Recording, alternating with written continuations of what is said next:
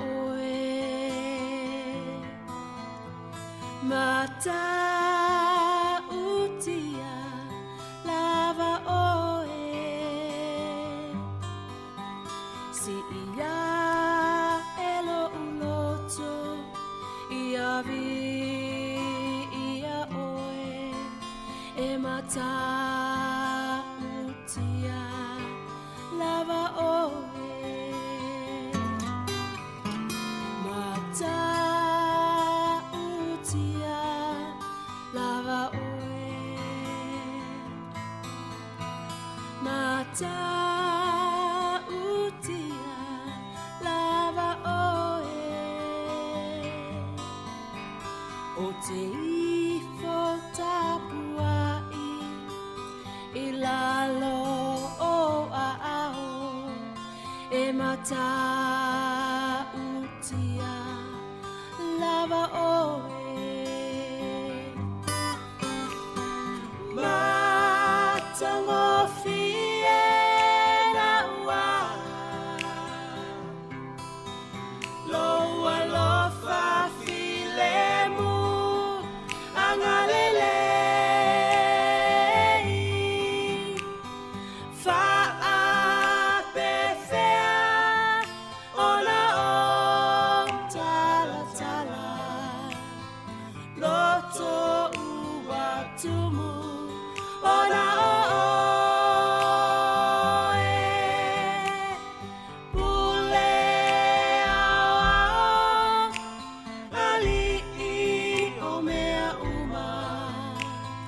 tonu mafaamaoni oe I stand in awe of you I stand in awe of you I lift my in praise to you I stand in awe of you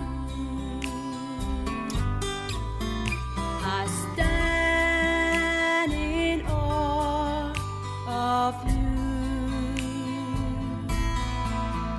I stand, yes I stand in awe of you I bow in worship at your feet I stand in awe of you How can I explain your love, your peace your grace words alone cannot express the language of my heart for you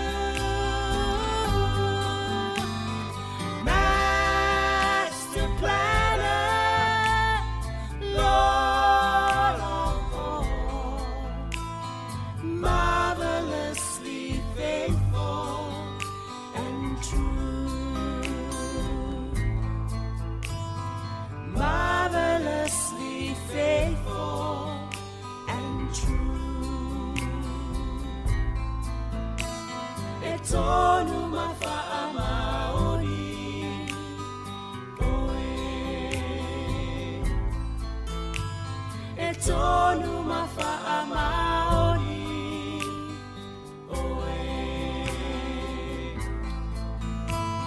etonu mafaamaoni lava oe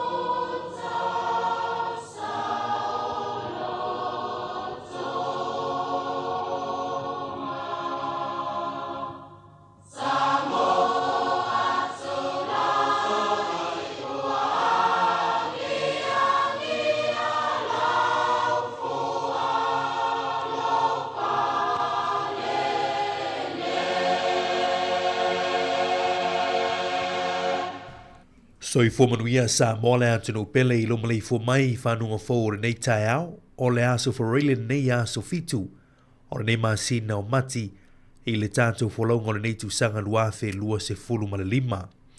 O le tautua nei le siu whonga la mui Wellington I le Samoa Capital Radio, o toi amatalia lana Paul Klame Masani o le nei aso. Alo maia, o le tātou sauni ngā lotu whale ainga le nei tai au teita ia le sunga le whaafengainga, Pastor Leafy Pongo Savainaya, o le Kalesia Latter Rain Samoan Assembly of God I Miramai Wellington e usi maia le whaafafonga.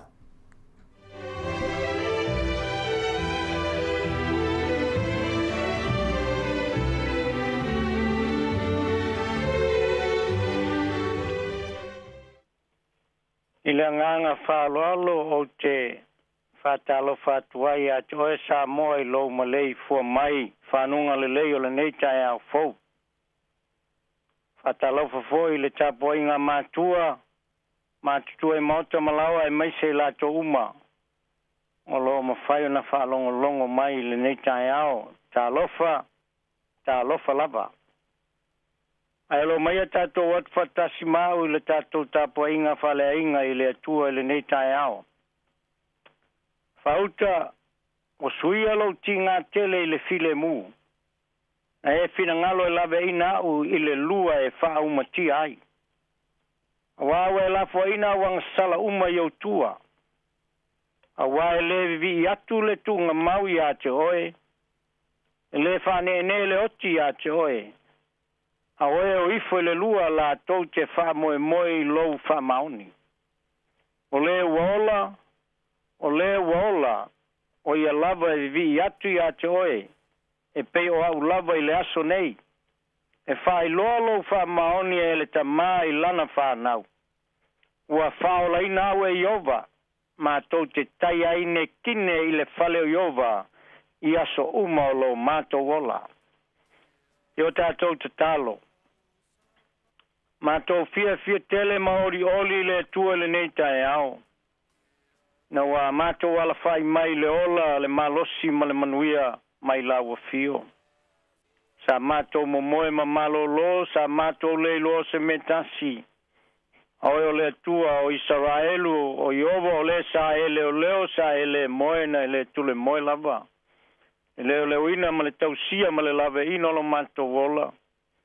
Nei wa mātou mawale nei aso fau le I e wha popo pe I aso lo mātou wola. Wha fetai tele le lofa. Nga lei mai lau o fio I fuafuanga wha moemoenga ma la singa o le nei aso. Tātou au ma lau o fio e manuia ai me uma. Amnia I au tangata wa ala usu I wha au mga aluenga masani. Nai whanau ia o onga. Ai maiso nai mātua mai olo tāpua I maota malawa. Ia anga le lei lau o fio e te whamanuia. A mātou te tala ina lau o fionga e se whe au whale nganga mai la upu. Whe talai oe nganga pa ia I le neitai au e mātou whalongolongo. O le mātou te talo e ala I lo suafa Jesu le li I ma le whaola. Amene. Amene. Le a tātou vi atu le vi ingo le tua o saunia. Tua o sapaota whaafetai I loa lofa ua e au mai ai loa loi whai matongi ona Tanua ia ule tangata pala Olau manao ia ola ule polonga O te vivi ai lo wali lo umatai ona o mea sili manerei ua e fai Siri atu o ulima mawhaafo I atu o winga E pai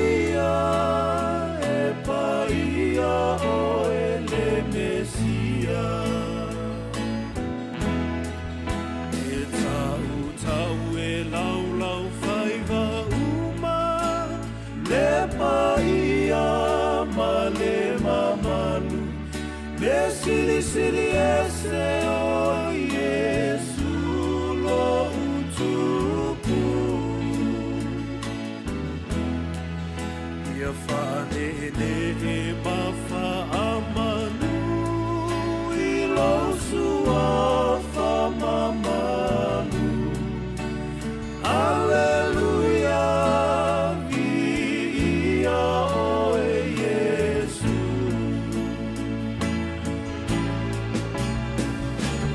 O te vivi ai lo wali lo matai ona o mea sili malelei ua e whai Sisi atu o ulima mawhaafo i atu lo viinga e paia o ele mesia O te vivi i ai lo wali lo umatai ona o mea sili malelei ua e whai Sisi i atu o ulima mawhaafo i atu lo viinga e paia o ele mesia Whamunia o ele tua i le au fionga i le nei tae ao i ai lau whaunga i lau upu ona o Yesu Amene. O se tusi mai le fionga pa ia le tua. Maua ai se manatu au tua le nei tae ao. Se manatu whale nganga e ta iala ina ai ma tapa sa ina ai. Tato whengai ai whiau mga luenga. Le vangalia aluka ma tau po esfuma le iwa. Fia whaitawina le whaipu mua e whangata e le whaiupo se fulu. Whafonga maia i le whaitawina o fionga pa ia le tua. O atu ia i Eriko, o i ane ai, whauta foi, o le tangata ua ingoa i asakaio, o ia o le telona sili, o le mau oa foi o ia. Ua fia mai moa o ia i a Yesu, pe wha pe fe o ia. Ai le mawhaia ona o le moto o tangata. A wale tangata sa o ia. O momoa ia i luma, wa haele la au o le suka molo, e wawa ifo ai i a teia, a wa o le au iane. Wo atu Yesu i le mea, na tepa i le o ia, wa sila fia o ia, na fetalai atu lea i a teia, saka ioe, i e wawe ifo ia i lalo, a wa e ta tau na o nofo i lo fale i le aso nei. Ona wawe aluifo ai le o ia, wa tali mai a te ia male fia. Wa mui uma e nei loa, wa whapeane, wa aluatu ia i le tangata nga sala e api ai.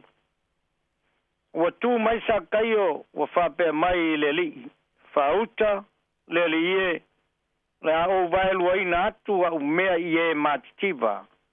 A whai poi wa ti ngā se tasi lo tu wai, Yane, o te tau atu, o te tau i atu e taiwha. O whetala yane Yesu i a teia. O mai le whaolatanga i le ainga nei le so. Ino wa whai o ia mātali o Abrahamo.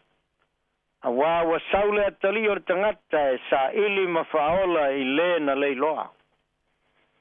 Ia whamnuia mai le tua, mai a whamala malama, e lona nganga pa ia lana fionga sa tātou whaitawina ma tātou whalongolongo iai. E tu maupea ia te ia lona vi inga nei se ia o lava i le whaavavau e whaavavau lava. Amene, ma amene. O le whaupalima o te fia whamawhaina. Whapea lona whaitawina. O atu Yesu i le mea, na tepa leo ia o sila fia o ia na fetala ya tu lea ia te ia saka yoe e vave ifo ia i lalo awa te tau na nofo i lo fale i le aso nei ile matau pule le fe mo e fangate se fulu o lo tau sa ili se fofo ile fainga o tau langa fasese o le fainga o tau fasese o la fonga i to tonu o le malo roma o i to tonu o iutaia i le taimi leo vai le malo roma o lo tau sa ili la se fofo ona o le fainga o la fonga i tau fasese ma tau fa ole wa fa matalaina ile luka le sfuma le iva fe upe lua. O le tangata leo sa kai o le tangata o le telona sili, o le au la fonga sili. O ia foi o le maua. A tonu na mala malama le au faitau ile uluai seni tuli e fapea. O sa kai o lo tau fa ole. Ma se au na pio malele sao o le pulenga le malo roma. O le mea moni, o ia o le au la fonga sili, o lona winga, o ia o le fili nu melatasi po le fili mua leo tangata iutaia. I tangata iutaia i Eriko, e sili atu na leanga. Nai lo tangata whao mea, lawi loa ile ala tele o le ai. Aina apa atu e sui le tangata fiola o sakaio. Mai una ia o ia e sui ona ala. O se manata o tu le nei tai au. Ia nofo i e sui lo fale. Ia nofo i e sui lo fale. Ne ale fale lea, lo fale nganga, ia nofo i e sui lo nganga, ia nofo i e sui lo loto. Manatu mua. Na fio le atua le fale fata fai o mose, e soto e fast food pe mua o le tolu lua. Manatu e lua, na fio le atua le fale ia o ta vita, ngā ruanga sulima fe upe ono e lupu tasi. Manatu e tolu, e fia nofo i e sui lo fale oe, mau. Fia nofo i e sui to tonu o tātou loto. Fai maile tala, e lei mawhai na ulu mose i to tonu le malu ona o le matau tia o le mamalu o le tua sa i to tonu o le fale fitawhai. E lei mawhai e mose o na ulu iai aisia o na lo nofo ai le mamalu o le tua i to tonu o le fale fitawhai. Me nase longa ngā yoi le ao to a malanga i sawa elu, a paifo i tu le ao to o mnonofo po i sawa elu, aisia. Le mamalu o le atua ma le tautia o le atua ma le ofofongia o le atua o loa fio ai tono le whale whatawhai. Sa moa ma lau whafonganga, ai a oe ai a o ai a tātou. A whai a fio Iesu ma whanopo mau Iesu i to tono o tātou loto. Tātou te vai a foi le mamalu o le atua i loa foi tangata le mamalu o le atua i ai tātou. Ai sea. Na wa tātou talia le lio le ola e whai mali ma tupu ma whaola. E wha ma malu ina ai tātou. E wha ea ina ai tātou. E wha pa ia ina ai, e wha ma mai ina ai, e wha malolo ina ai foi tātou. E a whai e wha fio ma tū mau i e sui to tonu o tātou ola mo tātou olanga. Manatu e lua. Na fio le atua le fale ia o ta vita.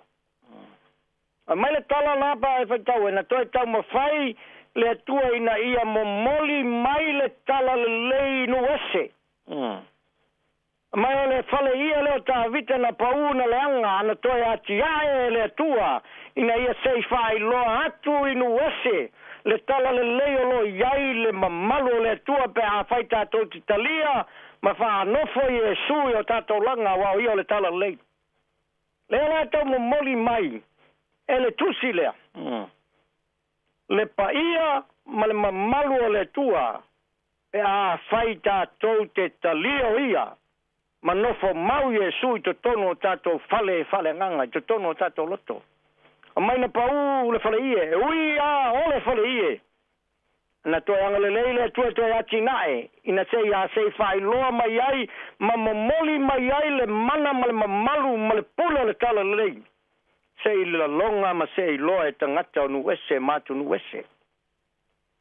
Yo esa moa. Le alava lo tātou le anga ma le tātou fa le tonu mo tātou tangata tuai sa lilo, ma tātou fia le anga salamatu ina naunga le langa. A fai tātou te whanofo Iesu o tātou o langa. Ma tātou talia ia fai mali ma whaola. E a fio mai o ia nofo mau ma wha ma maluina ma whaia ina I tātou. Tātou te o ai I le ola e wha vau pe a fai tātou te talia le li lea. Manatu muli. E fia nofo Iesu I lo fale o e mau tātou uma. O e o whalongo mai tali tonu mai malama le tala le lei o le winga na le feau.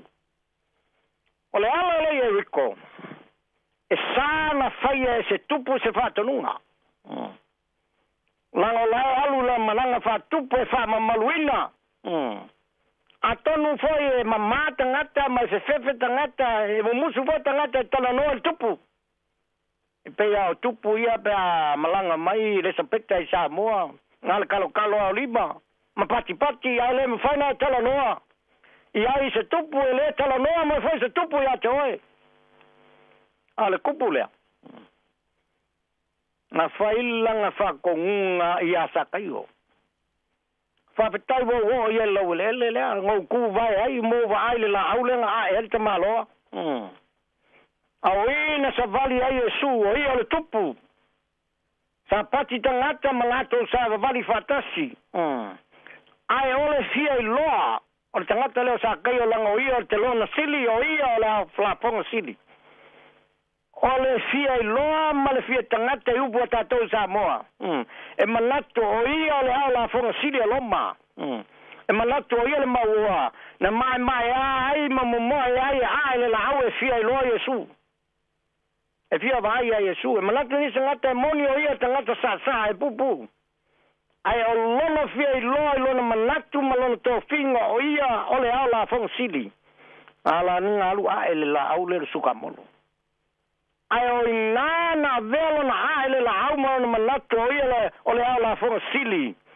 Na fai ma wala e o ai le wha o le tanga I tangata lea. Nanga o tangata ang sala. Nanga o ia le au la fonga o le e whakele taxi a tangata mauoa whapenam tangata mativa. O le ala mauoa o ka maloa langa o le taxi o lesi vaenga o le taxi ave ia loma le malo roma. A o lesi vaenga o le taxi e tu I lang tanga. La la kaunga o ka maloa e o le ta maloa ang sala. Ai nga lila yo na manatu lo na fia I loa maa I lunga le la au. Na feta lai ai Iesu mau atu Iesu ma tepa ai Iesu I lunga. Ma fai atu Iesu sa kaioe. Ia e ifo va be ifo ia I lalo. Awa e te tau ona o no foi lo fale I laso nei. O se tai au manino, ma se tai au fōu I leo langa o sa kaio malona inga. Ina wa feta lai Iesu e te tau ona o iai lo fale I laso nei. Ma foi sa mui tangata. A foi nga fai kio makele upo tangata I no fai mai la to talafu mai oi ualu manofo maapi de fale tangata ang sala. A oi na whaola I na ai tangata. Fai mai fai pa se fulu. Awa saula tali o tangata sa ili ma whaola I le na leiloa. Loinga tonu na la ngai tau tala ile fai pa se fulu. O le tangata tonu ala na ala ina sau Iesu malu na malanga I. Ia whaola ina langa I loa Iesu o le tangata ang sala. Ele leila na mea lo fai. O lo hoi tangata. Mativa sei fai foi lau maua. Ai fa solo atoa le whainga o ana taxi mana hanga la fonga tangata maua ma tangata mativa. Fai mai le fai upo iwa nai te loai. Wa feta la iane Iesu ia teia. O mai le whaolo tanga I le ainga nei le so. Ina wa fai o ia matali o Abrahamo. Ioe, o se tai au fou, o se tai au manino, per tato whalongo i le whiau na nafi, aua nei tia ia lo tai au. Na moa lola awa no sa kai o wha mei loa Yesu e. O te toe tau i atu tai wha, te vailua ina mau tau i atu tai wha. Wai loa te maloa le anga malang salal mea na ia whaia. Na ia whai atu ai le li, o le au tau i atu tai wha. A wha pasene le tai wha na ia wha se lau pasene. Mai la atu lai le afa le fa se lau pasene lo ina lo se lau pasene. Na avele le fa se lau pasene mo maoa. Na ia whai ama le loa. Ma ia wha ole wha pio le whaingo o la fonga. Na avela ia le fa se lau pasene. A le lua se lau pasene pe ai kau e fika whale mafau pau. Na ave ie mativa. Aisia. Wala ngona te maloa lona se, wala ngona te maloa, ua fio Yesu lona fale nganga, ua veo se tangata fōu i lona langa. Sa moa malau whafonga anga i le nei tai au. O le whe au o le tala le lei. Ia nofo Yesu i o tatou fale. Ia wha nofo tu mawina Yesu i lo loto, malau nganga, malau mapau pau. Maa tatou loto e a vea o ia mali mawhaola. E a vea o ia mamatai, e a vea o ia masenta, e taitai o tātou ainga. Na tātou wa aia leo le mamalu o le tua mana matau tia mona wa venga. Ai ave ai foi tātou i manuia. O tā pena masaunia. E le ngata o manuia hatali. A manuia le tino e te wa ai. Pe a fai e wha fio Yesu i o tātou loto, o tātou nganga. Na lilo le tāwao lea, na lilo le manatu lea, o sa kaio, o ia le, e mana o mia Yesu, i le tāwao le ala i lana malanga. Whake ia ilka maloa. Ngai ke loa wha mainga kali fia mai te maloa. E wha afe Yesu i lana whale. E na vea mawala, e wha aola inai, mai ai loa ai salamo ma wha mawalalo. Mai lua loa mea uma sai ateia. Sa moa malau whafonganga. So se mea fōua e whaia. Ele atua le tangata e tupulo na nganga whiwhiolo na ola tautua e manao e ave uma mea uma. Aisia, ina ua suia leo langa. Mai le tala Apollo e tuse kolnito. Ele aise mea fōu lalo le la. Au i lato uma o e o talia o ia.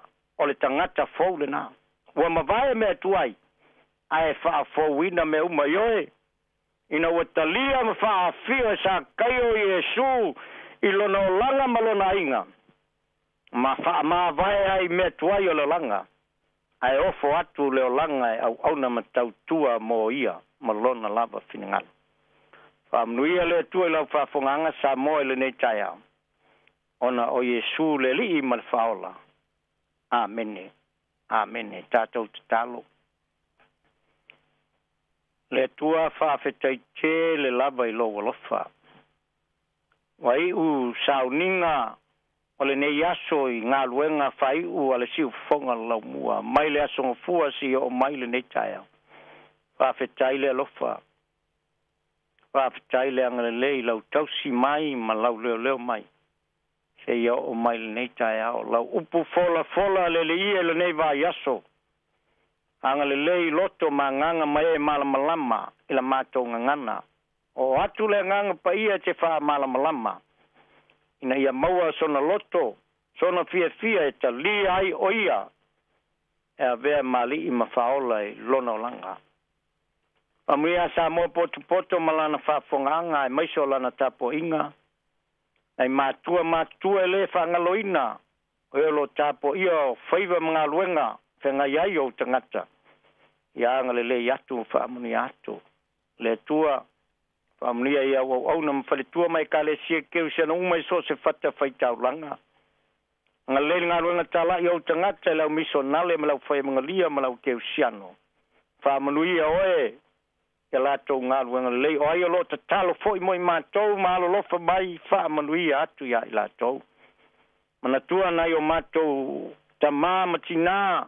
o e o mama I so se no foanga po ngatia ai atu lo mana fa mnuia ma fa malolo o e malanga I lunga le Samuel e le lo le ta fatolo alo tangata ia e leo pui malaveai ai fa no maftanga motsia ala le maliu maloti fa mai se ma fa fana lo ngang pa ia Amnia ni malo sa o ni sila lo mato fai malo ai io lo taitaia malo taitai le lo fa mle tonu tu sa tangata uma le lato taitainga le fa so ina economy ma ta mau inga o ni sila ia fai male lofa le fanga luina si o mato nu pelo Samoa ma ngase malo lo yai Yesu ya le atu lo ngang pa ia mo le to file mu Ela ngona foi e taitai le lofa mai taitai sa mo le me tonu ma le fa maoni e te fa manui ai sa mo e pena fa vai sa mo le tua mo sa mo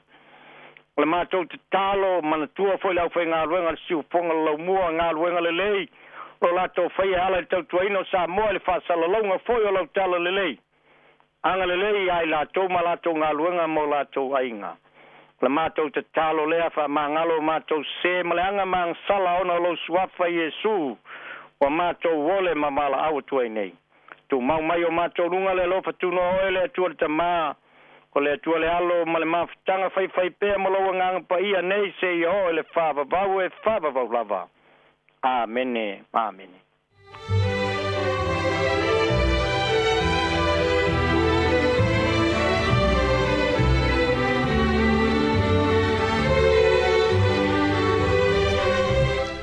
O le na ua whaafonga le tātou tino u le tātou sauninga lotu whale ainga na teita ia le sunga le whaafengainga pasta Leafy Bongo Samainaya o le whaafengainga le Ecclesia Latter Rain Samoan Assembly of God I Miramar I Wellingtone e avelo leo whaatau vai whai ma whonga tau mun mole o le tātou tino e mole atuele ngang whaafatai lau sunga le whaafengainga ono le tāpenanga mātango fiela il upo le tua mai lawa ila sungo fuela matango neva yaso o le watini mai I lona whai unga mo moli le whaaftai ma le wha malo I le tāpenanga le neiva yaso atoa wa tōma tawina le whaafonganga lo tātou tunu I ana le upu folfola le tua ia tawio se whatu e pa ou se ele lei ia tupu mola iau ngai le soifua wha le nganga o tātou tangata whaaftai fwoi mo talo sanga mo li e le aso o le mātou talo sanga whamunue pe le tua lau sunga le whaafengainga le whaunga uani mawai lunga lau sunga mo le whatua wale teita ina o le lafu maa moe. Manuia le yaso whaaftai. O le ua awhatonu li turai fitu o le poloklamer ato tau o le atatuanga I loa I le nei tau. Good morning, talo wha. Hi Samoa, it's Auntie Tala here. Instead of fifi whalo I le atau le tau. Laugh of the morning. Amata mai le apple fitu le paveau. Su fonga lo mua. Atau le tau.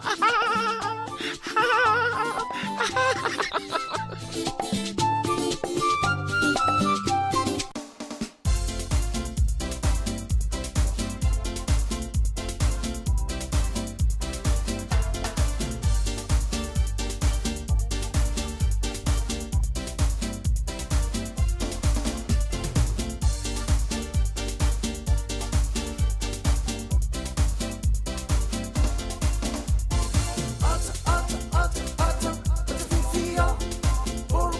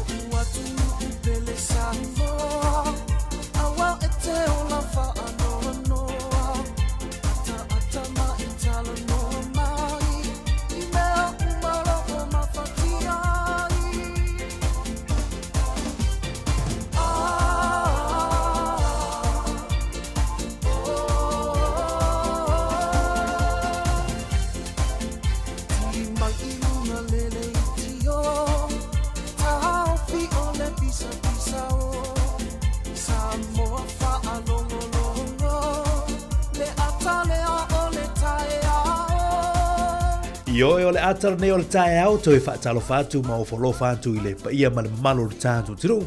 Ia, e ilo malifo mai whanunga fō ne aso le tāu ne ole aso wharei le aso fito ne masino mati ma sino no tolo le tātu wholonga o le neitu sanga nuafe luasi fulu ma lima mātou te fia e toi o wholofa ma whaatalo whātu ia i le suafa manu malo le tātu li whaolo Yesu Keriso le ao le kalesia i le mamalo le tātu tino fia fo le nei tāu o tātu toi whailoai i lungo pēu ngānu le ea i se isi whaupuponga o le tautua ma le au unanga le siufonga o le mua le Samoa Capital Radio o se lia ma le tolu se fulu tausanga o lana tautua mo Samoa tausanga tasi iwa lua i le aso lua sumaliwa uni na whaavai na ile nei ala leo le urua i le tio Pasifika na whaavai nei tonu o New Zealand ia whaatalo whātu nei tae au ma natu alo tauta tau whaitau tu sei le lofa malanga leo le tua lo manuia nai tu i lo manuia fo nei tu i le tau singa mana lo tātou. Tua whaatalo whatua nei tae au, ia i le tāpo inga o na tofi o le tala lei,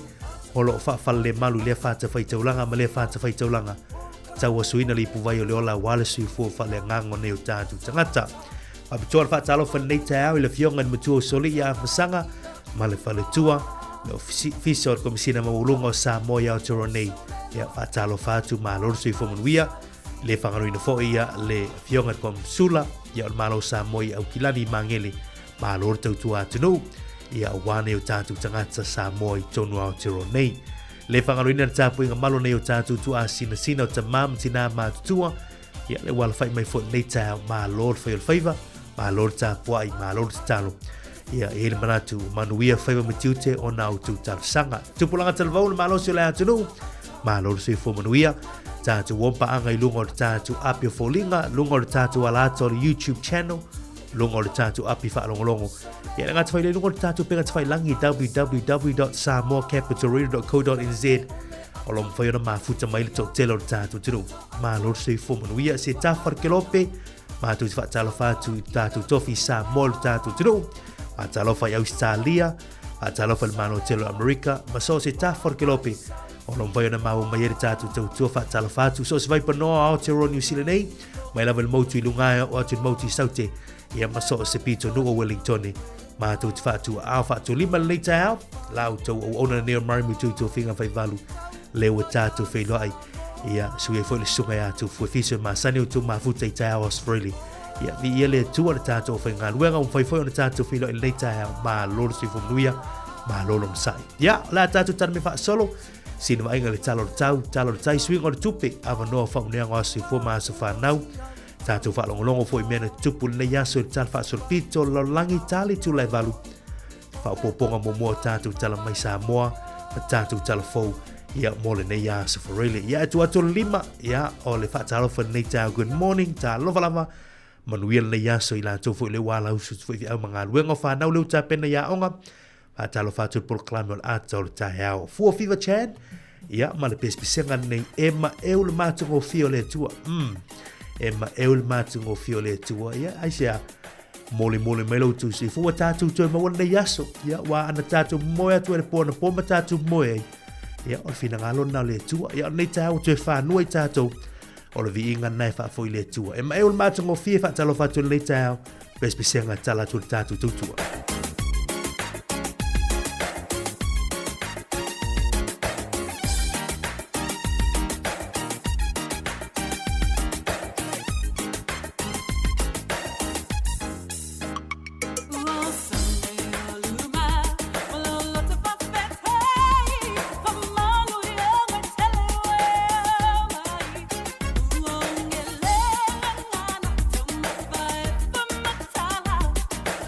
Alone.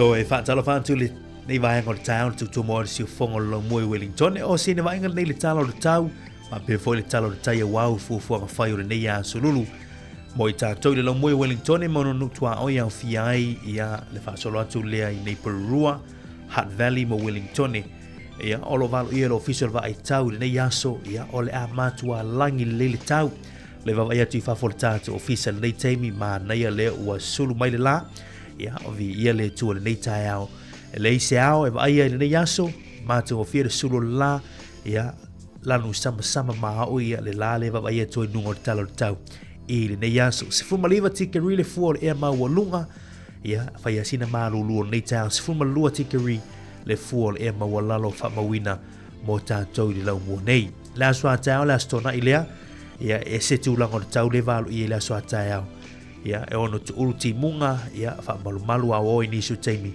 a solo atu le fia tau pe ona ro pitio mai ai a o sina mai ngai la te lengo a te New Zealand nei yaso ia va vai atu soli ma nei le sama a to nisio pitu no ia ma ai le fo ia motu nunga nei au kilani le motu nunga Hamilton Tauranga Rotorua Taupo New Plymouth Palmerston North Napier ia matua langi lele tau mo tātou umalava i le nei aso susuru mātou o whire lai pei o na whamawina. Aso lotu le motu i saute se wangana ai le motu ia le aile o Blenheim. Blenheim le valo i mailo fisarwa i tau matua ma leia fo le tau mo tonu nei aso susuru mātou o whire la. A aso lotu nai Christchurch, Timaru, Dunedin, ia a oa matunu nei timu ngai le nei teimi o le taeao aso lotu le awuli. Va ia na mata last teimi o le nei aso. Apenafu in Invercargill, Queenstown, Franz Joseph, Westport, Stewart Island. Va ia na mata lai si temi o le afiafi ia po le awuri nei. Va solo atu le afiafi. O le tala nau tau, mo tātou ia o te ro New Zealand nei. Ia mese ia tātou i lau mui Wellington e pe o na whaafonga iai. A o le tala nei o le tau mo lo tātou tino i Samoa. Whaatalo whātu i tātou wampa anga i Samoa. O wingo le tau mo whaamawina mo Samoa le nei aso o au susu o Seville o le lai to lau.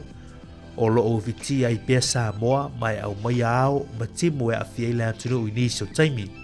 A o le tala mo a tau mo upolu ma savai e wha solo i nā woa ma nei timu e te uluwa ma solo ai i le a wouli wha pia nei wila ma whai tili e ono iai. Ia o le tala nā o tau mo si o tātou o tinu i Samoa. Ai mona i o tātou a inga i o lo o alala papa au nei o tātou pa anga i le le tūleo Queenslandi ma le stete leo ni sa welese ona o le whāle o le Alfred o lo ngā solo atu pe le teimini nei le anga ia tu pe ia te utou.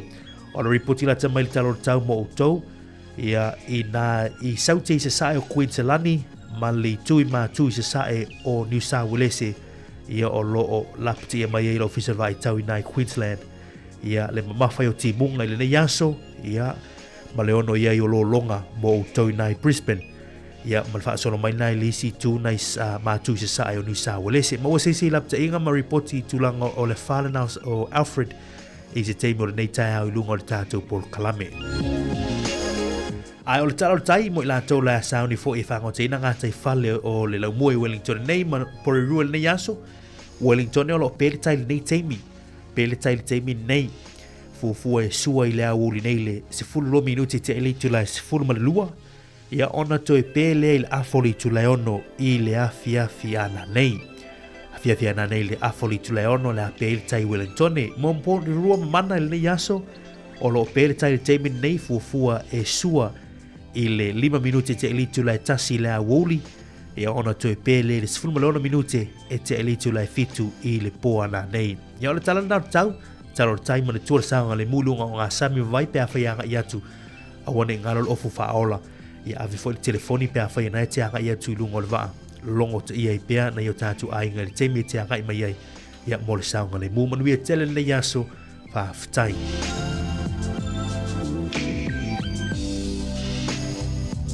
tatu se ia tu talo tu pe nei tao ia ma lo sai ma lo foi ia lo sao foi mi afai na yo tatu ai ngai Samoa ia no ma e kalesia ia ma lo le anga lei ma lo foi le ama fola. O le malo sur tala New Zealand le yaso i Samoa o whamawina le whaletupel ENZ tā la 5 sene tā la 5 sene ia nau tau whia lolo mai le tau ia ala pa uai tusai maisi a whaletupe O le malo se tala New Zealand le aso I le malo telo Amerika ma wale 5 sene 5 sene. Malo se tala New Zealand malo telo Australia ia valu suriva sene valu iva sene mawai ia I le tala New Zealand I Australia. Mo Samoa la le aso tasi tala New Zealand ma wale tala 5 sene ia manatua nga ia tupe inisio falatupe ia o lo la foina I seleni ia manatua fo inisio au unanga I lungo online e mwhaina la foio seleni wha taile anga lei manuia la foina utu seleni na yaso.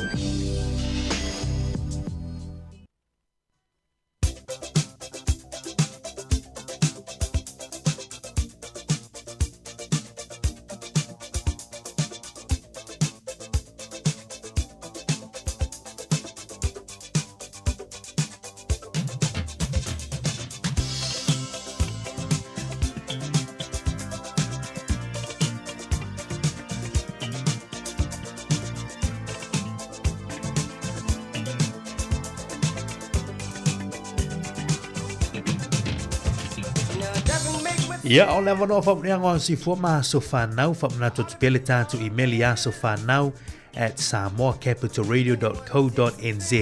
Ia mfayona tu mai so fa mnianga e tola lo ina tu lunga o tantu polo kalame. Ai o le maule nei mele fionga pa ia le tua ia mo to umalava fa mna tu ino tua si fu le yaso. Mo mai le tu si ia akalatia lo mata o pueono. Ia o lona foi upo fitu.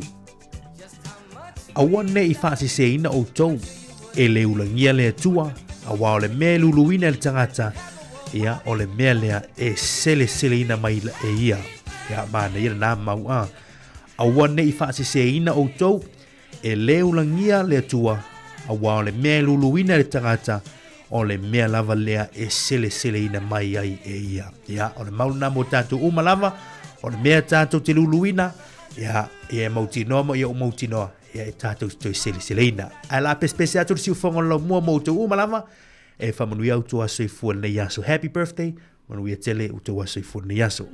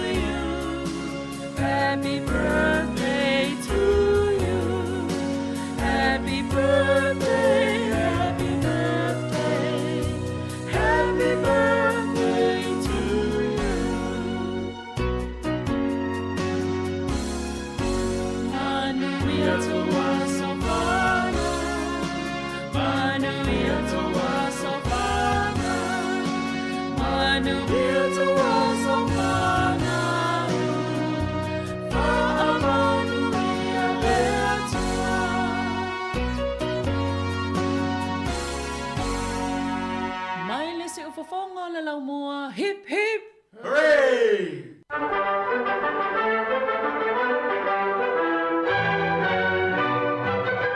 E fatalo fatu le tunu si mai le fa fonga o le vava foi le tala fa so pito lo langi e me le tupu ai le aso fito mati tau sanga mo vai. O le sol tau sanga e tasi 5 tolu se fulu o Pope Clement le fitu.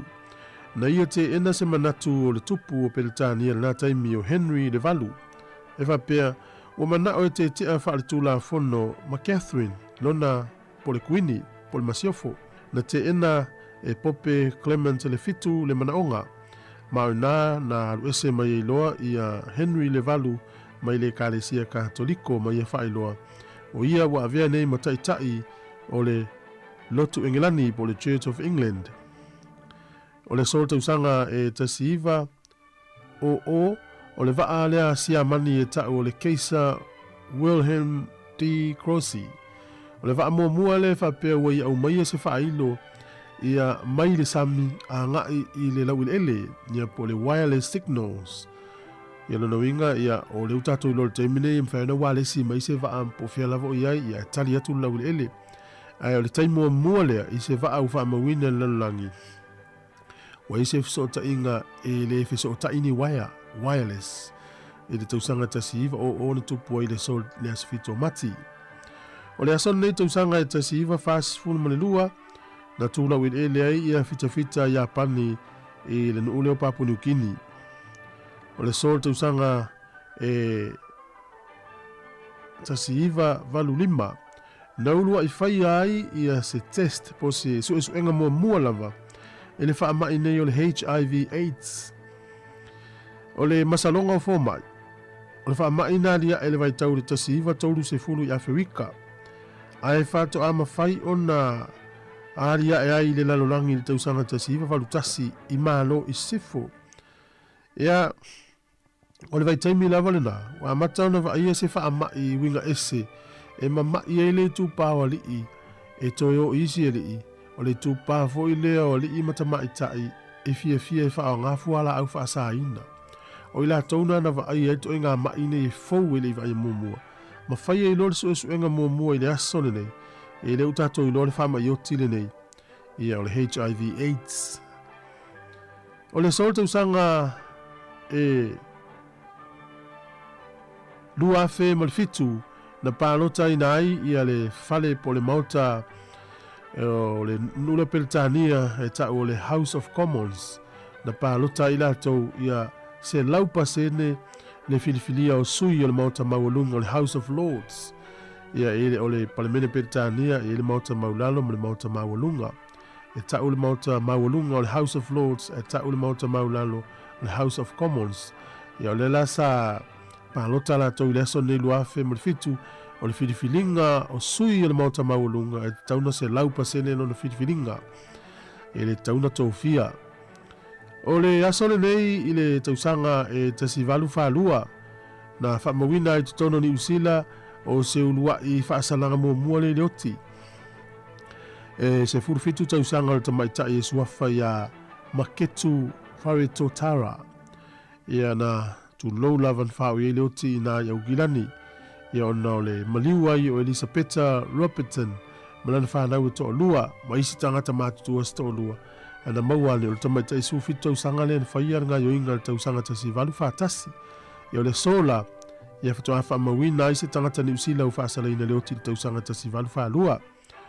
O le aso fwere nei tausanga tasiva whaatasi na taunu oe fita mua ni usila e to tonu e leni. Ia te milea o le taua lona lua lalangi. O le aso le nei tausanga tasiva valu.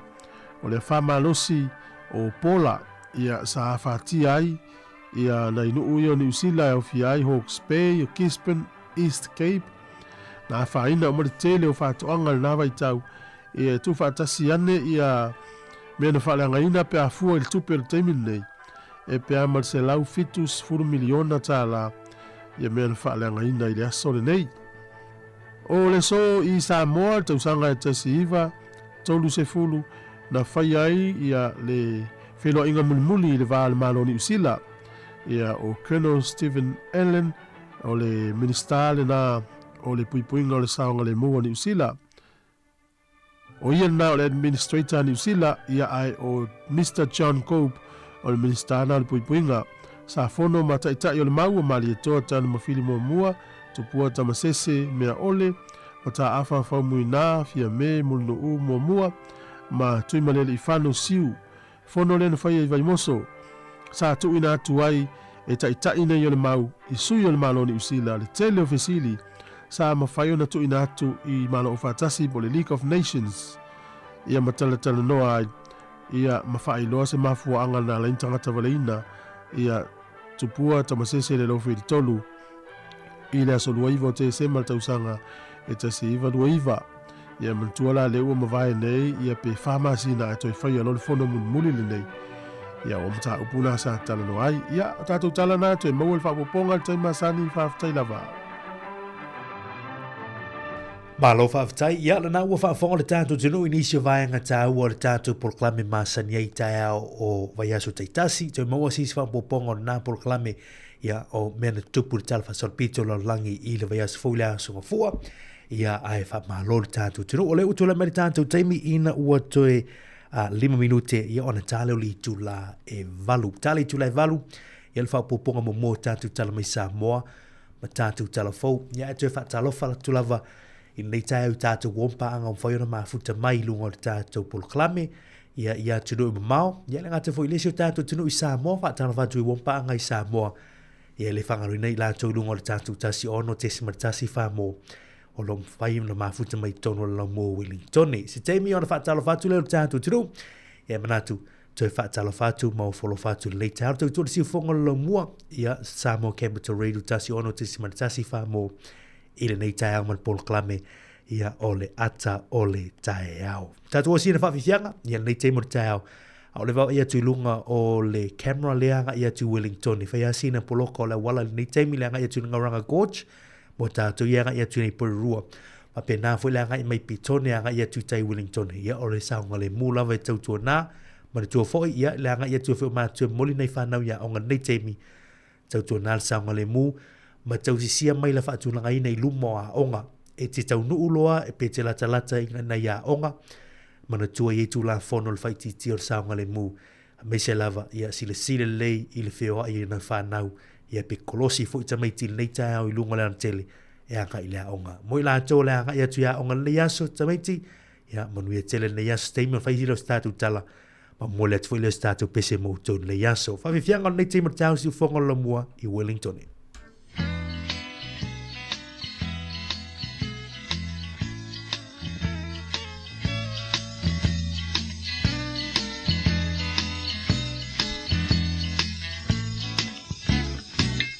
Mana wele o kisere mama papau ira upele ole abro Samoa e tautele ole sorene lea ole setete e ape mape topeto asili letiana e peso ole na atio ata emo etasi oe ai ono na selo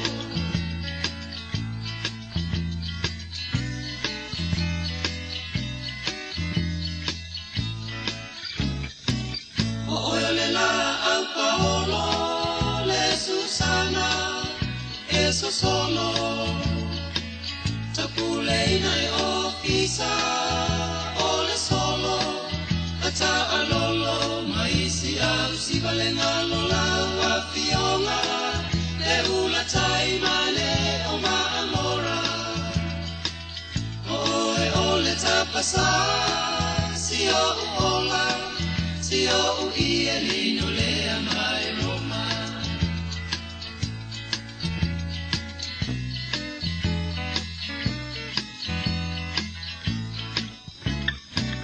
Lea fia moa na o nofoa ina pula loa ina ua o tu ua le abro Samoa ua ma i le vasa la loa si awa mio vai vai e peia sekio na uali vai ua lama fo ilea e kai mamea ai e ngalo ai la Valencia vai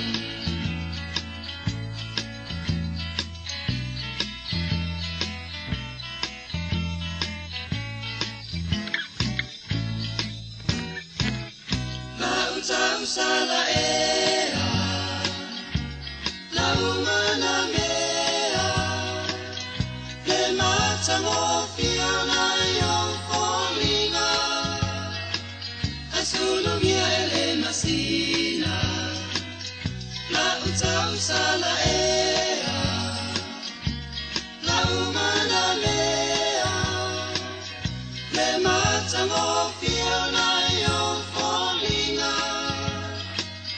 Solo viene masina le matango fiana yon folinga solo viene masina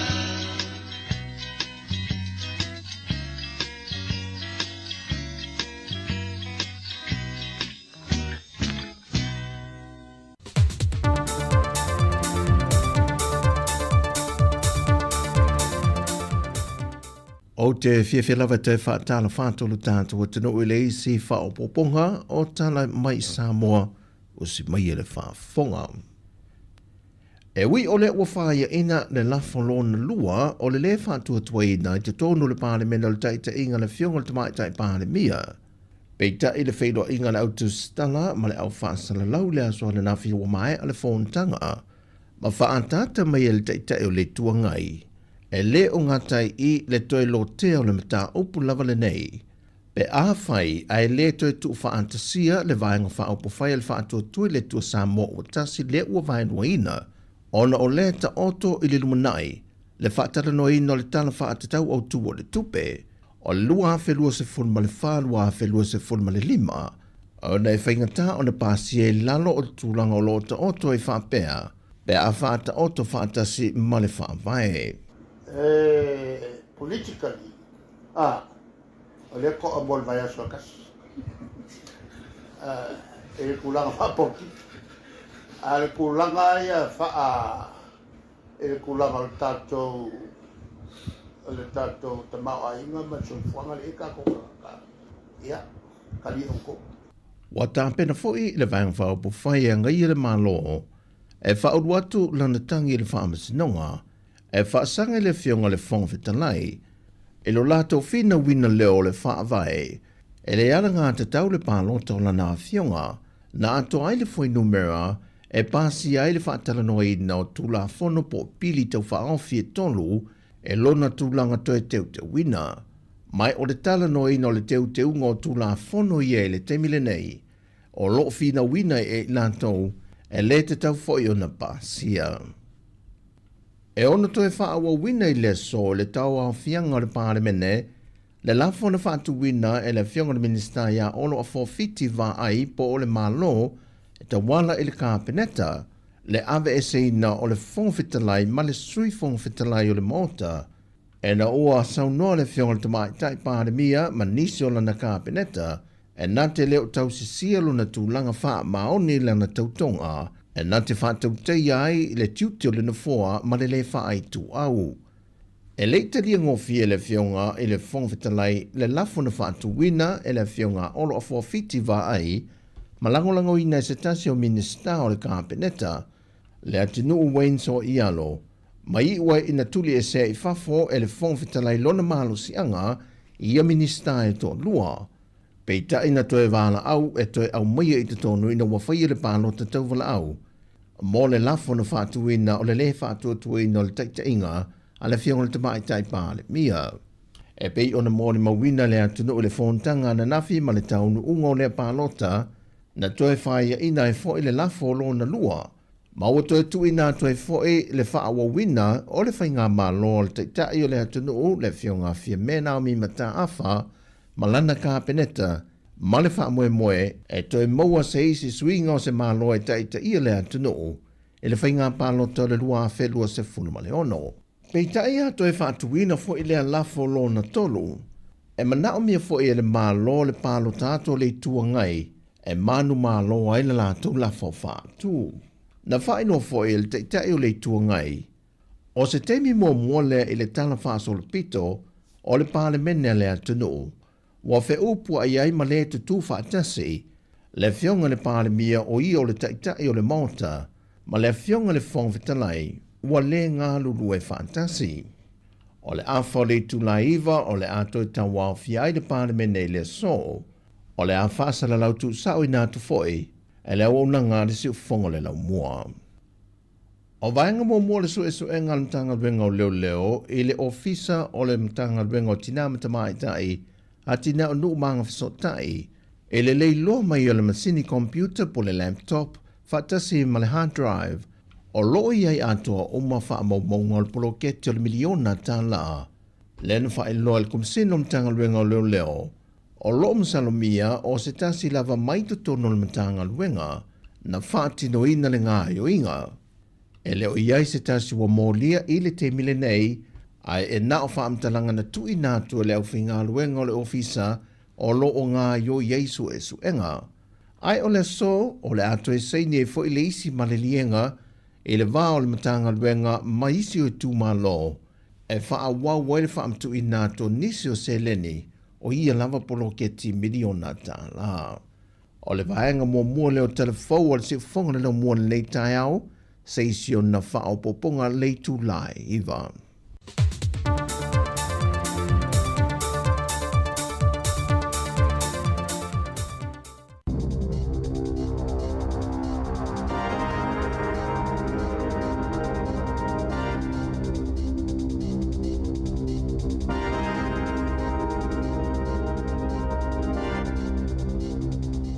Talafalava o talafou mai le sifofonga le lau mua I Wellington e mo le nei tai ao a Sofito Matilu a Felua Lima. O loo whaia e ngā whaala potpotonga I se mata upuna mua I se tamaitia onga o lea onga I Gisborne I lunch o le porkalame o tau mafa mo tamaitia onga. Whaalia le Food Safety New Zealand na whailo atu le mata upu I le awa uliana nafi na lipotia le pulea onga lea onga Edmunster I le staff. Na mule tamaititia onga ina ua masaa le mea ai lungolo na vae, le ana ave ai le whale mai e whaia I ai tonga fitinga. Na whailo I se pepo whaamatalanga mai le minista langolango a onga David Seymour. Ua ia no fosila fia le whaalawelawe na tula I mai ana nafi, maolo o whaia I ai suenga. E tusama le luas furufito kilomita le mamao na savalia le tamaititi se fulutau sanga le asatau sa ilia mai le po la solulu o le tamaititi no foi Charleston malona ainga na leilo mai I le po la solulu. Whaailoa le leo e Sarah Cook na alu le tamaititi asiasi o na ainga muli ane na whaauau na savali I se awala e tusama le 2 kilomita le mamao na toi maua saonga lemu a ele I whaata ape au nanga leo matangata e tau sa ilia.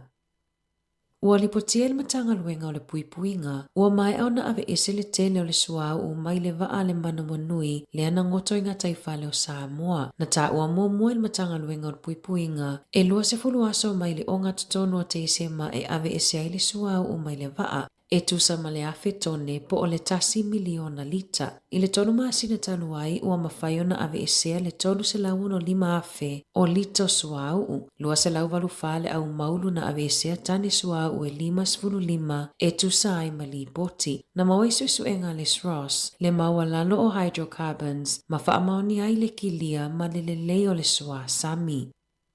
O le whai ungo le masina taluai na tuina atu ai se poloa inga ina ia toi tipoti tina matafuna vea ila I tonga peitai e uina ua mai au na toi whaafo ile to alua tina I tonga aina nofo lava tina I nei malana whanau tamai to alua ona o le isi o na alo e maue se ngase onga. Ua sa ili fesosoa ni le ainga ile minista langolango fe malanga inga na whaamanino ile minista o le whanau le unungali ina soifuane nei sa whainga luenga foi matutongi la fonga ali ulunga lii ele ai foi ni la solitu la fono. E se furu 5 tausanga ono nofo le ainga I New Zealand mana leilo loa o lato visa whainga luenga I le lua fe se furu fitu. Na fina wina e tina na mata upu ina ua toi whaafo ilo na to alua I tonga I le aso lulu le vai aso taluai. O ni nai masina taluai na whaata otoli ai le lata mas fulu whatausanga I le whale mai I le limonia ma le ngase o le whaai. O le popolingo le tina o na olana tamai mai na te talitonu e le umilo na ola pe a ave I tonga. O lo talusanga ina e tina le fisosoani an minista langolango ina ia fisosoani la lato mata upu ia awane I toi whaafoi ilo lato watunuu.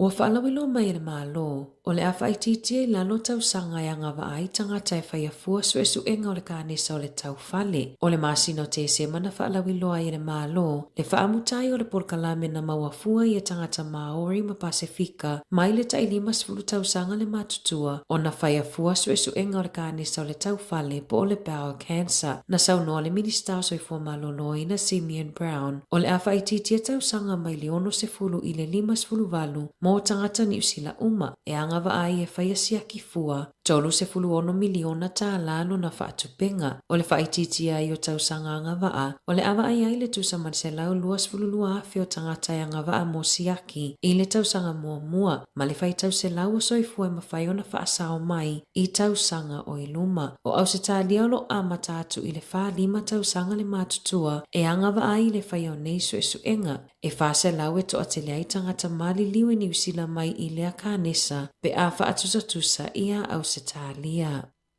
Na maoi so enga fou, e tu sama le luas fulu faa miliona i tu lale umi o faatali tangata i lunga o laina telefoni, pe avili au nanga tali telefoni po customer service i le tau sanga taluai. Failoi le tu stala na tu sialili po tia le service now, o lo ofeanga i pea tangata New Zealand ma faafitau li mai le faonganga o te konolosi tuai. O lo o manatu pisinisi, e tolus fulu lava minute faalu, e faatala no ai se faasea a se tangata faatau, peitai, isu enga na mawai e whaama le awhaaso o whaatali lawa tangata ini tali o lato whaafitauli. O au nanga pito silio na umi na whaatali se tali mata upu ilonga o laina telefoni o whale tupe o inisiua ma ofisa le malo e ta e tolu se fulu minute whaupopo e tau sangata itasi e whaatali ai whaatala noanga o mata upu ilonga o laina telefoni. Ua whawhenga tau na talo sanga ma ofi atu tangata mo emergency housing. Po fale fia vave maua, ma ua toi si tia fo i lunga numero tangata no nofo i awala, ta lona whai awe suia inga a le whainga maa loso o whaatasi e suia i ta ia lai talosanga, mo emergency housing. Whailoi se tasio au nangai au kilani, e aile isi ulunga ali ina momoi le potu whaatalitali a le whale mai, tau ina mapu iai ona o le ai o se whale na nofo ai, e tu sama le tasi vai tolu na si iti ai le numero tangata i Wellingtone, e le ai se mea na nofo ai e o mai le whai ungo le lua whelua tolu, pe ona whaamawina i whaamau.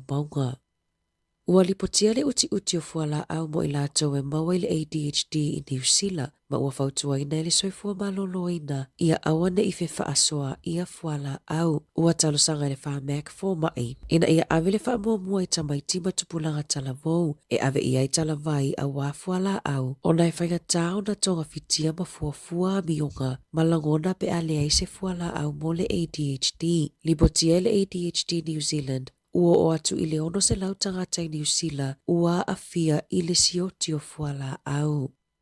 I taalonga, o le aso atae au i le te o le fitu i le afiafi, e whetawi ai le awa le Hurricanes a Wellingtone ma le moana Pasifika, o le whilo inga mua fo i lea a Addis Ababa, ma ana uo mai le Hurricanes, talona avea makapiteni o le moana Pasifika. Tala fōia mai le si ufafonga le lau mua mo le nei vaenga o le tae au.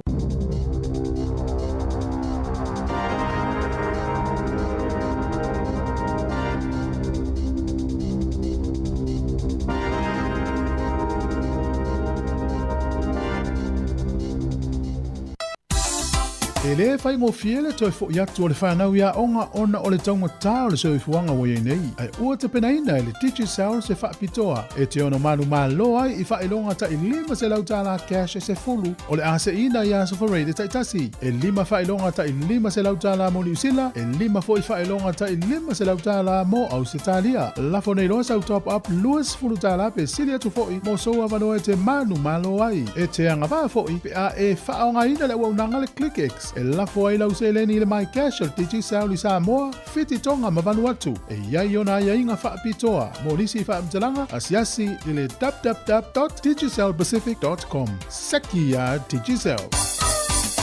Whaasila si langa tā ua. E tusa malo mātou tu langa e vea ai ma ofisa whaasara lau. Mātou te tausisia tu la fono ua sau nia e le Broadcasting Standards Authority a whai e fia whaia sau whaasea i se mata upu na e whaafonga i ai i le Samoa Capital Radio e re tau na lafo mai lau whaasea tustusia i le tuatusi Limatasi Mangavin Avenue Porirua Wellingtone pe ole i meli mai te alu .moresi@samocapitalradio.co.nz e re tau na whaia i le tonu le luas furuaso whai ngā ruenga talu na whaia le whaasala launga. A whai e le o whaamalia ina oe i se whaai unga o tu inatu e ma whai o na tu ina sao lau whaasea i le te mana whanonga kai pāho po o le Broadcasting Standards Authority e maua nisi whaamtalanga i le wha ngā solonga e whai ialo ia lau whaasea i le upenga ta whailangi bsa.govt.nz whawhitai.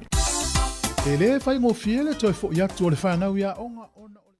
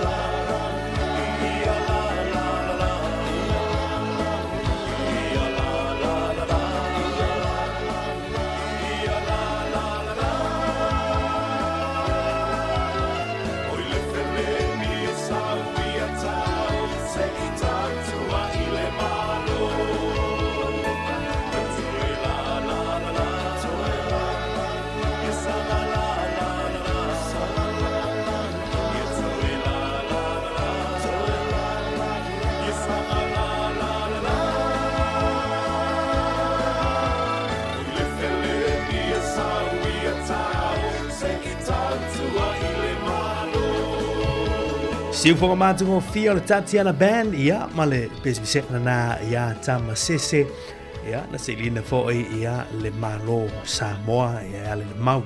Ia, le ua siu malila minuti o te neli tu la e valu, na uta ulunga te foi le whapoponga ma mua tātou tala mai Samoa, tā pēna ina le sunga a tā Salam Sam, ma tātou tala fo iau te New Zealand nei, na tā pēna ina e le tufini a ana wha solo. Ia, te whaatala whatu tātou tunu, mālon on sa nei te mo tae au, ia, manato le ua tā pena foi whanau e anga ia tu ia onga, ia o nei aso, ia, tā ma lei te ne lei, o si tā i lei whai ia onga, ia, whai sau whesili pēr whai te le o māla malama, i mi tā opul nā o lo tau tanoina, ia, e pe ona o tau longolongina tu telo teimi, e lei se whesili e wha le tonu, ia, pe wha valvalea, pe se tu lol wha mo mea tātou tunu. There is no such thing as a stupid or a dumb question. Ia, e tā ua uma whesili a whai te le o māla malama. Ia, te tau lavona e whesili, whai a onga mister, a mole e la o whesili leo te le o māla malama le mata au pule wo oi.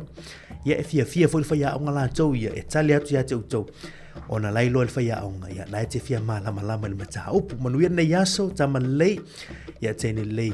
O mole fwoi whaftaini o tātou mātou la utau whatu ainga tausi le aso ma le aso, ia i tiu te masani, ia o tāpenina o tau mawtanga le whanau, ia o la aulina o lātou la ei, ia me se fwoi le molina, ia mo tau pikina me whanau. Ia, kids, young people, ia awane ngalo whai a mama dad, I love you, no te alofa mo ulua, ia manuia fwoi nei aso ia aonga i le anga ia tuai. Ai inisi o tala walunga nei tae au e peina i ele tātou tala mai Samoa, ia me soi tātou tala fau. lea ua le toe po ma le whaafonga me o le tātou tunu. Ia antulanga o le ua o inei ngase a malo lo o whianga i mene mo le tātou tunu i Samoa. Tātou i talo pia mo le tātou tunu. Le tātou malo Samoa i ona taitai. Ia lavo tūlanga o lo tūla i mai ei pe ona silfile asua nafi lea na ta whea ai ia le lafo le whātua tuina o taitai inga pānamia manana kāpeneta. Tolu se fulua pālota e te ai i le lafo, ia ai se fulmaliva na langolangoina, ia maua te whea le lafo na lua lea, e peo na lausi le fia le tātou tunu, e peo na i taulu manga le wholutanga le pānemene le asua nafi. O leisi i tūlanga lea na mai nei tātou telefonu nei tae au, ia tātou mātai tuina le yaso le lafo lea o loo a whapeo no tue whaatuina mai e le kāpeneta. Ia o le lafo le whaatuina o le teiteinga la fionga i le whongwhetalai, ma le sui whongwhetalai, ia o le pālemene o Samoa.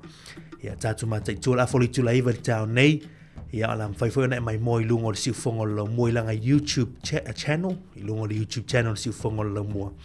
Ia mwhaiwhoi na e whaafonga ai mai mo atu ai taulu manga le wholutanga na ia e whaawaupes ia Borkalami Māsaini le siu whongo le mua i lana ala leo. Tasi ono tesi maritasi whaamo Borkalami o tala lawalunga o le vaiaso, o le atala noa tuele fionga li pule ia masanga te ala muresi ia masavilina kasiano i le afoli tu laiva i le taiao nei.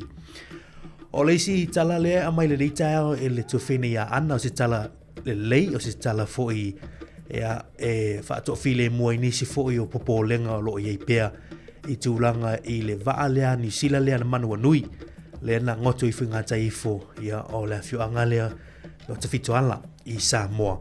Ia o le tala fia nei tau leo whamaoni mai le mtanga luenga lea o le puipuinga ia a le malo New Zealand. Ia e whapea o lea ua maea le ngā luenga ia o le toe aveseina lea o tūlanga o le sua au lea na i te tono le waa lea. Ia o le manua nui. E pea ma le tolu se lau ono sulima a felita. Tolu se lau ono sulima a felita le whamaoni mai e tātou telefoni tai auna nei. Ia ma ua maea uma o na ave ia ese ia le la toe anga i mai nei ma le malo New Zealand ia po o le matanga luenga le puipuinga New Zealand Defence Force ia mai ia toe whaalea ngaina petia i nei New Zealand ia ma whaiini ngā luenga i taun whai ai ona o le ua filongia foi ma le sua vai o le sami le sua sami o le sila ala asanga le wo o toe pe ona i initial reporti ia o mea whai ngā luenga ia o mea tau ia le walena fea dea i mea tau ale tātou puipuinga lea le Navy lungo o le waa lea manua nui. Ia manisio mea tō tino. Ia o lea mawhai ona ave ese ino la asanga muli la na. Ia ona whai les fufuanga pe ave ese le waa ia po le atu langa whai le waa. Le ngoto i whunga taifo o ta fitoala. Ia o le tala fia whina le leita au tolu se lau ono sulima afe lita. Ia le o mawhai ona ave ese ina mai le waa lea manua nui. I ngā taifo o Samoa i ta fitoala. Ia si tala fia whina le leita au. Mo le whaafonga mai ai o le tātou o tunu. O le si tala lele i mai tātou telefou i maufo i stemi o le nei aso. Ia ai o le maalia i o le melo tula i mai le vā o le tātou komisina maulunga lea le malo New Zealand i Britannia. Ia o te loa lea tanoa fo i le fionga li pule stemi ma savelina il Borkalami o tala ulunga mai aso. A le ua tuli ele minister o vai fafo le sui pānemia fo i New Zealand le fionga ia wawasa ma naia Winston Peters le tātou komisina maulunga o New Zealand i malo telo Britannia. O lo i eila le komisina lea i teimi nei o Phil Goff. Ia mo le sili whio tātou tunu o Phil Goff lea na avea ma pule nuu. Ia o Aukilani le malo tele a le tātou ai pito sili leon tele i New Zealand o Aukilani. Ia na avea fo i o ia ma tai o le vaenga whai le leipa i le tele o tausanga. Ia ai ona o nisio ana whaupunga ia ma whamatalanga na whai e pei e whaaleanga i le presidente o le malo tele Amerika, Donald Trump. Ia ile sila lava wasa mana ia pei le whitau i tai ia po o le tangata o whai masui o le malo New Zealand i fafo ai message tūlanga wha komisi i le official komisina maulunga o le malo New Zealand. O na whai ni wha upunga i ni tai po nisi whai ngā malo ia a o a vea masui o le malo New Zealand. O le fōlinga leo New Zealand i atunu e mamao ia po i Britannia. Ia le komisina maulunga. Ia o whaupunga la ia le sunga ia Thurgoff. Le ala watuli ele aswa nafi teo nafi ia le minister ia le komisina le tātou I Britania ia e se foi ngā Winston Peters la to ia e se foi ngā wawasa mana ia o le na moli mawina inisio talafo e le ifesiringia e Winston Peters wawasa mana ia le fina ngalo le palemia ia Christopher Luxon ia ai mai Christopher Luxon e le mo mia le faatangana mai a te ia Winston e tuli ai stanga te whainga luenga le malo o i o le minister vai fafo ia e nafa foi matulanga ia ia o tala na leita au ia mo kilani ia o tau pulenu le sa ave ma tau pulenu ia le woto tuli mai ia le lato anga I mai nei New Zealand mai ano le taimi o no fa upunga ta ua tele ia vanga nei e me sia pe alo tia nei ni mita o pufui ia wailo le manatu na le malo e au il komisina o le malo New Zealand ia ona momoli ia se fe au ia matala fo ilia ia e tūlanga I manaonga ia ma polisi foi ma whainga whaavaya le malolo tūri teimi nei ia le lau tūli eisto ino fiol kof o lo fo ilana tautua le malo New Zealand le vang whaia leipa minister ilano le whainga malo Helen Clark ia le na pule no ia au kilani ia le ua malolo mai ilana tuwhinga leo komisina maurunga le malo New Zealand I Britania ia inisio tala lata mai le nei teimi ia wa fo I le sila fiona lo tātou tunu o le ua te alitu lai lima te au nei I Brisbane lo no winga o leo fatu a lau sumai ia nei a tātou wompa anga fata alo fatu I pa anga tātou ana leo nei Brisbane I Australia o leo ua se fulu lua minute leo ua te a lua se fulu lua minute lua se fulu fitu minute te alitu lai lima le la afa lima I nei Brisbane ia leo ua la afa le valu ia tātou nei New Zealand ai o le taralata maile naolo ia I tulanga le whālea o Alfred. O lo lunga le tulanga lua teimi nei category 2 ia le mālose o le whālea ia mamatangi o lo anga I mai I le whālea o Alfred. O lea mai taralata mai o le whā o e tusa ma le lua se lau ma le 5 kilomita I se sae o Brisbane. Le tulanga naolo ia I nei le hafo I le whālea o Alfred. E pea ma lua se lau 5 kilomita I se sae o Brisbane le yeile le whaere teimi nei. Ia ai mo I la tau le tu I se sae mātu o le Gold Coast po New South Wales. Ia e se lau valusu 5 kilomita I se sae I mātu I se sae o le Gold Coast. Ia o le fautuanga le na mai le tau nei mo I la tau o lo o alalampapa au I Brisbane mo nuk tua oi fa pia na fo I le fa solo mai le tu I mātu I sae o le New South Wales. Ia e ono to olu ti munga nei ia sa mo mafati munga o lo valu ia mo utou. Ia o le fautuanga le amai mo utou na I Brisbane ia ma Queensland. Tau tua nal saunga le mulu nei teimi a meise langa I meo le wha. Pe ia o le pua tae au le mai inisio reporti. E ono o tuai le wha ia tatu stalo. Ia wana I o le tu langa ia te utou. Ia malu puipuia utou na i o tatu ainga I nai Brisbane ia I Australia ma New South Wales. Ia manuel na ia so tatu stalo pia. Ia e awane ia whaina, ia tele o whale, ia maainga mea tō tino, I le nei ia whaia, e se stūlanga e ono anga ia tu iai. Ala tātou anga I se whawhiwhianga nei te mo te tae au, tūtua mo risi whonga lo mui Wellington, e whaatalo whātu, ia Rachel Sifa, whaatalo whātu whalisunga ia Pētelo, alo sio le mafuta mana I Rarotonga, I Avarua, ia whaatalo whātu fo ia mafo Eric, good morning, ma lorsi fo manuia, Fishy, ia Malutafa, ia leuta tusi nuu au sala ma lorsi fu manuia atalo fatu ia pali isina leo good morning ia Natalie Pele Pesamino ma lorsi fu manuia ia afele totoa ma lorsi fu manuia fa fawina Tanielu ia leala ia enga sifa le mafuta melita au atalo fatu leala sifa ma lorsi fu manuia fatu ia Rita ia tualauta ma lorsi fu manuia ia good morning. Ia whaataro whatu ia wale le mati le mafuta mai. Mary Edwards, good morning. Sulusi leia tau le sa, ma loro sui fumanuia. Max Sofarani. Ia nisi nao tātou paanga. Manato tere la tolo mafuta mai lunga o le tātou frequency le teimi o le tae au. Ia manuia tele le teimi o le tae au. Tātou le whawhiwhianga nei. Ia awhai mai upon pesele lau tala vau lea mai fia. Pe ia o whasto tai o mai lau whai pesele. Ia ma lau tala vau lea le whakasa. Mai u maulo fa tua.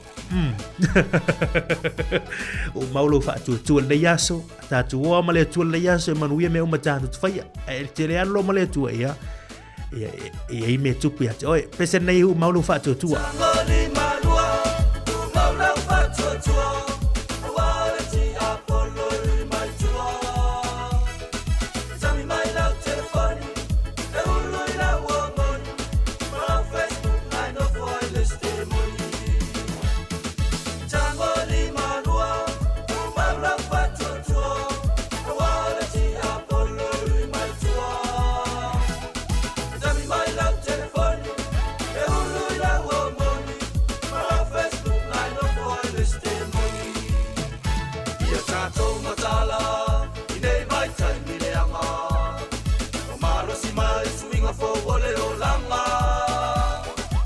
Saufa fileleanga Mai mole pasio tangata Ole yumaraba ole parisita fai ngata Ia tato matala Ine vaita imileanga O malo si mai suinga fo ole o langa Saufa fileleanga Mai mole pasio tangata Ole yumaraba ole parisita fai ngata Tangani manua Umaura patua tua Warati Apollo mai tua Tami mai lau telefoni E ulu ina wangoni Mara Facebook nai no wireless testimony Una se faltuanga Ia tato maraba Ti Apollo ele failo ngata E fare hanga mafutanga Sosora yo le tele o mama Ai saune ya Yesu ole falutanga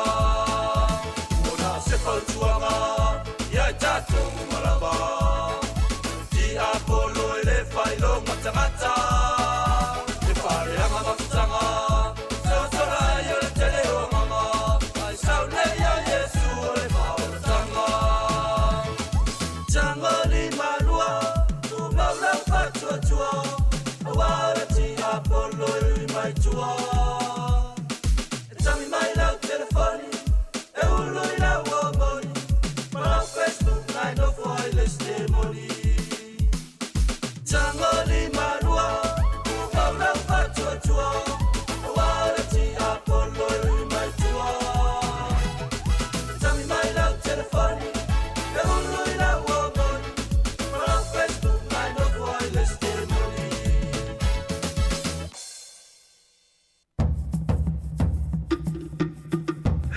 Vi fiango nei team tau e maulo fatu tua tolu sur tolu minuti le utene li tu la e valu to fa talo fatu le tatu watunu o le si tala lea ia o se tala fo i mo tatu nei la mo Wellington e tatu te mate tuina o no le utatu e tau sanga o fenga palota fa lo tu fale pulenga no i nei Wellington ia tatu umai nei New Zealand mai ia kilani fa solo tu mo tu saute o le masina la o ke topa e fa tonu i nei le fenga palota na au tau sanga faulo fai ngā whingwhiringa a lau tele a le tātou malo nei New Zealand.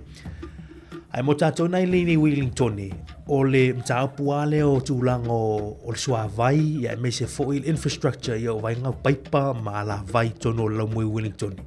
Fai asina fa le tonu le mole mawina lo tātou tinu le pāpā o paipa ia o tele o ngā luenga i e fai. A o le fa le tonu a tūlanga o le sua vai tono lau mui Wellington nei. Tele fo o taimi e mai ia fa sisilanga mai pulenga no le ngato Porirua Wellington na il Hutt Valley fa pe e tama fai tatou te fai ti tel fa ngai no suavai o no tama fai sefe man suavai o no le lava suavai ia o mafu anga tele le si mafu anga tele o le fai no tulang o suavai le lava o mafu anga fa le tono tatou paipa fa ya sina tuai po ua lo tau sanga o na le tue whafoua tātou ala whai ma ala paipa. Al mata upula le wala walonga li taimi nei o lena yele reporti na tu mai e lua au unanga na lātou whai ese reporti tuto tasi. No winga tuto tasi a whala pututonga nei. Na mai se reporti e ilo ele mata ngā luenga le po o whala pututonga nei o whai ngoi no Wellington Water Limited. O le Wellington Water Limited o lātou ia le nafa ma le leia ma le maintain ia ma le leia o a uma tūlanga o la vai ma la paipa tauna te le leia o lātou nafa ma tūlanga le o lātou fu i tātou te vili ai pea whai e pā se paipa ia i rumolu mota molo lawa o le Wellington Water te vili ai o le Wellington Water foi o pulenga anu umai nei Wellington e a whiai Porirua Upper Hutt nai le Hutt Valley lātou i Wellington e ang fia umalawa le whaala tonga le tasi. Paulona o le mai wha le tonu le teimi o le pe na la walunga i tala. O le leanga o le wha ngai no tupe ma se le ni tātou ia tongi la fonga i tono pulenganu, ratepayers. Ia ma tupe ia mai le malo, tātou ia la fonga. E wha tupe le wha le leo a la vai ma la paipa. Le la mai la reporti le amatanga o niva yaso, wha ilo mai ei. Te leo wha le tonu tau tupe ia o lo nafa nei ma le au nanga lea po le whala putonga lea le Wellington Water. Wa tele le tupele wa alu anga i kon kalate mai la tau e ngafa malwhai ngā tūlanga ni. ai le o le ia tūlanga o tātou paipa. E o le tala wha alo noa na, e ei nisi o tala ia mai e lo ripotia mai ei. O le tele o tupe ia alu e laina ia tu tanga o lau kongalate. Ia ai lei mani lātou nganu ngana whaia. Le wha maoni e nisi ripoti. Le laua ia le wha sisilanga mai le pule nganu o Wellington. Le pule no o Wellington e manisi o suifai pule bo councillors. Wa tauna wha maa vai ia le komiti wha foe lea o lo teite ia le tātou pule no ule sa iai o Nick Leggett. Ia lau te iloa le lau sira fia i tātou umanei Porirua. Le sa avea ma pule no o Porirua, Nick Leggett. Ia le telo tau sanga wa vai. O ia leo lo teite fono le te minei le komiti o lo wha foe ia le Wellington Water. O wha iunga foe le Wellington Water e maofa foe i tūlanga o le wha soso ino tupi. Nei e la matanga o tau sanga na tau mai e le Wellington Water Committee a le tasi. Tau e talo sanga i pule ngānu u wha mole mole. E mo mia le si 4 miliona. Tau si fut fitu te si ma 5 miliona le wha mawina. Le na talo sanga i le Wellington Water nga i pule ngānu u le Wellington. E tau e mo mia le tupe na e tau e wha le e tūlanga i o la tau ala vai ma la pipa. Tau si fut fitu te si ma 5 miliona le a whainga. Ia o se tupe tele tele. A tātou mā whauwhaula, ua silia nei mar se furtau sanga o tātou talanoan mata apur nei mar whale tonu nei tūlanga o ala paipa mā la vai. Ai lei ha se tūlanga o le lei o tūla i mai iai. Ia, o le tau sanga nei pe o nau tā ua, o le tau sanga whai ngā pālota whaalota i whale, o le si le mata upu o la walunga nei vai teimi o tūlanga o ala paipa mā la vai. Ma lau tupe lea, o e lea te mafuta mai tātou polkalame o lo o halu lau tau ti ngā, o lo halu le tongi lau rates, tongi au la fonga. E whaale le e tūlanga ni. A lea mai reporti nei e loni reporti lei pia e whaitau wai 4 miliona o aluai. Ai lei ma se tūlanga leo tūla i mai e. E lona winga, iei vaanga leanga e pia tu whaale tonu. Tu i e whaale tonu. O lo iei tonu o lea foi. O le vainga o tupe a tātou nei o rate payers i tonu o pule ngānu. E le hau fia i Porirua, tātou i le Hutt Valley, tātou i Wellington. Ia, tā awan mātai tua vaanga nei. Ia mane e fisiring ia se ai fai ma fa ititi ai fa ngaino se ai fa per fai mai pule nganu e fa sana full of ta vale fa sana fui tulang o lau tungala au ma pena yo ma fu anga nei ya tatu ma ti tupia ya o tasi na tala le wala ulunga nei temi nei foi vai aso ya le vala au le al vala au pule nganu o Wellington ia fa ma vai mai le sa ave ma pule no o Porirua Nick Leggett o yo lo taita ia le Wellington Water e ala lana komiti whaafoe i le teimi nei. Ia, sina tala na lata mai e pe ona iele nei tae au i le whaafoa mai o le tātou tunu.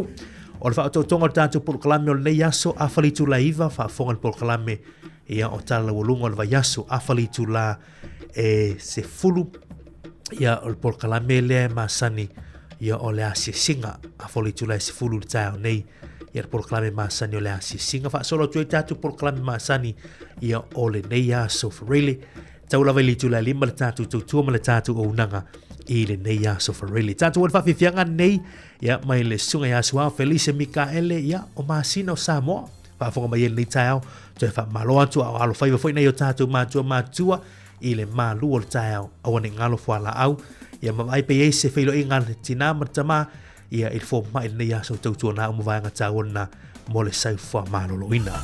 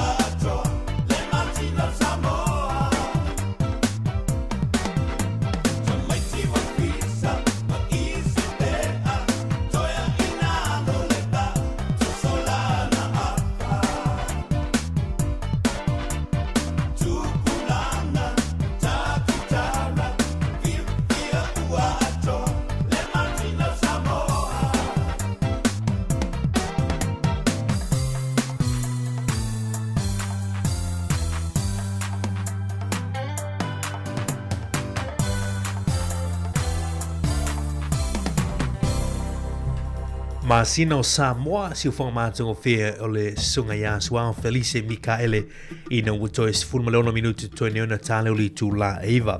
O le tāleo tū la eiva toi whafonga le whapoponga o tātou talafou ma tātou tala mai Samoa le nei tai au.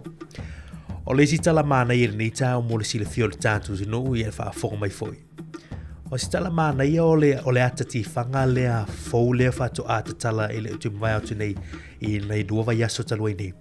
Le atati whanga lea whai ngoi no le tina. Le atati whanga la le whai ngoi no le tina. Leo te ilo leo moli mawina to telo le tātu tunu. A whai i tele i mai moa ai ia mana ia sema se teimi, sema se ua wanoa.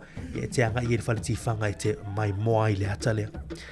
O le atati whanga la lea pe ona i inisio reporti mai le official le komisi mo atati whanga i New Zealand Film Commission le na ova ia tua inisio tu singa i le aso anafi whapeo le ata lea le o numero tasi a New Zealand le teimi nei le ata lea o whaingoina tina ia o lingo Samoa a upu Samoa ia te lea o tatu Samoa le whaonga mai tonu le ata ia manei paralangi whanau paralangi lea o lo i le aonga ia o le o numero tasi a New Zealand ato le ata nei o le atala le e whapea wa ova mana miliona tāla ova mana miliona tāla le tupe maua mai le ata nei talu ona a mata le whaalawilo o le ati whanga leo tina o pasi mana miliona tūlanga o whamomonga lata mai le official komisi o atati whanga New Zealand.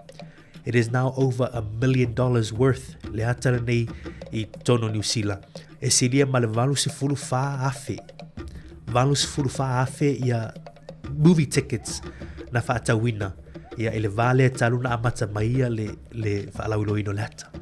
Ia a tamawhau i valu se fulu wha afe le au wha i o ticket ia o uman whaatau ia lo winga au fia irau ticket le na alu whaatau mai moai ia a whaila ia yes ti whanga i nei porurua pe sfutasi si sfututa la tau ia o nai loa hat ia ino fōna pe lua sfumon tupu ta la tau on fōa ia o te leo tupe leo maua le tātua ti whangana ia o le alo sa mo le sunga ia mika maa siva ia o ia le director le ata nei ia o le tamai tai fo i lea ia le wharitua le nafa ma le main actor le ata ia o sa mo te leo lau sa mo na i le ata ia tu so le ata sa mo o le tina ia po le name tina ia le ngole ata tala fia na nei tia wo silia ma le miliona tala wa maua ele ata talu on fa le fa tu alu va yaso talu fa va fa la wilo le ata ia valu sulfa afe ia tulango o ticket sales ia o se fia nga tele na o nai te loi fo ia le to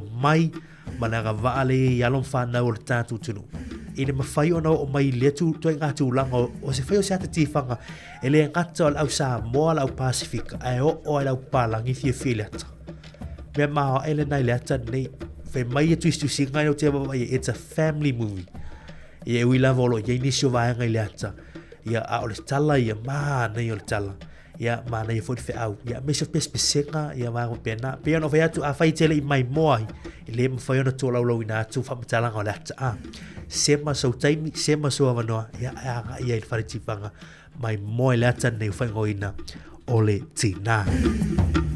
Ia oni so tala le tai au pe ona reportia mai fo fa ma vai ia le sa tai ia le fa la burtonga le ta tu va le in New Zealand ia Greg Foran ia talo fai tele ia fa ma vai nga yo te minni fa ma vai tu nei le kovana le ta tu for tu pe New Zealand Reserve Bank ia le fa ma vai tu fo le policy CEO o New Zealand il va le ta tu le ta tu feo ia ta tu i Samoa ta tu te malanga tu i Tafal Kolope ia lo fa ma vai lima tau sanga talu on tau ave mai le to finga CEO pol policy ona tua o le sa ave policy mua talu ai nei ia o le wa ave palemia Christopher Luxon e ho CEO na sa ia le New Zealand aga ilo ia Luxon fa ma vai mai New Zealand aga i tono pol kiki le wo ana palemia ia e tula mai lo Greg Foran ia e ave ma policy ia po le fa tono New Zealand ia e ona na suan na fi fa ma vai ia ta tu va ai tulanga ni e ao i leisi pule fa tono po leisi pule sili anga i mai tono New Zealand ona faia senga luenga telea inisio tu singa tau nei lungo newspaper le The Post nei ata tu Wellington o lo fa per fa matalanga o lo ye ia mo tātou te lea singa luenga te fia whaia a major work needs to be done upuna le ile newspaper tau nei i le tātou wa le i New Zealand lona winga e ao ona tātou tamu whai pēr wai lepe ia wha momonga ia mai ni se taimi pēr ma tu whai tātou talofo e wha pēr o loo numero tasi New Zealand i le New Zealand i le saunga le mū ia mana i o ana waunanga ia o isi tūlanga ia e lepe si le isi wa lele pe o le Fiji Airways ia manisi o Qantas ia manisi o va lele tele lolang ia e au fo ia New Zealand va ai tūlanga i tau o lātou pa se ma isi vanga ia e ono mo fai e ona tele tupe maua lea fo i fa la putonga wa tele share malole i tono e New Zealand i tono le tātou va lele nei ia o tala na lata mai fa ma vai i o le puresili e New Zealand la so nafi ia manatu ia disi na tala o mai o tupu me o la wolunga nei te mea tātou New Zealand me fo e tauna tātou ma te tuina pe ono fai atu matau pule ia la vai mala paipa o se matau puta o tau sanga nei me se langa ia tu e pule ngā nuu ia tau whainga pālota e whili mai pule nuu ia ma counselors o loi tu malo po le aina e te nofo ai ta wofo ilo wha ilo ilo sao e ala iso manatu ia matau e le ngā te sua vai ia o mea whai tono lo community ia o mea umana e au whir pālota la le leanga e mea au kitopa ia mo pule ngā nuu lom mai lor tau sanga fau pālota tele al mano New Zealand o le isi fesili na e tau lunga tua inisio vai ngā tātou por klamen nei teimi e o fesili lea pe ono talia e tangata New Zealand le si tia o le taimi whaatulanga ina le whainga malo stasi po pae inga tono le malo New Zealand mo tātou ai e New Zealand e tolu tau sanga whai le whainga pālota o mai le si whainga malo le si tolu tau sanga whai le pālota sa moa le 5 tau sanga ia whatu a whai le si pālota e 5 tau sanga pae inga ia e tolu tau sanga le i New Zealand o le vesili la le ono o mai le whainga pālota tau sanga fau tātou tā pena i fo iso manatu ma sofina ngalo pe ono si tia le wha tau sanga le whainga pālota e alpae inga o se whainga malo New Zealand e ngai mai i le lumanai i o le vesili na la tātou tau tanoi fo te me la tātou le whainga pālota ia e pe mana ia fo i wha tau sanga ia wai vave fo tau sanga la tau ia e pe mo mier wha tau sanga ia lo wai ia manatu na wau ia e le wa o laksin ele o para mia man fanga malo no fai se mana ia ele la ngona mai leo ia e pela o le spesite pe o facility na ono tu mai tono le a fanga palo to sanga fo New Zealand pe ono talia New Zealand si te fa to sanga painga ia fa to fia isi malo pe a fia to fa to sanga ia wala la o mi te ia ta to isa mo le 5 to sanga ta to fanga palo to fo sanga fo ia ta to tuana ia matatu mati tutulanga o lo iei ia ngasi ngasi malo lo whenga ine mo tatu malo sa mo a foli tu laiva mai moi lunga ni YouTube channel pe fia mai moi i tau lumanga fontangan palamene i le malai tia fau ia le whaire tate ia i le teimin nei i nai songi ia le tulanga fontangan palamene manuia na yaso fa foma tatu tunu le utu e vana minuto tone on tale uli tu laiva a talo fati atu tu malama lo whai ma futa wani teimo tau o le fui mu ia le lo Sam Chuku neva melan peselia o au ole fuimu.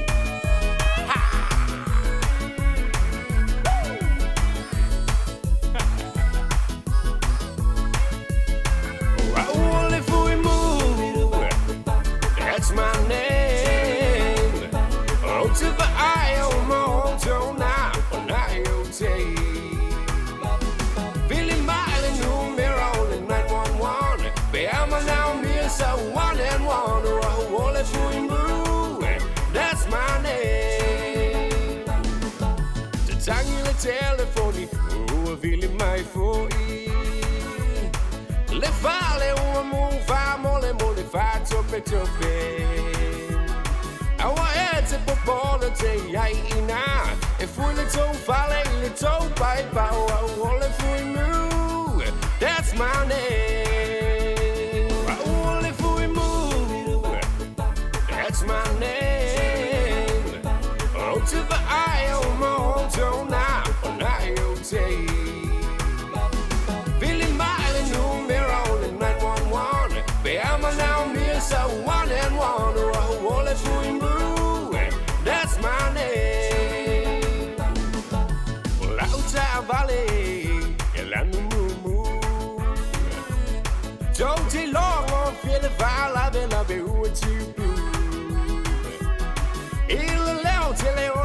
sailingi o au e pifai o ka oka seu mi o au ole fui mu. That's my name. Au ole fui mu. That's my name. Oh, to the eye of my home zone now, on IoT. Feeling mighty new mirror only 911. Beama now me so 1 and 1. Oh, ole fui mu. That's my name. Take it away.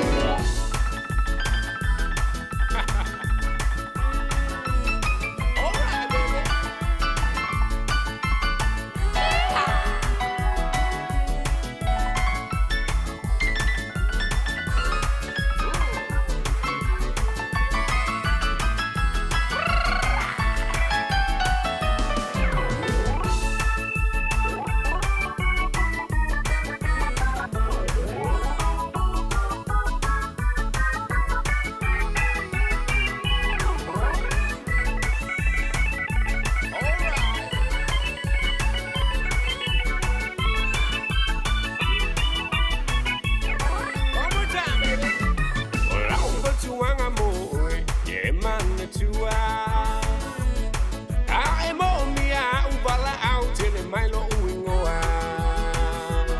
That's 24/7 malolo. Alule alfa for the boy. Ole fui mu. That's my name. Ole fui mu. That's my name. Oh, to the eye of my home zone now, on IoT. Feeling mighty new mirror only 911. Beama now me so 1 and 1. Oh, ole fui mu. That's my name. Ole fui mu.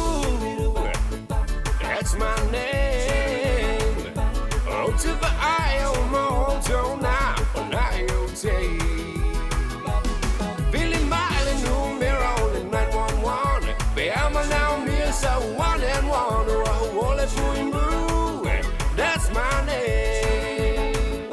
Silva mati ko fir sunga ya Sam Chu Kun o au ole fui mu mana ya mana fa tungan na le ta e lo le ya le ta vale fui mu ya elal mu ah te va ta lo fa tu ita tu pa ngan le ta he ni tai to ma lo man wi le ta ya fa ta lo fa foi ya Emmanuel ya kopo le ma fu ta mai nai South Park Poland ma lo se fu man wi fa ta lo fa tu ya Emmanuel ya kopo Manuel le yaso ta lo fa tu le fiong ya fa muina Buang tia le mahuta mai Leytown. Good morning. Hatalo has for ya Lavender. Mamako le mahuta mai nai Strathmore I Wellington. Malol se fu manwi fa tele mahuta mai Lavender manwi le yaso. Hatalo has for leuso ya Risati Alisa. Malol se fu manwi J Lee Tafea. Malol manwi se fu manwi Leytown. Sunga la ya Elia Loluta Masanga malol se fu manwi. Good morning ta lo falava. Yer manatu ya leuto 3 minuto to ne ta le tu la Eva. Tali tu laiva na ngai mai foi leo fa poponga o tatu telefona tatu tala mai Samoa.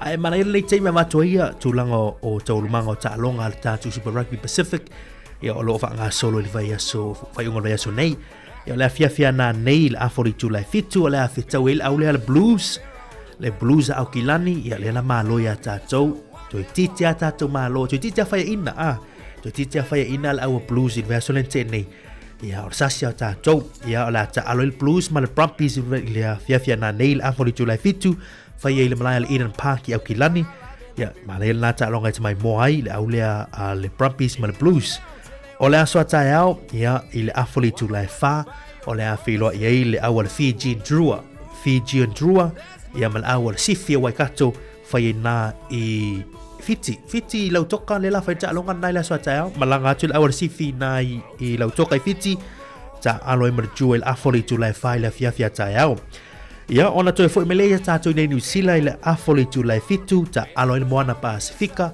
ya mar ta tu awal Hurricanes nei Wellington I lono winga o ta tu ave uma awie lua wa te lo ta tu awai ta tu Wellington Hurricanes ya ai fo ta tu lango el awal moana Pasifika la awal Samoa le la felo ia le kapteni le ata tol moana Pasifika ia marana aule sat alo ia tatu nei Wellington el Hurricanes ile afoli July fitu ile aswata yao le afia file ata yao afoli July iva ta longa War Tasman Force i le po le aso na i le aso atai au ia au le aso sa i le afoli tula e tolu le awoli ia ta alo le Crusaders ma le Owl Reds e whai na i le Ayukariso i Christchurch i le aso sa nei afoli tula e tolu ia le whatau tonga nao tātou a ta longa le Super Rugby Pacific ia mana i fwoi ta longa a le NRL leu a mata fwoi ia o te loa leo mai tai tuina fwoi lo tātou tunu telo tau lumanga o ta longa ia wai fia to telo tātou ta longa ia mana i fwoi wha o malwa ia so i ngā luenga matu te whai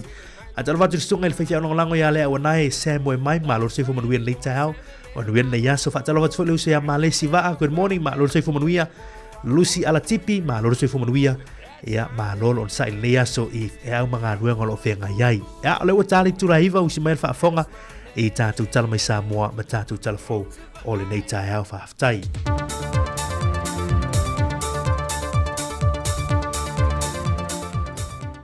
O te whiawhilawa te whaatala whātolu tātou o te no ele si whaopoponga o tala mai Samoa usi mai ele whafonga. O le talavoia Arthur Van Santo whaainga Fasili, lua se fulmalewalu tausanga mai le whioanga mo tō tua. Wa whaamania ina i se awa noa wha scholarship i Japani, e whaawa winai lona whaailonga le master's degree, e le whainsinia i vahenga i tā ua wha Peritania le Urban Environmental, e taula i suenga i vahenga i mō mai le puna o wha le natura o po o vai la whai. O se awa nona tā ua e Fasili. E tā ua tele e whaalau tele atua i isi tupulanga talavaua awa noa nei. E whaalau tele nai le to mai e mo mie lo tātua tunu i tiu te mga ruenga o loo a ngai atu i ele loro langi swinga te tele le lumanai mai o se awa noa e anga waa o mai e alo ma whanau e mo mie le fesoa swani le atunu. O le whaamalosi fo e Fasili tupulanga talavaua o oino le atunu. Ina ia fina o e sa ili ama no wha scholarship o lo ofa te pa anga le Samoa e pu e wha manu yanga ne wha lau tele nai le to mai mali loa po o hanga waa e tala whiangai ma mea lofa o lo i so se tasi. E tolu ma le awha tausanga le hawa no wa maua e Fasili mai wha apitoa hawa no wha scholarship ne Japani e tusi tālo sanga i e so se tasi. I tu i su enga tau wha sae nisi ma le vaenga o whaia onga. E o mai le so, e to tolu se fulma le ono alo ma whanau le atunu, wa whamani e na ia ma no wha scholarship, ma e tāua tele mo alo ma whanau e finau. E wi o le ua whaia ina le lafolona lua, o le whātua tuaina i te tonu le pālemena le taita inga le fionga le tamaitai pālemia. Peita i le whaidua inga le autu stala ma le au whaasala lau le aso le nawhi ua mai a le whōntanga. Ma whaantata mai e le teita o le tuangai. E le o ngatai i le toi lo te o le mata upu lava le nei. Pe a whai a e le toi tu whaantasia le vaenga wha upu whai le whaatua tui le tua Samoa o tasi le ua vaenua ina. Ona o le ta oto i le lumanai. Le whaatara no ino le tala whaatatau au tu o le tupe. O lua whelua se fulma le wha, lua whelua se fulma le lima. O nei whaingata o na pāsi e lalo o tūlanga o lo ta oto e whaapea. Pe a whaata oto whaatasi ma le whaavae. Politically, o le ko a bol vai asokas. E kulanga whapoki. A le kulanga ia wha e kulanga o tātou le tato te mau a inga ma so fuanga le ka ko ka ia kali onko wa tampena foi le vang fa po fai nga ile malo e fa o watu lana tangi le fa amasinoga e fa sanga le fionga le fong fitalai e lo lato fina wina leo le fa vai e le ala nga te tau le palo to lana fionga na ato ai le foi numera e pasi ai le fa talanoi na tula fono po pili te fa ofi tolu e lona tūlanga toe teu te wina, mai o le tala no ina o le teu teu ngō tūla fono i e le temile nei, o lo fina wina e lantou, e le te tau foi o na pasia.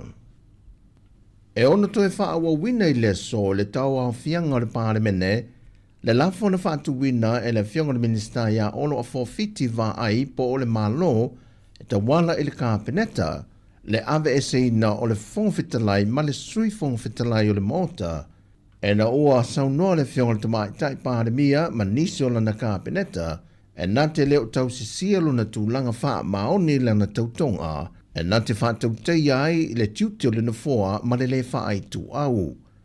E leita lia ngofie le fionga i le whongwhitalai le lafo na whātu wina e le fionga olo a fiti wa ai, ma langolango ina e se tasi o minista o le kāpeneta, le atinu Wayne so ialo, ma i ua ina tuli e se i fafo e le whongwhitalai lona malo sianga i a minista e tō lua.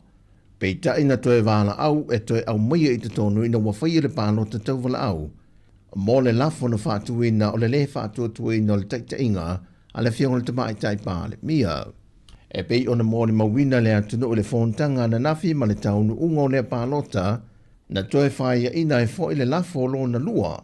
Ma ua toe tuina toe fo i le whaawawina o le whainga ma lo le taita i o le atunu le fionga fia mena o mi mata afa malana kāpeneta, ma le wha moe moe, e toi maua se isi suinga o se mālo e taita ia le atunu, e le whainga pālota le lua a whelua se funu ma le ono. Pei taia toi whaatuina fo i lea lafo lo na tolu, e manao mia fo i le mālo le pālota ato le tua ngai, e manu mālo ai le lātou lafo whaatu. Na whaino fo i le taita i o le tua ngai, o se teimi mua mua i le tala whaaso le pito, o le pāle mene le atunu, wa fe upu ai ai ma le tutu whaatasi, le fionga le pāle mia o i o le taitai o le mauta, ma le fionga le whongwhitalai, wa le ngā lulu e whaatasi. O le awha le tulaiva o le ato e tawa fia ai le pāle mene le so, o le awhasa la lautu sao i nātu foi, e le au na ngā resi u whonga le lau mua. O vaenga mua le su e su e ngā mtanga ruenga o leo leo, i le ofisa o le mtanga ruenga o tina matamai tai, ati na onu manga fisotai, e le leilo mai o le masini computer po le laptop, fatasi ma le hard drive, o loo iai atoa uma wha maunga o le poloketi o le miliona tā la. Lena wha iloa le kumsino mtanga luenga o leo leo, o loo msalomia o se tasi lava maitutono le mtanga luenga, na whaatino ina le ngā yo inga. E leo iai se tasi wa mōlia i le te milenei, ai e nao whaamtalanga na tui nātua le au whinga luenga o le ofisa o lo o ngā yo Yesu e suenga. Ai o le so o le ato e seini e fo i le isi malelienga e le vā o le matanga luenga ma isi o tū mā lo e wha wau e le whaamtu i nātua nisi o se leni o ia lava poloketi miliona tā la. O tala fawia mai sa mōmole ne yaso manuia telo le tātua tino o whasoi foia.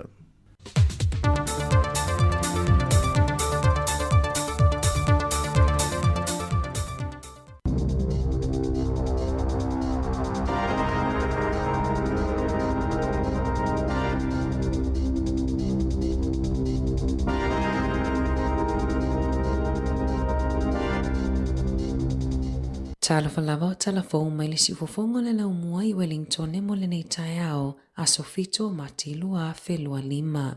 O loo whaia su e ngā wha ala potpotonga i se mata upuna mua i se tamaititia onga o lea onga i Gisborne i lunch o le porkalame o tau mafa mo tamaitia onga. Wha alia le Food Safety New Zealand na whailo atu le mata upu i lea waulia na nafi. Na lipotia le pulea onga Edmunster i le staff. Na mule tamaititia onga ina ua masaa le mea ai lungolo na vae, le ana avea i le whale mai e whaia i ai tonga fitinga. Na whailo i se pepo wha matalanga mai le minista langolangoa onga David Seymour, ua ia no fosila fia i le whaalavelave na tula i mai ana nafi, maolo o whaia i ai su enga.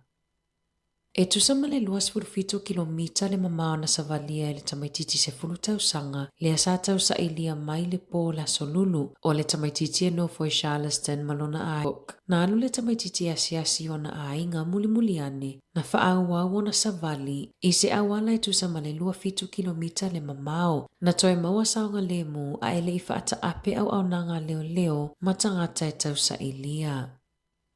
Ua lipotia le matanga luenga o le puipuinga, ua mai au na ave ese le tele o le suau o mai le vaa le manamanui le ana ngoto inga taifale o Samoa. Na ta ua mua le matanga luenga o le puipuinga, e lua se fulu aso mai le onga tutono o te isema e ave ese ai le suau o mai le vaa. e tusa ma le afe tone po o le tasi miliona lita. I le tonu masina taluai ua mawhaiona ave esea le tonu se launo 5 afe o lita suau. Lua se lau walu fale au maulu na ave esea tane suau e 5.5 e tusa ai mali poti. Na mawaisu suenga Les Ross, le maua lalo o hydrocarbons, ma whaamaoni ai le kilia ma le leo le sua sami.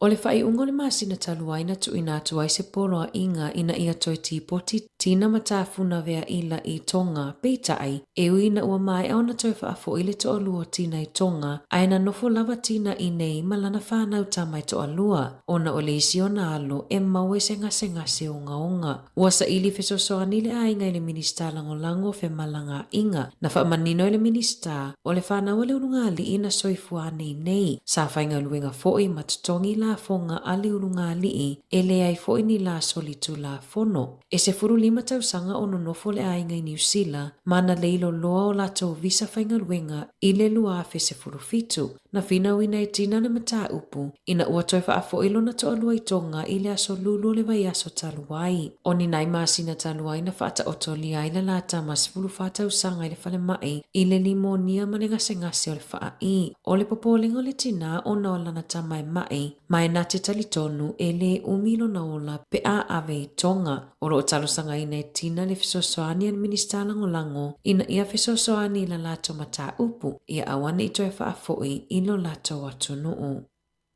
Ua whaalawilo mai le malo, o le awha ititia i lalo tau sanga e anga wa ai tangata e whaiafua suesu enga o le kānesa o le tau whale. O le masino te sema na whaalawilo ai le malo, le whaamutai o le porkalame na mauafua i e tangata Maori ma Pasifika, mai le tai 5 tau sanga le matutua, o na whaiafua suesu enga o le kānesa o le tau whale po o le bowel cancer. Na saunoa le minista o soifua maloloi na Simeon Brown, o le awha ititia tau sanga mai leono se fulu i le 5 mo tangata ni usila uma e anga wa ai e whaia siaki fua, tolu se fuluono miliona ta lano na whaatupenga. O le whaititia i o tausanga anga waa, o le awa ai le tusa manselau 2 afe o tangata e anga waa mo siaki, i le tausanga mua, ma le whaitauselau o soifua e mawhai o na whaasao mai i tausanga o iluma. O au se talia o lo amatatu i le 5 tausanga le matutua e anga wa ai le whai o neisu e suenga, e whaase lau e to atele ai tangata mali liwe ni usila mai i lea kānesa pe a whaatusa ia au se talia. Na maui so enga fou e tusa ma le 2.5 miliona i tū lale umi o whaatali tangata i lunga o laina telefoni pe a vili au nanga tali telefoni po customer service i le tausanga taluai. Whailoi le tustala na tūsia le li poti le service now o lo ofeanga i pia tangata New Zealand ma whaafitau li mai le whaonganga o te konolosi tuai. O lo o manatu pisinisi e 3 minute whaalu e whaatala no ai se whaasea a se tangata whaatau peitai isu enga na mawai e whaama le awhaaso o whaatali lawa tangata ini tali o lato whaafitauli. O au nanga pito silio na umi na whaatali se tali mata upu ilonga o laina telefoni o whale tupe o inisiua ma ofisa le malo e ta e tolu se 10 minute whaupopo e tau sangata itasi e whaatali ai whaatala noanga o mata upu ilonga o laina telefoni. Ua whawhenga tau na talo sanga ma ofi atu tangata mo emergency housing po fale fia wawe maua ma ua toi si tia fo i lunga numero tangata no nofo i awala ta lona whaia fesuia inga a le whainga maloso o whaatasi e sui ai ta ia lai talosanga mo emergency housing. Whailoi se tasio au nangai au kilani e ai le isi urunga li ina momoi le potu whaatalitali ale whale mai tau ina mapu iai ona o le ai o se whale na nofo ai e tusama le tasi vai tolu na si iti ai le numero tangata i Wellingtone e le ai se mea na nofo ai e o mai le whai ungo le lua whelua tolu pe ona whaamawina i whaamau. Ua lipotia le uti o fuala au mo i lato e maua le ADHD i New Zealand ma ua fautua ina le soifua malolo ina ia awane i fe whaasoa ia fuala au. Ua talosanga le wha Mac 4 mai ina ia ave le wha mua i tamai tima tupulanga talavou e ave ia i talavai a wa fuala au ona e whainga tau na tonga fitia ma fuafua mionga malangona pe alea i se fuala au mo le ADHD. Lipotia le ADHD New Zealand ua o atu i le ono se lau tangata i New Zealand ua a fia i le sioti o fuala au. I ta'alonga o le asa tae au ile te o le fitu i le afiafi e whetawi ai le awa le Hurricanes a Wellington e male moana Pasifika o le whilo inga mua fo i lea a Addis Ababa ma ana wo mai le Hurricanes ta luona avea makapiteni o le moana Pasifika. Tala fōia mai le siufofonga le lau mua mo le nei vaenga o le tae au.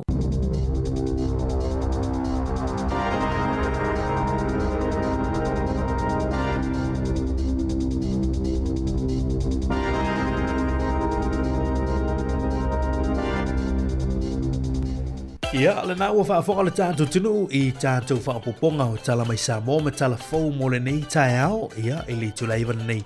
Ia, I le manatu te maua le wha poponga I le au le nei le tula e sifuru malua. Ia, ona te wha whonga lea I le toe kuata I le tula e whai le fiafi nei. Tau lunga tua ia wha poponga o tātou tala fau me tala mai Samoa le nei wa yaso.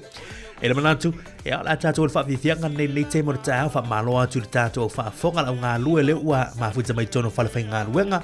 I la tolo ngā lui fafo, ia la tau fo I tono o tau sā, I le au ave pasi, I le au ave upa, le au ave taxi, ma lolo on sai, ma lolo whatua toi ngā lui ngon nei aso, na i tātou mātua mātutua o lo mafuta mai, ha talo whatu I si o mātua tina matua le ia tai senga, ma lolo se fuma nui ia tō tina tai senga, iwa se fulu ma le tono tau sanga leo te mai tau atu. Ia le na atoi la soa na fia, ma nui ia tele la soifua ia tō tina tai senga, Tasi o tātou woma mai pa anga tātou ala leo.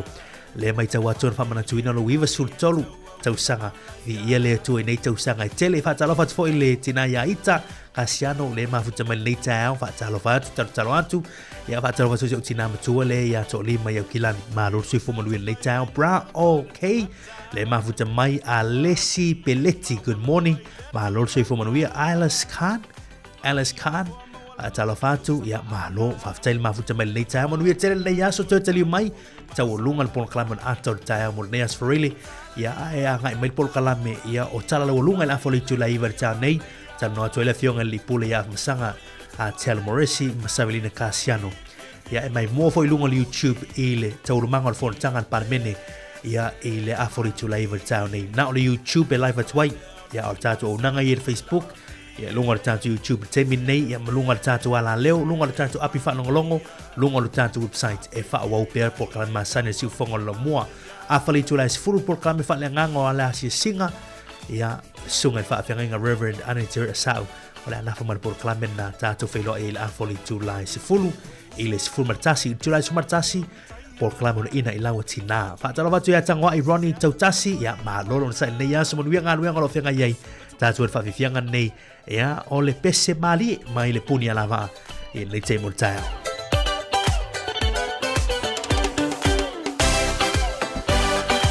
Atalo fa fursunga ya tau pepe le mafuta mai good morning uso Manuel Leyaso. A vai mana tu fa pitona lava stangata. Oyo usili. Sili lava. Natule ali mau osa tele na mea. Ona vinga na menino I love alone of a lea. Tala ni wa utatu maua ia faila ina ia manaya. Foi ele tu pode tole tawi tali filo fama uni. Ia pese malie. Na te fate al timu ai saule la ondie. Se pese manaya.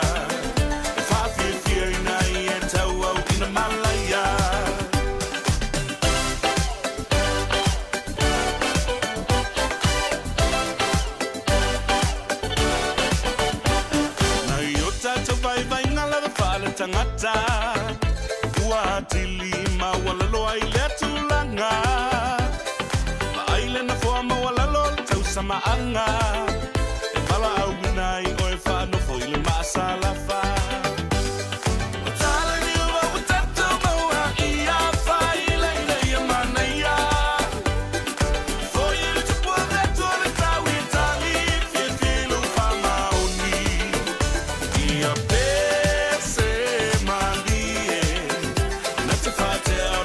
Saúde la odie, se perse manai.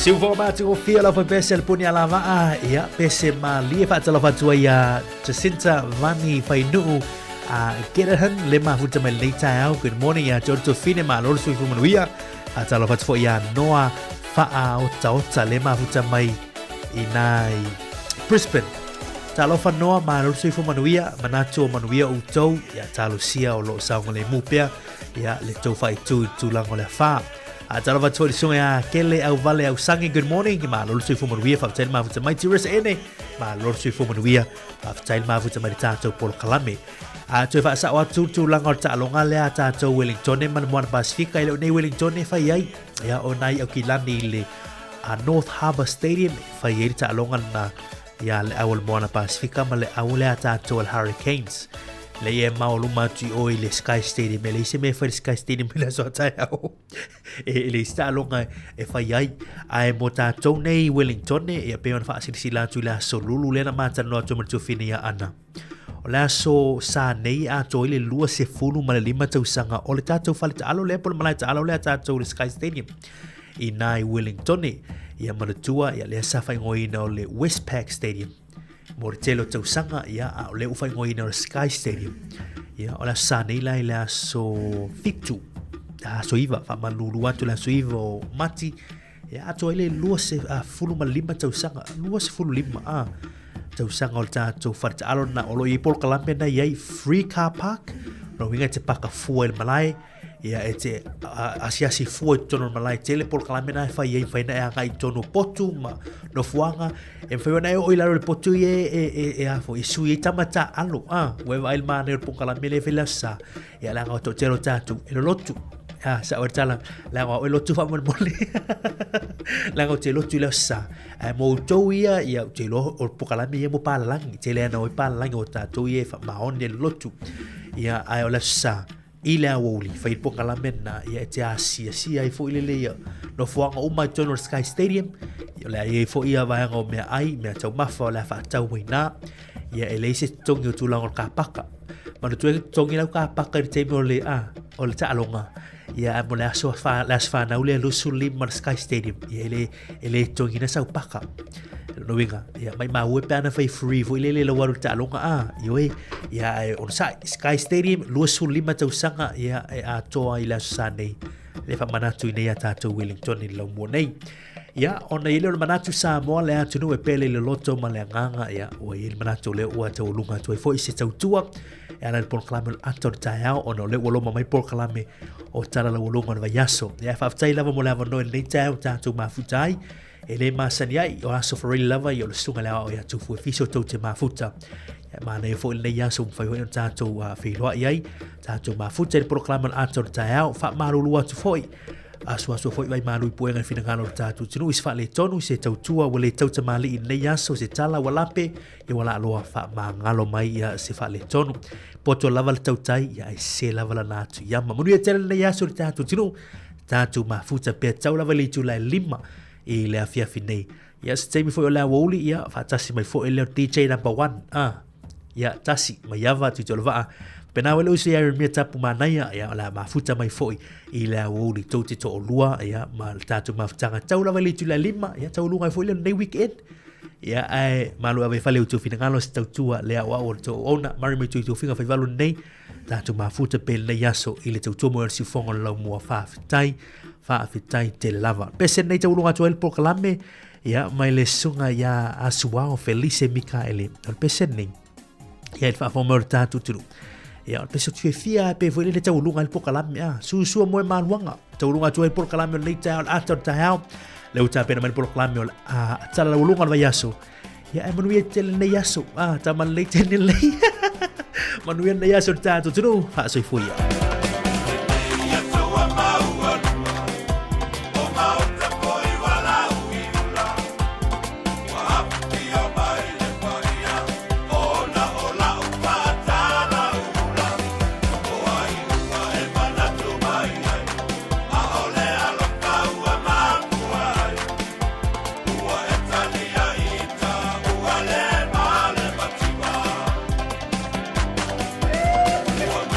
Oh,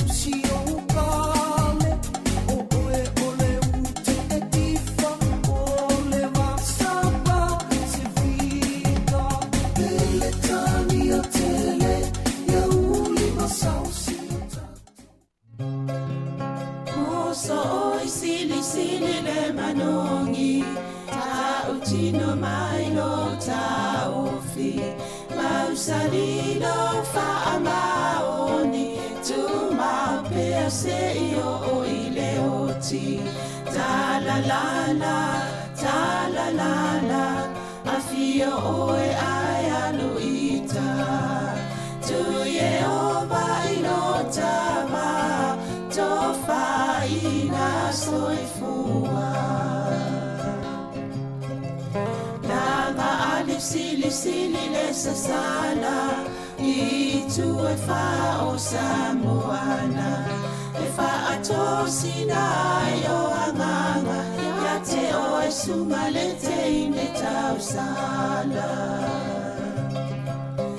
La ula fala wa avea Talua o e sunga le mana mea Pe a fai ua elekea Tuai pea sia mea eta fea La upua tau no fore nei tau Wai so se sili ne la lelei Ma le fuaro sa ngumu E te whaata patima e tuli usasu Ta la la Afio oe ai aluita Tu Yehova ilotava Tofa ina soifua Ta la la Afio oe ai aluita Tu Yehova ilotava Tofa ina soifua Whatalo whātu I le nei tai au, I le au whaafonga, ma lo lava le soifua maua ia te uta umalawa, o lo mwhawin whaafonga mai le tautua maasani a siufonga le lau mua, ia le pokalame fo I le nei o tala lawa lunga le vai aso, pia na maasani ai tai au asfarai le te itasi, tatanoa toai ma le fionga le li pule af masanga te alu moresi, ia whalau tele fo inisi o mta upo, na laualunga nei vai aso e le ngatai lea, ia whalau loai fo inisi o vaenga o ngā luenga whangasolo ale siufonga le lau mua, ma lo sei whalau fionga af masanga. Talo whalawa Savelin, whatalo whatu le fo I le whaafonga masani le tato siufonga le lau mua. Ia, ma lo lau manuele nei aso, toi mane fo toi whiroa I mane o suru o le lau tato vaenga o le lau mua nei.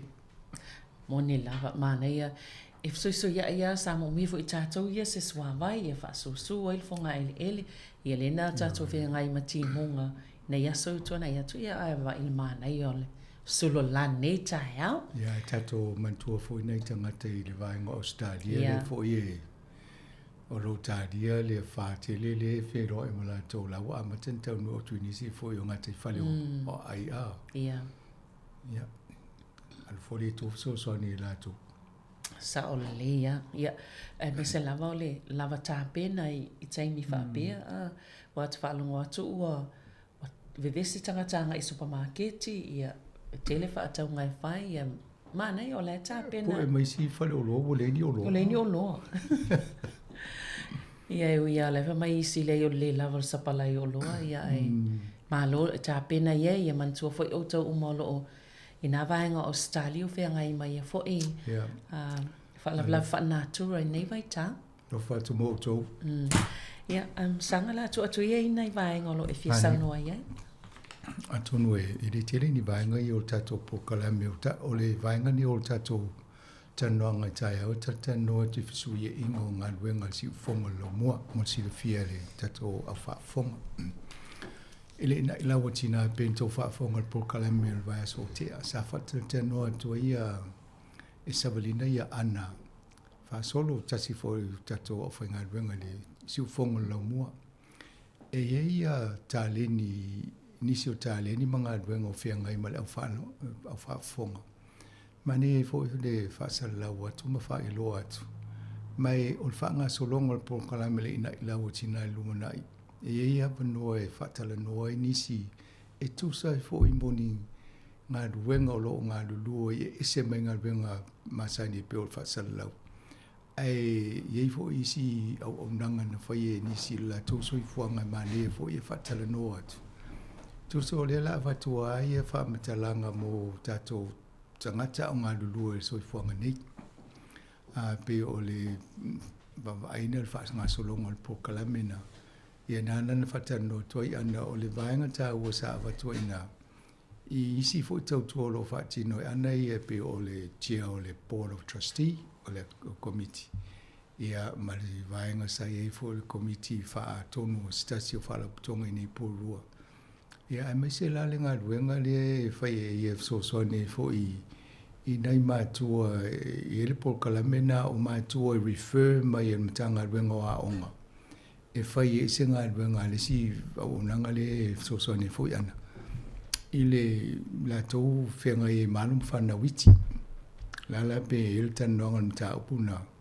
Sa tanono mua mai e te au watu le mana ele pol kalamena ai whala uloa fo i na i e sila fia tangata. Ia male vaenga le wai o tatou e de tele ni se o sila fia le lele tu langa le tupu angol te mai titi po la te mi ato ele ato toilo na mafofau e se so enga va pe o to lus fulon tau sanga e fto ato ma fofau le tama male tini ia alai tupu mai te mi o la iti lai so na fai ia fato nunga mai e ste mai tulo le ia e pe o le mala mo to tele o tatou le I tupu angol tangata soifua ia ma le teimi e ato to ere vaenga o lon totongo le tino ma le. E peo le vaenga ta aua na mai alpol kalame e le vaso na so a ele tama na vini mai te au. Pe ma whaina mause kopi o le pol kalame lea. E fia whanau longa o ia o lon faltua ia ma le no whaalo. Ina ia whanau longa I me ia atonu so soani fo ila ato I le tono ainga. Awa pena misi nisi o taule pol kalame ia atonu mwhainto e whalo longo I lunga faiso se silto a inga peto I kia nele Facebook po le YouTube il pol kalame na whai suta si o le asfareo tō nai. Mania le I toa inga vaenga I e whaso I fo I soswani I silfia I na ia fofua I fo I te tau I tato a vainga alum whana witi. Pe o le tauana o le pol kalame na. Ole ala o ye fuanga molanga iluma ye taimi e a ye se fita no po kalame le ia na so tai mai le na vai le pe ftaui pe tu a me fatale no fatulanga e sabina sava no e fatale no ai ale o amata tu tonu matoa o fainga luenga ina ia mau e fo le nganga male a wala le va to le po kalame molumana o le sola o le ala e fatale no to ia pul mangafa talamilo Ia stasi fo ia lava fo le nei tau tu le experience mo me tau fasal lau.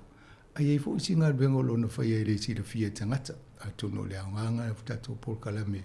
Fa mamla mai si vaenga. Ia fa sol solo tu ale fa pena. Ia atu no pauna vaenga if you el tal nei tai au tele stam ta pule savrin. Ia ta on le malo. Ia futa sila tai on nei tanoanga na.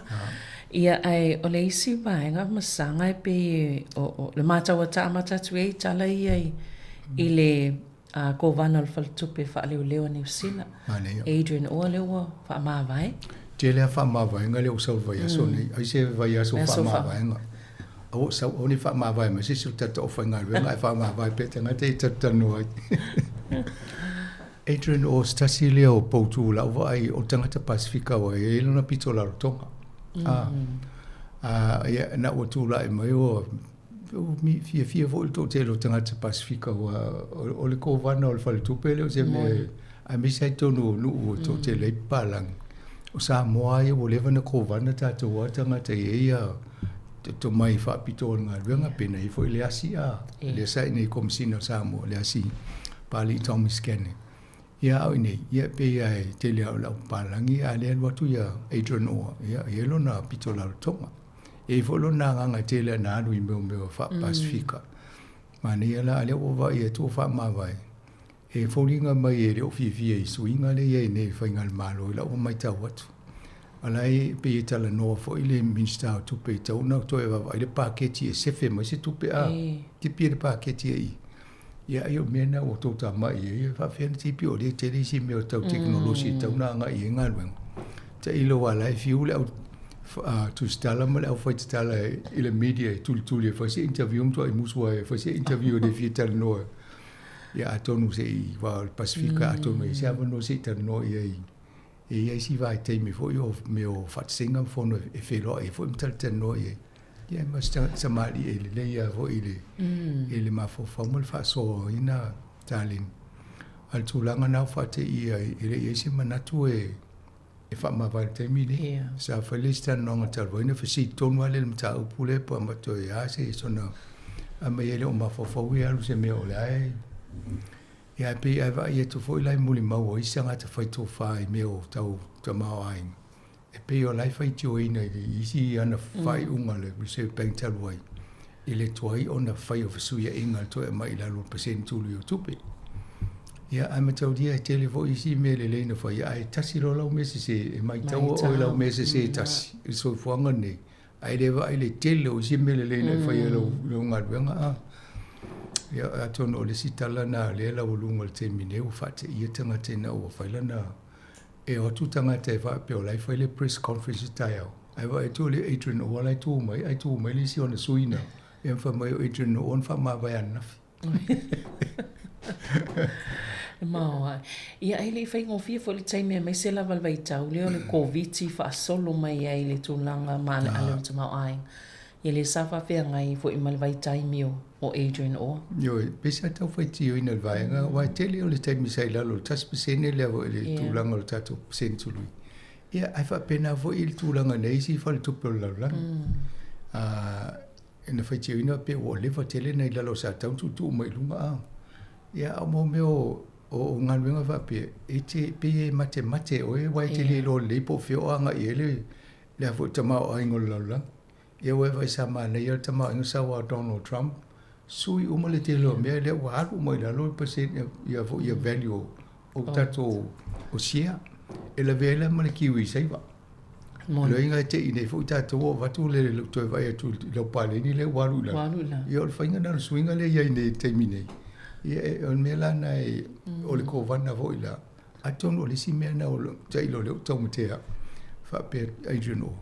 E toi ti ngai na ia o le mele o tupu sa ve umai nei Donald Trump i o le o whare tonu la langi o tamao aing. Ia e ringa whai o umai la lona tua i fole ia wa pe o ia le ia pe o sina tangata le ta o tato tunu le wa. Ne wa fa ma vai. Ia man to fo i o Adrian o ma le fionga i a lo man va le fina wina le fare Marai polis ngole. Marai o FCC le tonu al vaenga le malie wai le lo evasta lo ai amele email e holona le ta tonga lo. Il tanga te lai nga lo le fale malai o tu so le ngonga le fa ngoa la to le fale malai. O le ngaluenga le na tauna moia lo man wao time to Winnie Leap. Ia ma Adrian o. Tu so o Adrian o ia nai o le tangata le tau whaia whamtalanga pia o te mi whono ma le council po o maloi i le whaatupenga o le polo keti lea. O le whale leo wha moe whai mo se whale o motu o le Pasifika i te tono lau mua. E ta ua lato whale o mai whono ai. E whai e lato whaatsinga ma whai e na whono e whotangata Pasifika i tono New Zealand nei. Sa e la le amatanga na whape whai le wā o le wooden building. Le whale lai talani luma o le afo mele fatali pasi ia male va le fale na male Rutherford House fale mo fonga fale fitu e pe fi na ia ile tutto no al pasi mele fatali e pasi ia a fai le o sifi tai le mele nga tai fale o St. Francis Park inga tai fale Wellington ale me tonu ana le mana o sai na fai la tonga la ia o la pe e tau fete nai ia alai va e lango le o Maori ia mo le pulenga nu o Wellington le fai o le fale la le wa e nga foi mo Wellington e fai mo fono lumuna i conferences ma me fa pena me la le o e tu na la fo mai le pepa le e mena e va tu o se fa o punga se proverb e fa o poltal sanga la fai mo tu pe o va pe ele se mele fai e tauna ave le malo sa mo o le malo sa mo le fa ta o le mea o tātou e no whai le vai e leo tala whenga e tō siri mai te au. Awe le kumsina sa mo e siri le malo sa mo po la se la tō siri sila wala e mana as wha punga wha sa mo le tau sanga le tupere. Ia, ai matoria la le fo wha ma vai e roman time roman wa wini leipen. Malona to whinga i le University of Victoria.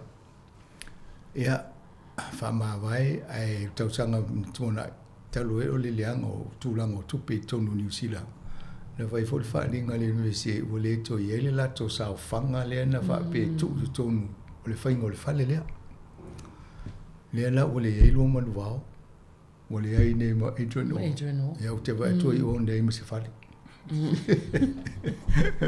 E le se, wanga na i te len tupe motor Pasifika, mai tupe e whai se sao whanga i e whai e.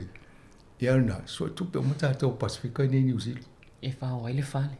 Nei le fufuanga le amtanga vo i ole. O le vo i ngā luenga ia ai.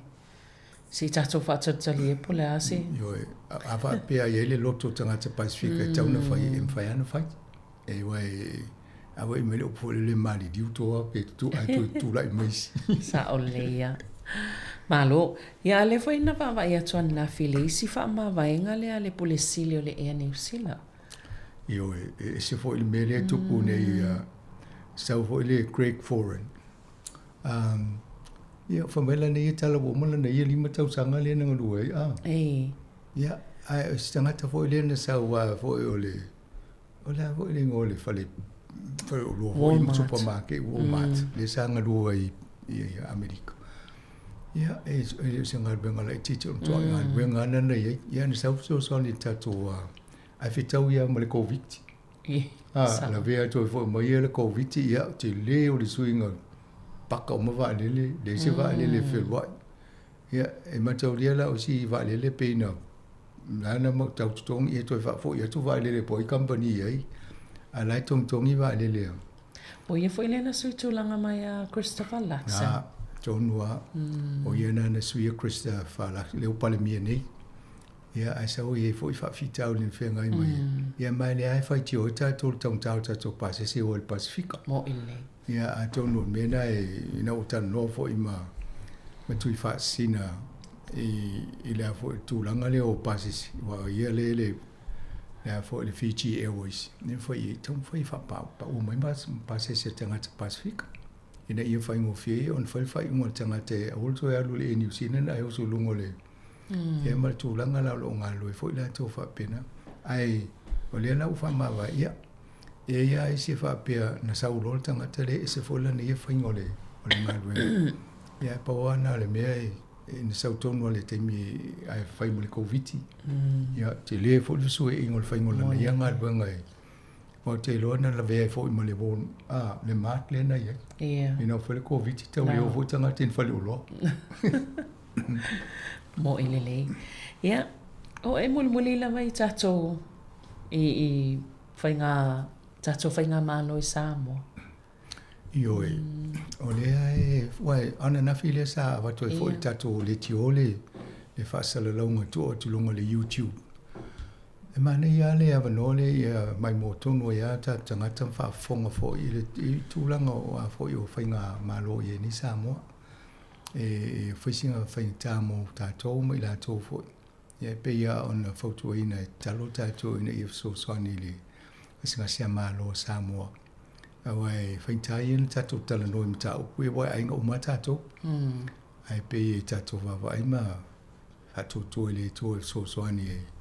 Ina ia mo se tofile mo Samoa ia la e fa nga solo mai ni fo ile so le fo to fa sala lo isi vaenga ai pisa ta mo fai ole la le na tu tono ina ia ave se ia fia me male tofi ia pita ele lava le lango le la fa tu ole fast io la wo ia fa pe le lo la po la tu langa la ia nei wai ole o fast ia ole lo po la tu langa na su ia o va se fia me termine ia pe wana na me mai mo se la to foi pati a tonu tulanga na ia wa le malo lo e uma nei le fono to ato e falon to pe to ato amata ia me por fai unha e o me i le feite mo e tala no ai le la to paketi o te tonu fo I o whainga matau lea o tele le taimi le nā lu whainga o mta upu ia. Lo nea lai le I whaia isi mta upu le malo. Ia alanga o mta upu fo ina he mana o miel pa ki te pāsia e whaia isi ngā luenga ia. Antonu e wa umi fo ila wa ili whaatali a me tauna whaatala noni si mta upu. I wa le ia ai ta o la to ala e whaia le malo e pule ala to le whainga le. Tato talo pia ma tapua. Mai se fo ile au tapua ia mau pia le to vai ma. Ma fa ilo pia le fa alo a ia nei fo vai tau fa pia nei ia tato atuno. Ole ma fo ole ua pe o va solo o fa ma pia na esa no. Pe o vai tau o tuli ma. Mal fa ma vai. Alo va tu pe o fa malo mai fo ie. Va samana ia feel cough. Ai se tala feel cough na fai. O se fuane o si taimi a no fo le lo fale le se metu. Ai alu lo ni fa singa te awa ma o ila tala ia pela mena na mo feel cough. Il fa singa na ro ia o faila na fisidi. Oi ele le tala tangata na fisidi e pe mate tal tonu ia Winston o ia Donald Trump. Po la valon si feel le history. O Peltania ma fainga la ia e pela mena o fa pelova va samania e si se la utala na o fa ele se mena te alu su e fu Donald Trump ia tuli lo fa te lo me feel cough nga dwen e o te lo ele fa ngo fie fo ia va samania e ma sani le me feel cough o le fo ina nga lu e fa ta si aso tuana e wa feel cough sa tai le party sa te le Minister of Foreign Affairs a New Zealand o te lo lai fai ala tala malona malama ilan tala lai fai pia fai na ia pelea. Ia fai lawe. E te alo lo si tofinga fai pia. E taua ona fai fofua o tala langa o oe. O le foldinga fa aia na o le atunu. A fai pia o le komisina o New Zealand. Ia e te fai uma mea e pui i le va aia tangata ia New Zealand. Ia tusa leo wadu fesiri po le ale ya tamai o feel cough la e le talo fa so pito e pe on mena o le fi yo ya Donald Trump ya tulanga nawa o fa sa o Roma ma ese mai male tofi ya e le o tutu sa fo ila ia ma fo o la foi to fa pe tal fe ngai Helen Clark e fa pela ni ma wele ai e le se me ono tu le fo se sia pe a fo na le tala e fo ia le pale mio kanata le na fa e na o faia me yo terrorism mai e muli la le tala le ale vo ile palimio o Kanata I tala I si vo tangata na fai e matua I si al fai unga Donald Trump le fai le faingo me yo si ulungo o terrorist po la fonga I o lo fatau ia la la fitau le fai le palimio Kanata langa le vo ye no fo ia Donald Trump fai o ta o ko vana o Amerika. Ai le ta o pale mio Kanata. Ia na le tau fitau ile. Ia o le mele e le se me na lo telefoni o sila o alu ia feel coffee fa le tala ai mau lan tala. Ia pe o fisiling ia la ta mai o le pale mio o le mi presidente o Amerika. Ia o le tal fia ngai fo. Ale fa no no atu isi pe sa tala fia ngai le fa te ese va vasama na ia pe sa tau na tapa pe se fina ngalo. Po se fatanga nga mai pale mia. Le ai o lai sa o le ia ma te o le mista. E ala na mista o el fatu tuanga o pale mia ia o fai unga fa pe a. O lai fitau I le fo o Winston Pieces fo ele o sta mai mista o matu o le fai o Paul Kiki na te lo le ia ona ia te tau mo le mele tau. E na lule ia le fisilia ia malisi mea ana fa pe o sta ngata o le party le national le ia o tau ala fisilingi o le to se to fa le al palmia ia la o tangata le lipa ia fa ngofia le se me e lo te fo ila le pa I fa te anga le te le ai o te lo la foi pe au ia fo ia Chris Hopkins pe o fa sina mo lungo le tala no fa le tala fe ngai male ia bea ia atonu mo fo le o mo tato uma a fa pe o e te fa ngai venga po fiela o le ala me fa I tono ngai venga ma fa FCC a fe ngai venga me le fa fo fuata to ngai oinga fa talanga langa e fo tia I mai si ngā duenga o lo e iai. Ale fo tau vai atu i o se wole fo i leo o neglect te lau pe tau whaati a mai i male. Vai ngale tai tai whono leo. O vai a fuel coffee. Tele na matana no ma fuel coffee. Aso la i nei Parliament Wellington. E tai lua vai aso ma whai ma interview tai o whapene. E interview ai whai el polkalame nei a. E ale la tu pol me ale va no ko ya neglect. Ia le vo sa tenen whatara no a o iei tonu vai ale pole no o polua. Ia o la e wa avele mau le lafa whaatua le pole no o Wellington e o te tau ona whaasetua ngalo wha. Ave ese mai mana ngalo enga ia vo ia neglect o whaiti o ina o le leanga o le vaenga o ngalo enga ale Wellington Water. Le vaenga le va ia le vai e tātou. Ia bese vo i tupe laive vise nei le satatan no le vai aso te leo o le fesu ia ingo le tau o le tango tāo le whaingo paipa tātou i mo o mama ma mei e tau whale lei. Ia o pe o lai e pule ia Fulton Holton e Hogan.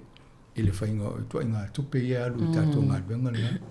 E po le mea nā le sa whaile la tō whaatsinga le aso ngafua. E po le aso le aso nei nana. Nga pia na whono le tai o le afo le fitu. Ia mai wa i po le sa tūlanga e o no o ia. O lai mana o neglect e tia lau whalongolongo atu. O lai mana atu pele awa no se whaawawa o le tau suia ia le. Ia alfa lawe mta o whapene.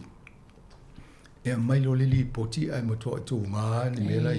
Ia o le mea tau na whaatanga tol whaamawai. Ilo le tuli. Ia lai mana o neglect e tia li ai. Ia ese ai ala o le tangata mana lato. Ia o te ilo se i. Wawai po whianga i. Ia malo se fai sinta malo longa pupu unto e fa wa leo tanoanga sanga fa tai.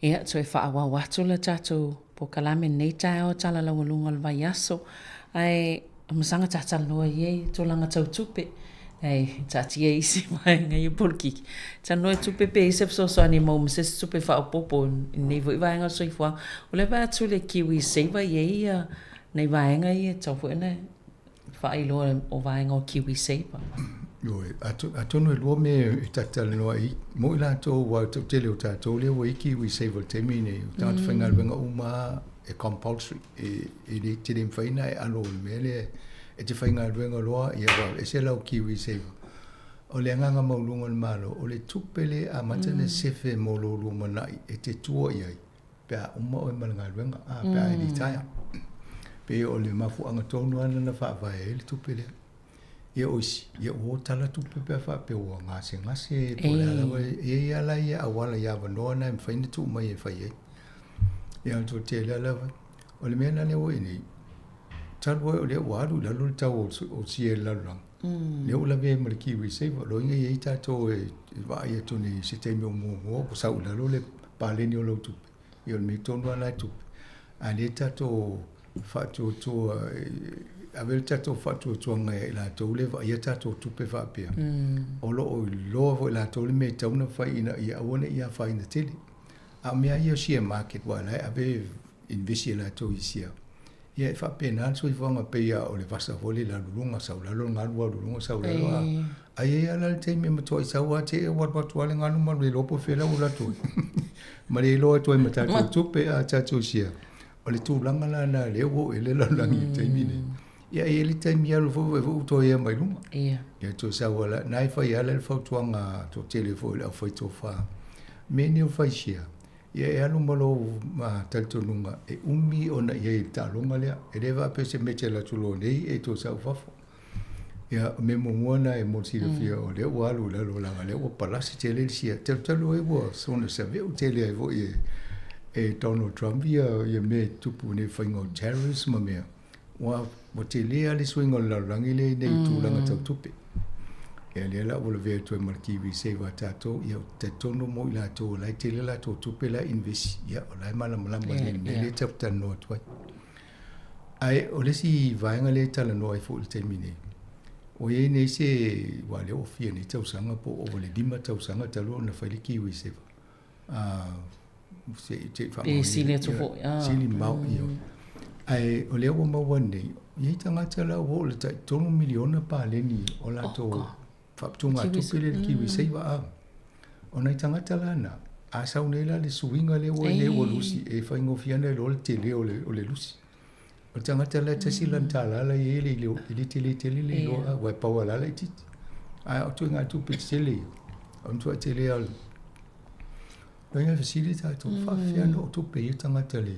Ia mua a whapeo o nei tamaiti university le nei umai le pes futau sanga whaputu ngā tala na tupe. Ia e sa whatever mai tu sai tango sefil tai lima fil ele masina o le mtoa tele na toi ngā tupe. Ai o le toa tele o tangata le ele tel tununga e o whaisina loa o ye tonu i talu mai le amatanga.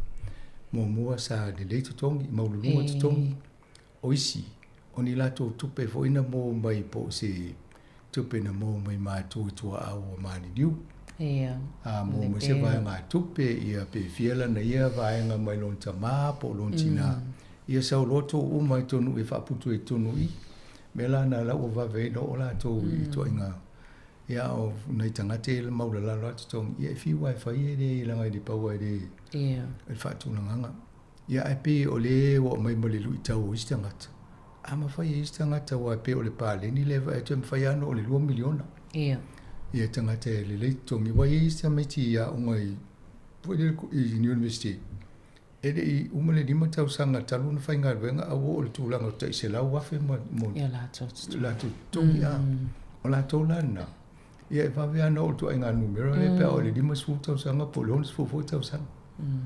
Ia o ne tangata ia e fiwa fai ngā ruenga o na i tutongi maula loa. Ia, ala e tolo apel tolo le pa avo le tuai. E tuai ana mo le telo tupe ia ol po le Ole mea ole mo le soifua malolo ina ia. Wai a tele foi tupe tinga ile ulu pe fa fena fa solo tupe pe ole te me bala awai ole. Ia mene si mea wa a iloa i o tele foi ai tala fu i o le lopo ai fa tanga i ai tala. Na tonu ole ngu ole me foi a uni tala. O nei pisa belo le tele no kiwi se. Ia tūlanga nā. Malo. Las tūlanga o meo foi o bitcoins ma e to inga e se foi na to inga te unga tupe.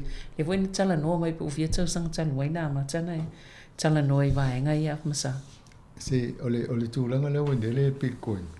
E mani e foi lo wa ia to nei le pepa tala wai. Ole mawalunga i ole tūlanga ole a foi ole value la wai e nei. Moi la tau la le na fai le te unga tupe lea. Ia wawa ai o la wa opa le walu sfurua fe ele le tau le sia e tasi. Ia a tonu leo te mantua i esi tasi fo i alo le atunu usa sautala matala noa. Mamai o ia la whataula na part share i le bitcoin a. No whatu o e si mauti noa e mai. Ia e whataitai e whatu ai lo tupe te wanga wai. Ma tau lia la i taimi le whasolonga mea la amatanga na o whai le bitcoin. E pe e whai pe e whai ma mai whautuanga. Wai lo tupe te wangau ina a e a tangata na ngau wai. E watu tupe e nofo fo isi tangata ma ave. Fo le whangoi au tupe. Ia a lae e isi o lae se whiai. Almena na nao e nele le tau i le vainga lea. O whapea. So toi vini ala le lai titi le mata no po e ala na sia le na tau mo e tau. Ma foi po no si le fiele venu la na sia le ni. E pe hano whanong tu teimina o sa tau whai lau wallet foi le ngol me whai e lunga. Na whai o e. Matai e na whai e. Na tango whai sekti le wallet o no whapea. Whai mai ma wali tupe pea tu e titoni ale lo o vai. Wai lai e sole. No e tasi ale me whaatau e valu se fulu lua afi. Ia wai te bila wa pepe ala la fo me le vai foi mana to me te fea to ia. Ia le isi me ia le o tu ma. La tu poloka me se papa fo le me fa puto ia le me si me ia le o fa pena le vel. Ia tu langa na mo to fi bitcoin. Ia shakila bitcoin pa le ni le o ne o si lunga le tau. Le si le o wa i lo mo fa tau o fo ile fa nga so longo le bitcoin. Eli miti le fa i bitcoins na fa ile amatanga o lona winga. E re ma fai e tō te lola o milionea ma toi whaatau ni mea o moene titi. E pa ole mea o leo e whaatau mo ia share aisi tangata ia loinga aanua te lea lunga pe ia e watu maa e pe 4 miliona e o taatalia la ia ma awe ia. Ia ana ino whanofo tangata malania tupe lea. Ia o ie e testa i pe avo e siake ilo le whaingola oi fofuanga. Po le atonu ale te mi tango i whaamatu ia o ia mea whaapea. Ai mai le tupe whainisi mea taua o ia po le ainga. Ia, ma si teu te wai ma di wala i te ua. Mana ia, pe a whai e whaingofi na mala malama le whaingo ia to inga me. E whaingofi fuina o i tangata wai. Ona o pei o le tekonolosi ale o te leina whaatino ia fo i tu ainga au nanga whaapea. Atono e mani fo luktana noa tui, o le halo le tunu luktana noa tui sa i nei sa onga le Victoria University. Ia na halu le whainga luenga le Ministry of Business Innovation ma le MP. Ia na halu le te mino whainga luenga i Australia. Offer me company Australia le tongi over to mauma se lau ma le awhitongi. Ia ma le pensioni lana ma i maulunga tiri. So lo le fa mai o le te man tuolo tala fa mai te o ne o le se fa ngal wenga te tuolo ma lo ni si ale ofa le lo mai te o titi lo fa mai lo a ma fa ta lo fa e o ne ngalo ya o sa mo ke storage o la le ngano ne me te cyber security ma mena ia le te me fa ma tal tal no ale ma la o le tala no mai te o le na bitcoin ne la no fa tu lo tala le na lu faila na onga lunga online na mo e malana certificate e mala le fainga o le mta upule o le bitcoin aina yela se fono na fai lo wahat na lu le ye e fie mala ma ti di albert na palangi ma tu wata ngate le fono fa tu lo list palani ya o fe na ti alu ye ai ve o lo te sa le fono le bitcoin e mai o sa le fono le ti sa ye ai va e mo tu lunga la ti le fa man la mo la va ngal me tau Bitcoin wa le wela na tu si pasi le e so ngol mta pule a ia me na fa pe al Pacifica le ai me se me na telo ela si le tu lon si le fi na tu le fa la o ngala pala ma e fo ia o ngā lei whaasoa mai vo ile sila fie ia mō tātou māmla mai ia to inga. Nā taunua.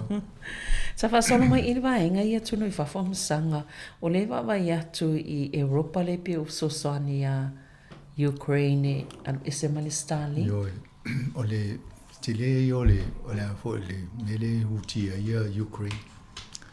Le ai o tātou mō mawina fo ile fono le na fo i Donald Trump ia malana tamale for the fame so upova malo ma tunu ifafu ia male Palestine Ukraine nena faita upu I o ana le se fono tu sa utuli ese male fono male tanonga le fai ia ma failo alwe ma fo faule le e ai mani au cards o le talana na fai ia na so ai male fai to lo le la ata ofi ia so swani America ia Ukraine a o le li o Elon Musk o ia le ona Starlink le vo la vo sa fai mala nei tala ia o le la ta ofi fo il fa nganga le Starlink e o toi ma tau dia o I de tau lo mali internet ia la tunu a tip il tangata e ona le business le mena mo le rope fa fe on tala no to mal la langi ato ia fie manga wenga tau fo le tupe o me uma fa la lango technology le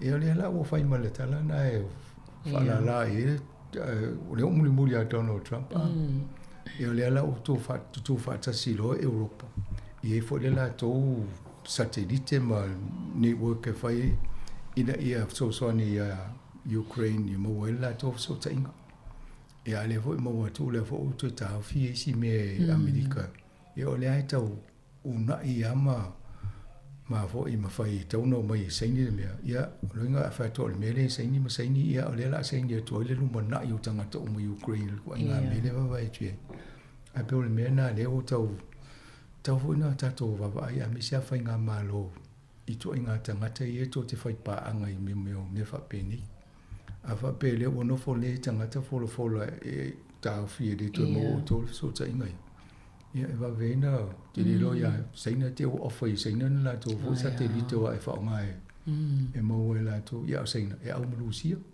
ia le final so ni Ukraine Wala foi se Samuel tai me le fono le choko.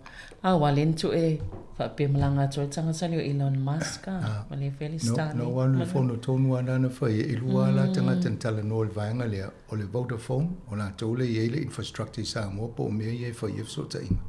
Ma tanga to lua o suina Elon Musk. Na to tala no le Starlink ia la wa lu Starlink sa mo. Pe se la to lima el vai o le masina e lo te fa no mo to la e fa ta o sa mo.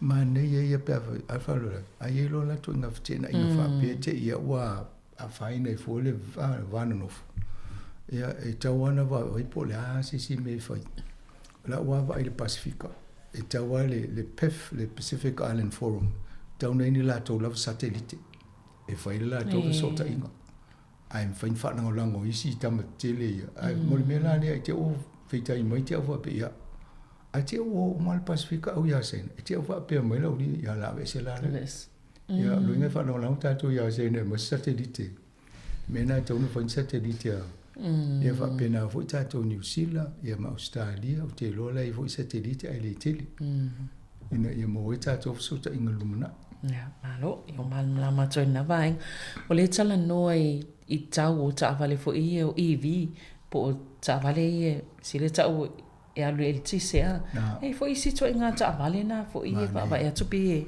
a ma I le la ole sango mo ta vale la ma tanga tata no fo ni so po kala me o amata mai sa pe va ai mo lunga tau ta vale nei nei o vale ni mas fu wafi ta vale fo nei le na fa ele le pala to va nga vo le po kala me e mai le se va nga rebate e pa o le tau pa le fa tau mo sta vale ma le manatu o tu ina o eseita to mal fa mango wa vo yo pensini ma me fa pena ai fa ngale pau o le mariela o sia tunu e ni la to ele tise malo si fa tise mo le vai i pe o tafe me ma pena e o tato e over limas full percent o tato e tise mo mai e fa ma e tise e mo le vai o tato fa tano e au sino ia na le swa ua ma le a o le fa ta va le alu le el tise e mana me swa o mo le el tise a e le ala se ngai de se fenga se me a le tūlanga la le ia. Whai loa seina tā vale ia, te ia o palasi la lo le tau tā vale. O tā vale fo Tesla le, ai fo i tangata le Elon Musk, wa o ia na le tau la mui whaingo tā vale. Na mai an tā vale mausi seina wai tau ngō fiele lei pai seina. I lo i seina pe oi, o pe ma ne fo le whainta tau tā vale wha pea, no fo lo seina wha o tā vale, wha pa ule le tau.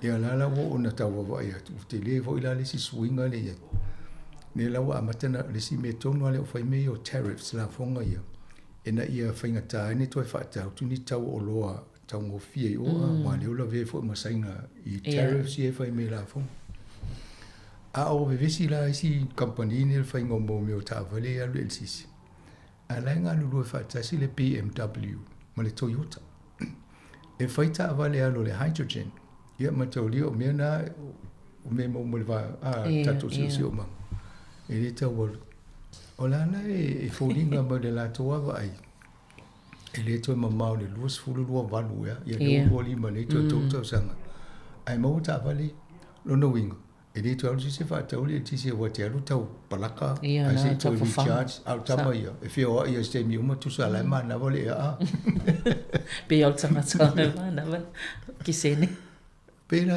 wa pia e mani vo ile to inga mo vai la le vo le climate change pa wale me te o tele vo tanga tala mana panga ya me na uma to vo le mana ya o le ta tau fa ile ia o a fa tu pula ia pele numero tanga soifo e wa le la tele 1 billion ele we ne ya ate us fulu no billion a te le lo pe la vol o kisene mo tanga ta umana ya le la o tu ta vale ya tele ta vale vai tele mo me on tu pu ba e fa ya tu le si me se fede si manga ai tu pu mo se me si voi vai ya on me foi na le ta tu va vai ma wa el ta tu la ya mo ta ya wa le tele to ya na sinturi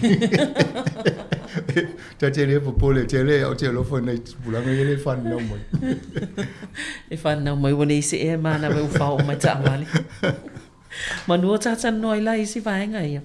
Ta atu ona le ta wa ia o Ukraine ma le ai fa wa wale taua a.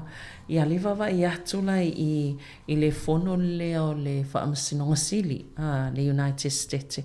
Pio leo la tu te ina ia le fofuanga Donald Trump e ta au fie ia la tu so sani a wina tui.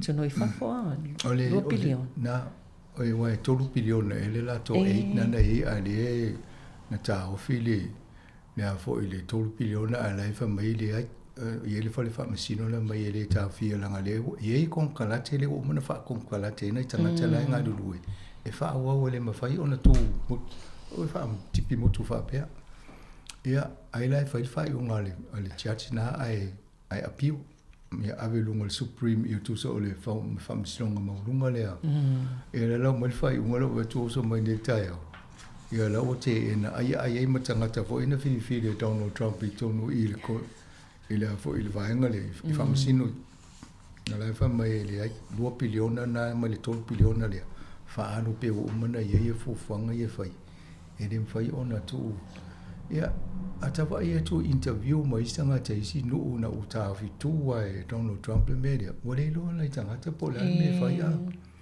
Io ta vale na la o io o kama me so ani no vo I tu o ma tu o si vai ngo o continent la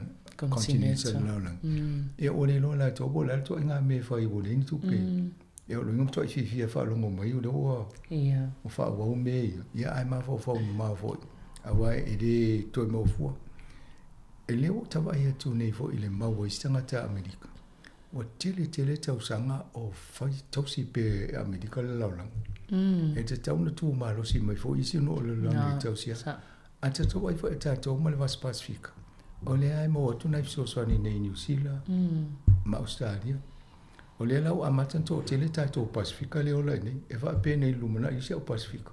La me la tātou i tausi la Pasifika, e wha pēr tātou. Mone le leia. Ia, alfa inga la langi e ngā lulu e wha tasi e pē tau su e le fōlele e wha i maulunga mai sinu pe a sosoni atu le sinu i ala tō. Ia a tipi lo le pol mele wha e tonga Trumpi. Ia na le lo le pol an mele a wha ngai oi umai a sosoni na mo e vaenga e se matunu e se o laulang. E awala mai tupe ia mai Amerika. Ia le fo wai loi le tele ole. Le sao fo ia le United States tele ole o fai mo la langi ngal me pa. Alana mai fo i tele fo i sao o sinu Europa la i fai ngo meni. E de na Amerika le la ia. Ia ato no e a tipi to biliona ia fa pe vole no ia tipi fo ta to tele al suinga le la ia. Sao le talo fai.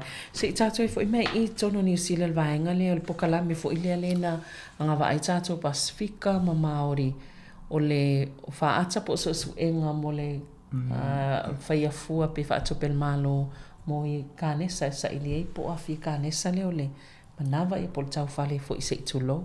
Sa ele fo fangal malo mo tangata uma e se ia Pasifika Maori ina ia mau fua le sa i linga o le vaenga na tōtonga na o tangata. Mai le ono sfuta usanga e o ato le fitfa. A le usau ne le si wha ringa la tō. Oi, o le tūranga na nei, ono sfuta usanga le fitfa e whai e ia free screen tangata uma. Wanga nai la Pasifika Maori e whai e se ala tō na e maulalo le tausanga e amata pe di masfu. E nana e. Ia. Alela usau nele si forsanga al malo le ni. O le to ye le vaenga nana fa pito i Maori in Pasifika. Ale u fai fata si u matanga te New Zealand. Ai amata mai le dima valu tausanga e o le fitu fa. Lona winga o le to amata le onus fu ai dima vat. Ai misi e lola mala o Pasifika ma Maori. Ile vaenga le na ye. Entu e fa pa u mai lalo le dima fu tausanga. Awa le mori mau su e ngale fono mai ia ma mori mau fo i fa momonga la ye. To tele atu tangata Pasifika Maori e mali diu laiti. A o ili ono o ngase la e mau e vaenga lea. Ia o lea lau to tele fo isi o fai tio fa mai. E kwa i le fitau ia fo fangal malo le fai. E le baba ai i mau le wa uma o na fa mau le le fa mau nia. Na le na fai le fai unga na e feso so ni mo na tangata Pasifika ma. E lo noi. O le mau le o mai pere tu so mata to a fiu tia to mal di we pe. Ai de isi me la fa isi i to ai a kusa fa unga na le. Ia, o le pawara lau tala na se fa pe lo. La me fai to Pasifika Maori. Ta ma fa pa le ni exercise fai le me ia weni tatu tinga ina mo tatu mali uva. Wai lo no inga. O le fiu e la fai au la fonga. E tau si umai e si vaenga ni. Ia na maniu le oe le mas benefiti o mo e au la fonga e le fai a. Antono me tono na tatu ma wafau. O si awa pe o le na mali li uli tau tele mai le li mo se furu tau sanga. Lo inga e di itai tau tele ala umali li. Ta. Ia malesi mea wai masan wen fe tato po kalame ia tala noa fo ila li so enga le o le fa ili so enga le fa tala no fo ngol tato le tio. Ia tai mea mai fa mai e tele fo ina pe fo ele o fa nga ina tato tamata. Ia tone o lo ta fa no ia pe mai ni matala ia e vai o le tau ma faila to e fi na o mo tato. Ai amai ava no mo tato ele amana ia isi le fa ngai isi a o to tele atu no so se mea fa pe fa ito tongia so se te mi te alboi o au tato o le na yele fu fanga na ila lo limas fu tuanga idum ia ai amai fo ila me wale na la fo mai te alboi fa ila o jesu so e fiu fa tali le se me to fo ia tu no no winga ele amana ia tatanga tama fa ta wala to le so ni le na mo le la o le to mo ne limas fu tato on sai to mo limas fu van to sang na Australia e fa lima tau sanga la ama tele free screen wa va ina e atiri va ve o tanga te no fu Australia wa te fa mo yanga mo la to lo no fu ni Ia pe o tūlanga na. Ia ai msanga o mana ia tele le tamu fai a Dame Lydia Cole. Ne fo ilava e alualu ai lunga i le o. Solo aina. O mata le tālonga na le vai aso tēn fai mo vai aso le tēni. E mawai. Mawai fo le ona matuala i ne lusu fito sanga. Ai tos fulu na malo i ka lunga siampini fo i. Au tālonga fa pito le PGA ia e lusu fulu tolu e na o i lusu tolu. A lusu fito matua. E vai le telo. Ia ai valu e isi malo na le si emena po le European Air. Yo le Ladies European Tour. Na e valu na malo al LPGA na e lusu tolu.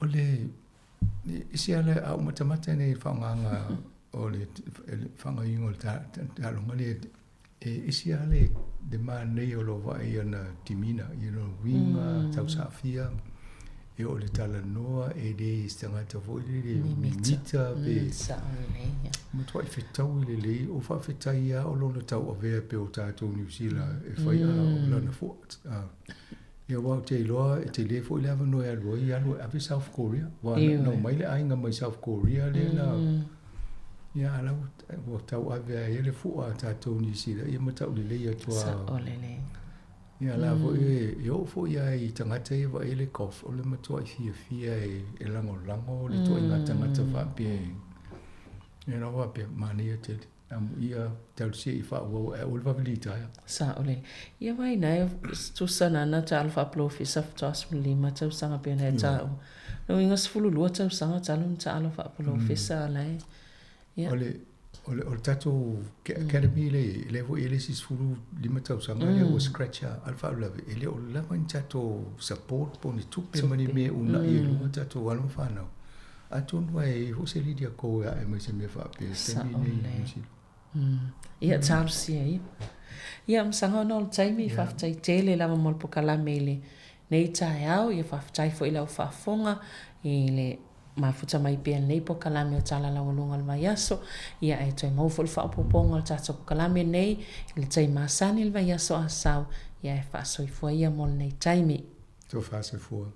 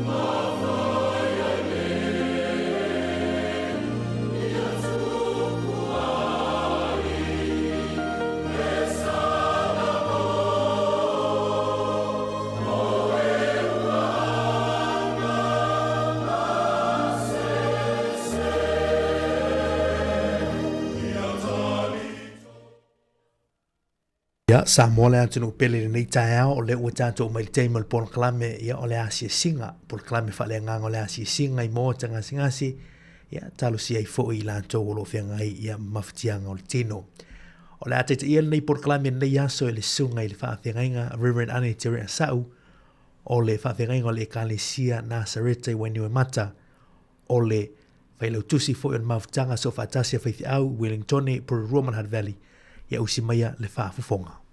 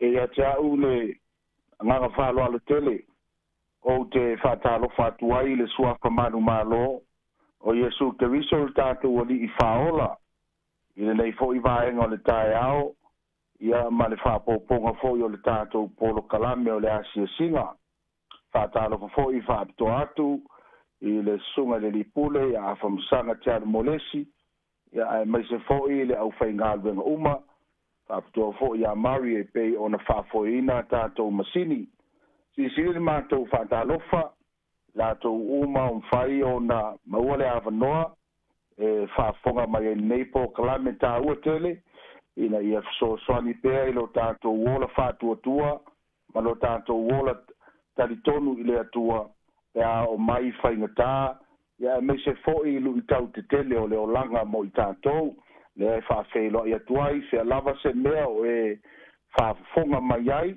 tono fale ia le ngata I leo fale mai po fale fo ia tausi ai tangata matua ia fa pea ona o atu le mana o le upua le atua ia fai ma fa malo si au mo oe ia o whenga iai ia ma mai tina o le tino o le mafau fau ma le anganga si o tātou tāpua I atu I le atua I lona suafa le tama le alo mareanga pa ia na usai ri atu ia Iova ona tali mai ai leo ia te au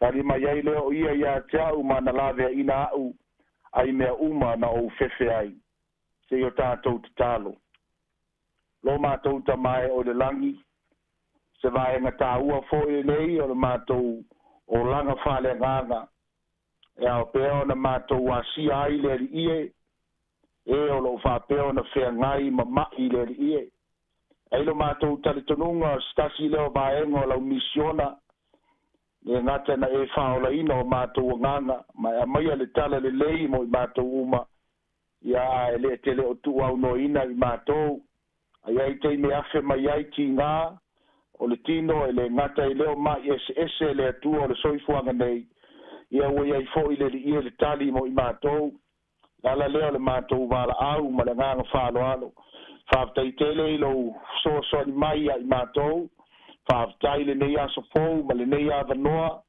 ia o mawhai o na mātou whaso ai le ie lau au whai ngā duenga ina ia longo puia li I pēa le atua lo whina ngalo ma lau tala le lei ia wā le mātou ola whātua ma le ola talitonu ia te oe whaftai le ie o ai o mawhai o na whalolongo le nei tae ao ba lau pēa ia bea le mana le atua o lau upu a walo iai le mana e mawhai o na pai atua I le ie le whaamalo longa ia wha ato atoa ai le ie I vaenga ese lo mātou tamā mātou whāptai fo i le ie ngā ruenga fomai, pe o nā wala mai ai le atua, le o awa lofa i niso teimi, vai la au ese, ia me se tona fitinga le atua, wa tāpena ina le poto ma le tomai le ie, ina ia whāpena tuu ia i la tau, e au wala mai ai le atua o awa lofa ia i mātou, o le tālo lea, whāptai le atua i le aso, nei aso le ie, wa e whāpopo i aso le mātou wola, mātou wa aia le suru mata ngofie, o le la i New Zealand nei, i le laumua nei, ia me se fo na nuu tua oi, o le mātou talo whailonga wa aia ia lo e soifua pea, le mātou wala au lea le ie a fia maia, lo wanganga pa ia, se e wha pa ia mai, wha mamalu mai le mātou tāpua inga, ma le sauninga ua whaia nei, ia wha peona mātou la ngona ai le atua ua fionga, ai mai se le ie le whalongolongo a lau whanau, le mātou taro lea ia fo iatu ia te oe le vi inga le tamā, le alo ma le nganga pa ia, amene, ma amene, se o tātou vivi atu i le atua i lona vi inga.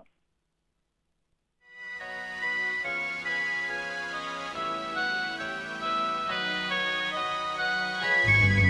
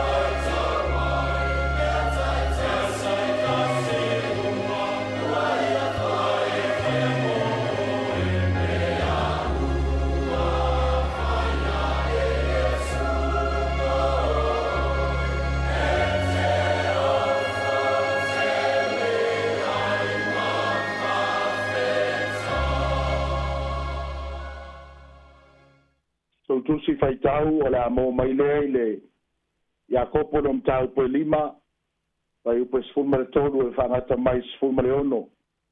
Iakopo no mtau pe lima alo no fai upe sfulma le tolu e whangata mai sfulma le ono. Whafonga mai ia fionga le tātou wali. Ua ti ngā ina ea so outou. I ngā tatalo ia. Ua fia ea se tas.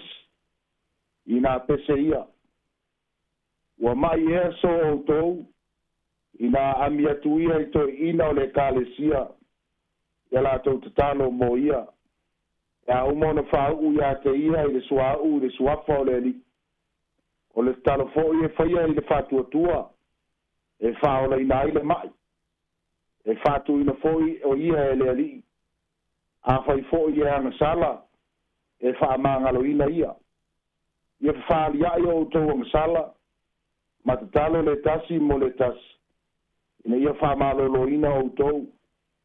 Ua o ngā tele le te talo whātau anau. A le tangata a miotomi. A manuia mai le atua mo le whaitawina o nā fionga pa ia mo i tātou i le nei tai ao.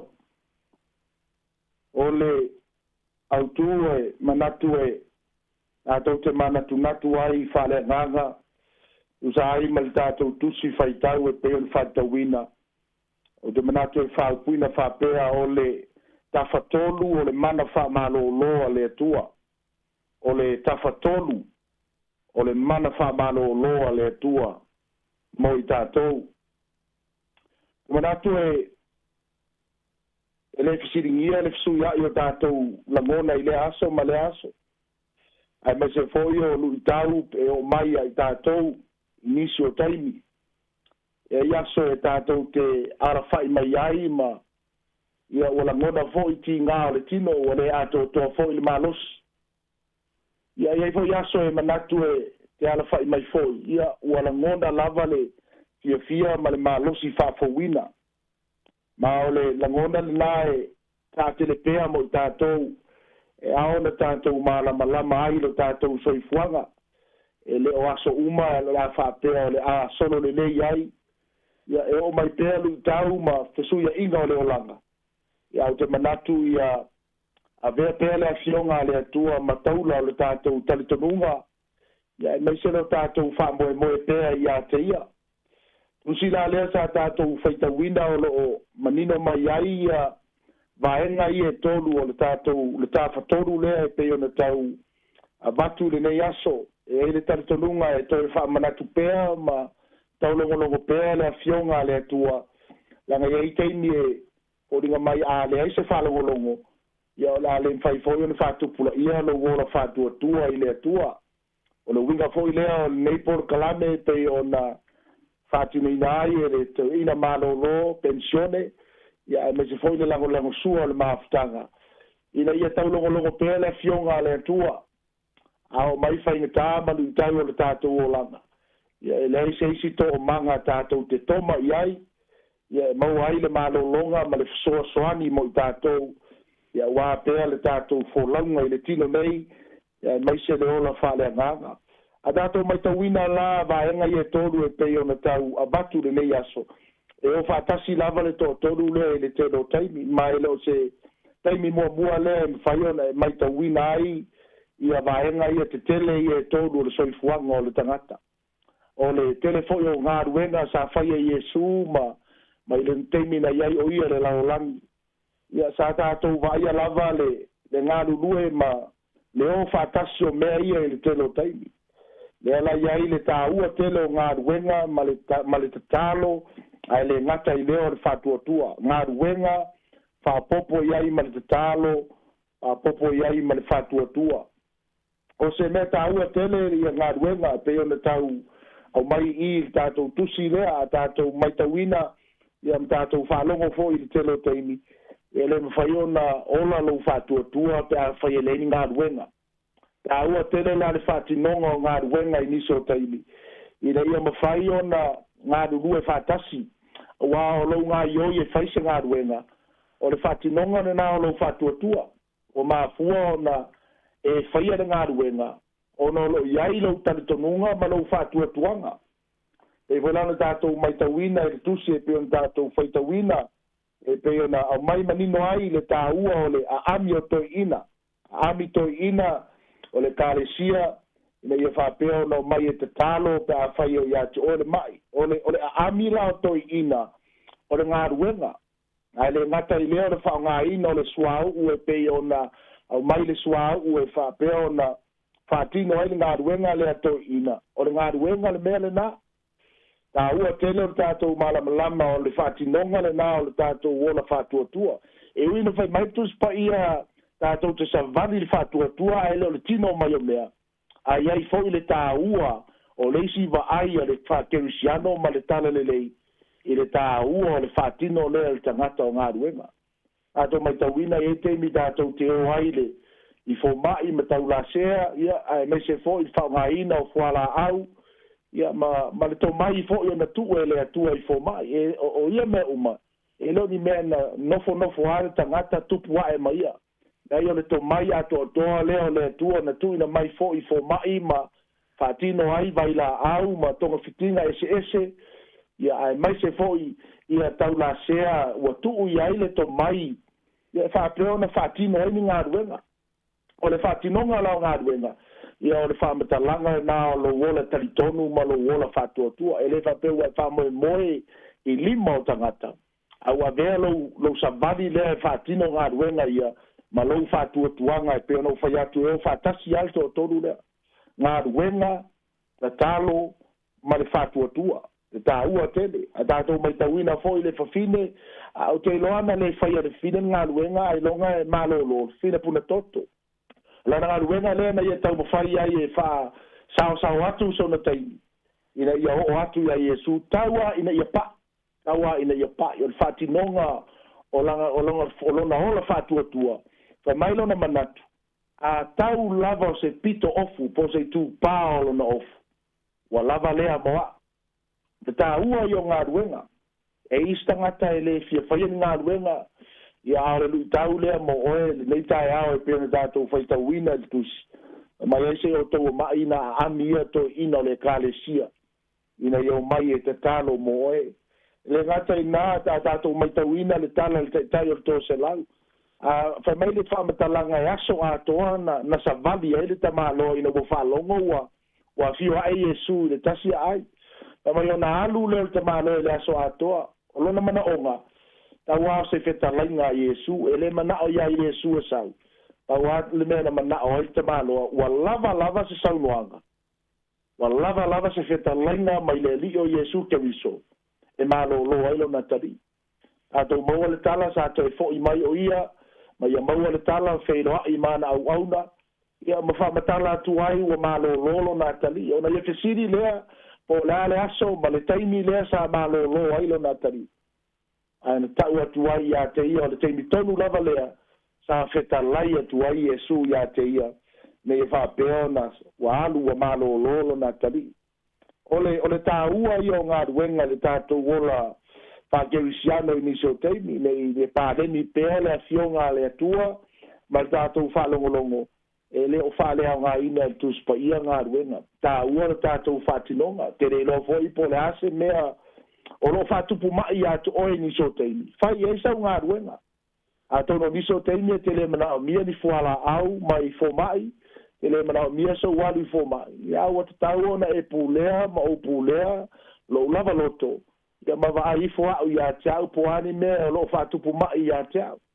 e ni so teimi te le tangata ma mai me o fuala au fasaina ia no mai le te mana o e tatalo atu lo fai fe au ia malo lo ai le tala fe ngai ma le vai ale tua ta to mana tu natu loloto ia o la lava te faia le me te mai ai o lona winga e te tau ona faisa ngā ruenga e me fa tonu mai le tua e te faia a fai mai le tua te fa malo stino na me tato te leo e fatino e le faia ona maua le ato to le malosi o le tangata pe a fai na le nofo tau sami se tulou ai le mafai ona ato tolo malos a fai te le alo fai sa ngā ruenga fai nai fe au nisi nā vaenga e te tau ona pāleni le iai lo tātou soifua. E moni o le atua o lo iai whamalolonga. E na mai fo i le atua iai tātou le nganga e mawhau tonu ai. Tere lao me iniso te me le whaia uma e le atua. E le whaia uma e le atua me uma. E iai le ngā ruenga le tangata e na te whaatino ina. Ma le la sanga e te tau ia te oe, ma au le tangata whaatua tua. La te oe e whaatino. E roa lewa na whai atu le atua ia te oe se me tau ana tuu. O lo whai ma whaatupu mai ia te oe. Ia lo whaapea lava ona e leu stai. A whai lava la e te leu stai. La le mea la mana o mia i oe wha malo longa mai le atua. Pe a whai e te leu stai le mea tau ana tuu. A wae o mai ai mai ia te tātou. Ai le ngata i lea, e le ngata ni whaatino ina ngā ruenga. Ai tātou mai tau ina le tusi whai tau. Sa whaia le te tālo. A ua tele le te tālo e peo na umai i. Le ai sei si tātou wha moe moenga. E i teimi tātou te wa ai atu ai. E whoringa mai ua le ai se wha moe moe. E whoringa mai ua le ai se tali. Ua silina tali i seu fōi fō mai. Ua silina tali i seu fōi le ia fuala au ma mea tātou te tau mo whai ai. E tai ua le ai so tātou wha moe moe. Le ala le tātou me whai. O le tātou te tālo. Tātou te tālo i le atua. Toru wāenga ese nai whai mai ai. E le ngata te tālo le tangata mo ia lava. Ia ai whapea fo a ami to ina mai te tālo. Ai le ngata i lefa mai te tālo le tasi mo le tasi. Lo inga e whaina e te tālo lava oe mo oe. E peo na iai le whai upu nafa mai uatinga aina ea so autou. I nā ta tālo ia. Nono winga te lefa moe moe e tau whai e se whai whi au. Te tau whai e se isi tangata. Wa ia te oe le whatua tua. Wa ia te oe le malosi. E mawhai ona e ta talo i fwai lava oe ia te oe. Ai le ngata i lea.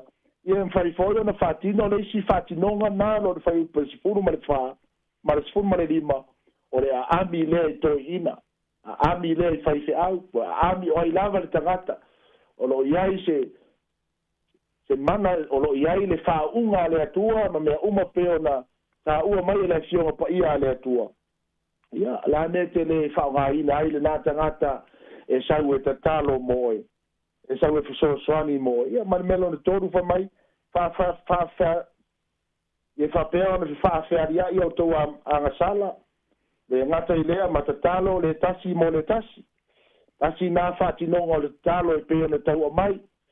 Ia, whaaria tātou anga sala. Tau tino lumo le atua. Ia, whapea na talo la i o le tasi mo le tasi. E voi le teine Penga tā na whātino tangata niso mana onga niso tei. Ia e tantonuinga tangata o lo whāsoa iai o mana onga. Onga e telo tangata e le awane e tantonuinga e telo teibi. A lea ua mai le whātaita inga ma le whāsinonga le tuspa ia. Moi tātou, ia e te tauna tātou whātaita iai ma ave iai le tātou talitonunga. O inae awala mai iai ia le mana o le atua e whāmalolo ia te tātou. E le ngata i lea. Ia nā te talo, e le nā lau ngutu sei tulou, e te talo foi, e whaia i le whātua tua, e mālo lo ai le mai. Mā nei a tele le te talo lea, e whāpeo na tātou whātua tua i le atua, awane i whaia na o se mea na ona, e na ona whāleo mai, ia a iai a toa lo tātou taritonunga, ia i le atua o lo whāpeo na whaiai, o a lava tua i ngā mai, a fai foi wa umba ngā ruenga fo mai ia ua le isi mea te wha moe moe iai nā le tātou whātua tua ma wha moe moe i le atua o ia au mai ai le malosi mo i tātou pēno whai atu o nisio mai e le mo mia ese kuala au e le mo mia ese fo mai a tātou mai tauina wha mai e ma whai ma tupu le mai le angasala e lopo le ase angasala e ma ai fo lava oe ma ai a kia o lo ma fu ai nisio mai e taun tātou whamaulalo i rumo le atua. Tātou wala au matari tonu. O ia lava e te mai ar whamanga longa o tātou. Ia mao o mai ai le whamalo longa mo i tātou. Nā whai mai tāwita le. Alamo na le lau salamo e tausu ma le lua. Mai lau whaalo longo. O na palangia ai leo o wivi i lau whatai o. Whatai o i le aso atoa. Wa sa mamafa. Loa ao i lunga i a tau. I le ao a tō fōi ma le pō. Ua li ua lava lo umalosi li bebela. O le tausanga bebela se la. ona i whaidoa atu ai lea ia te oe la uanga sala, na o fitia fo'i la wani o le tonu, ta au whapea, o te whaari atu ia i ova o sori tu la fono, ona e ave se ai lea le leanga i la uanga sala. Lea usoe, a whai o silinga nisi o teimi, ia fo mai, ma le fofo tau la sea se tulou, a me te le vai ei pe leo se anga sala, e mafuai nisi o mai.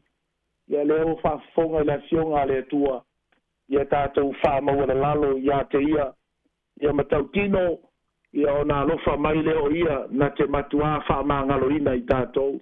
O le whiauru i tauru nā mo i tātou sa moa, le nei vaenga o le tai au, tau na ia vea fōi le sosari atu, ma le longo puia lii, o le fionga le tua, ina ia toi mauai nisi manatu le lei, toi mauai se malosi whafawina mo oe, ia wāl tātou sāwalinga i le tino nei ma le ola whale nganga ai la tātou whai u le tua lona viinga o nau whawina i leo tātou se te tālo.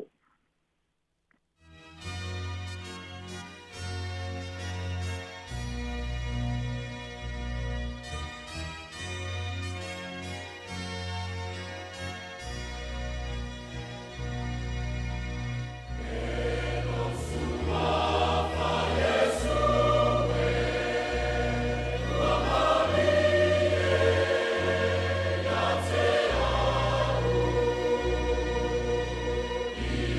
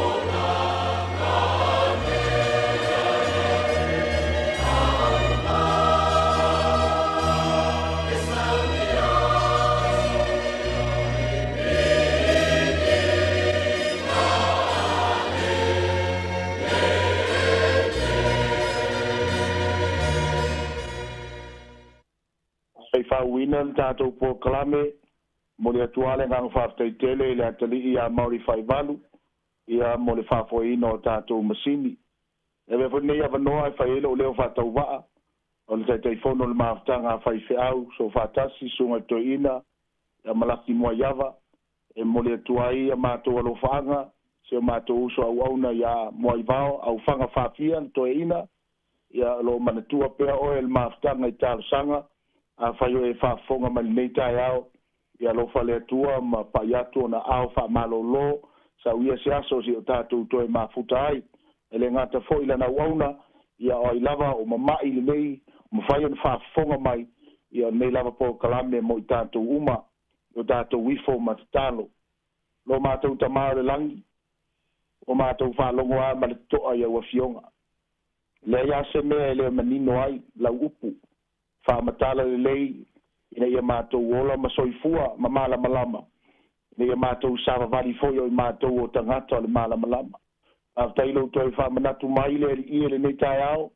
ta whatoru le atua o le mana o lau fio e ao na whatino o le tangata a wala le ia mātou ngā ruenga ai mai se foi le talo whaia le whatua tua whapena o na tūla ia le mai i o malo lo le ia wala yo ao lofa mātou val au o ai lava le ia o whafonga mai le nei tai au a tonu e leo ni mai o le tino ia o mai o mawhauwhaunga vala au pea la ua fio le ia a mai ese le ia o lo whengai malau whanau malu i tau le atua ma ti ngā o le olanga nei le atua mātou vala au e le ia seisi wha moe na o e lava o le atua o le tali o mea uma o mai mai la te mātou o no le anga sala i miso taimi o mai lu tau le ia o no le anga sala le lua i tangata ai mātou te iloa na mātou toe wha mawalalo toe fo iatu i atu oe e iai se le leinga malau o fio ma mātou talitonu ato atoa wa nao lau o fio le ia au wala mai ai le mana wha malolo mo i mātou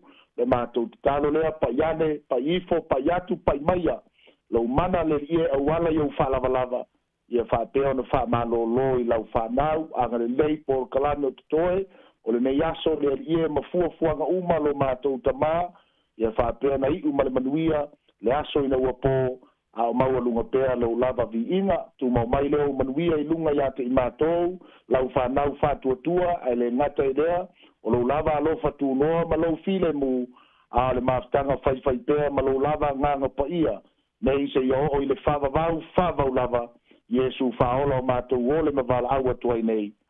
Amene, ma amene.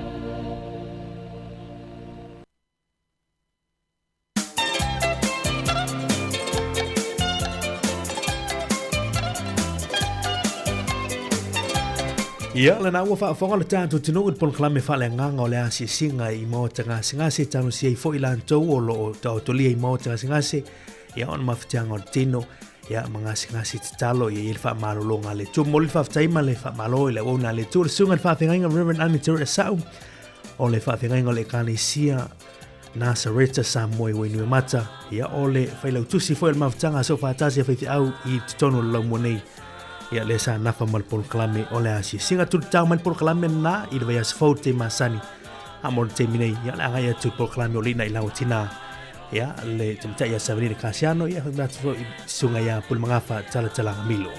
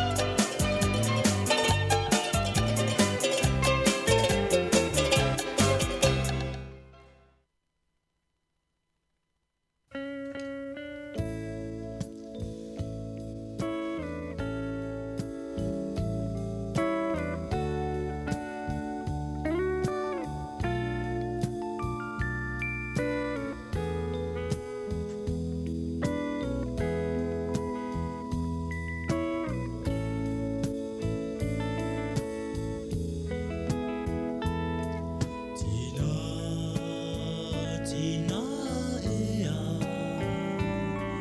o ela mona mai ita tafia fo'i atu i le ainga tale lava le whainga tā ua o se sala se pangota le whiawa ai atu i o wholinga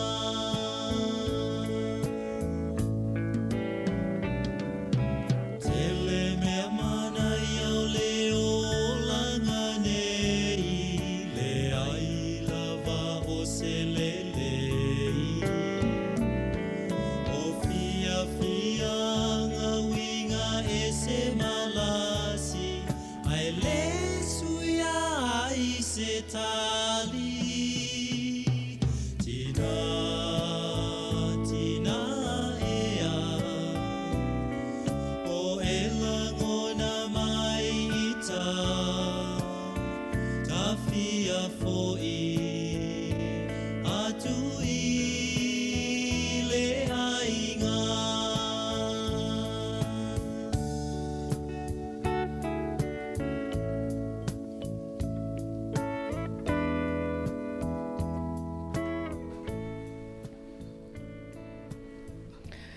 Tui whaatalo whātu i nei tai au, ma lo lava le soifua ia tau umalava o lo mawhai an whaafonga mai i le tautua masani le si ufonga le lau mua. O le polkalame le nei o le ina i laua tina mata mai tai, pe lawa na sila fia o tai au as wharai le ta itasi leu whaanga solo ai la tātou polkalame le nei o le ina i laua tina mata mai tai. Ma wai fo ila sa tātou ma lo pe o nau tau sila mai ai, la whaatano atu nei vaenga o polkalame le nei o le ina i lau.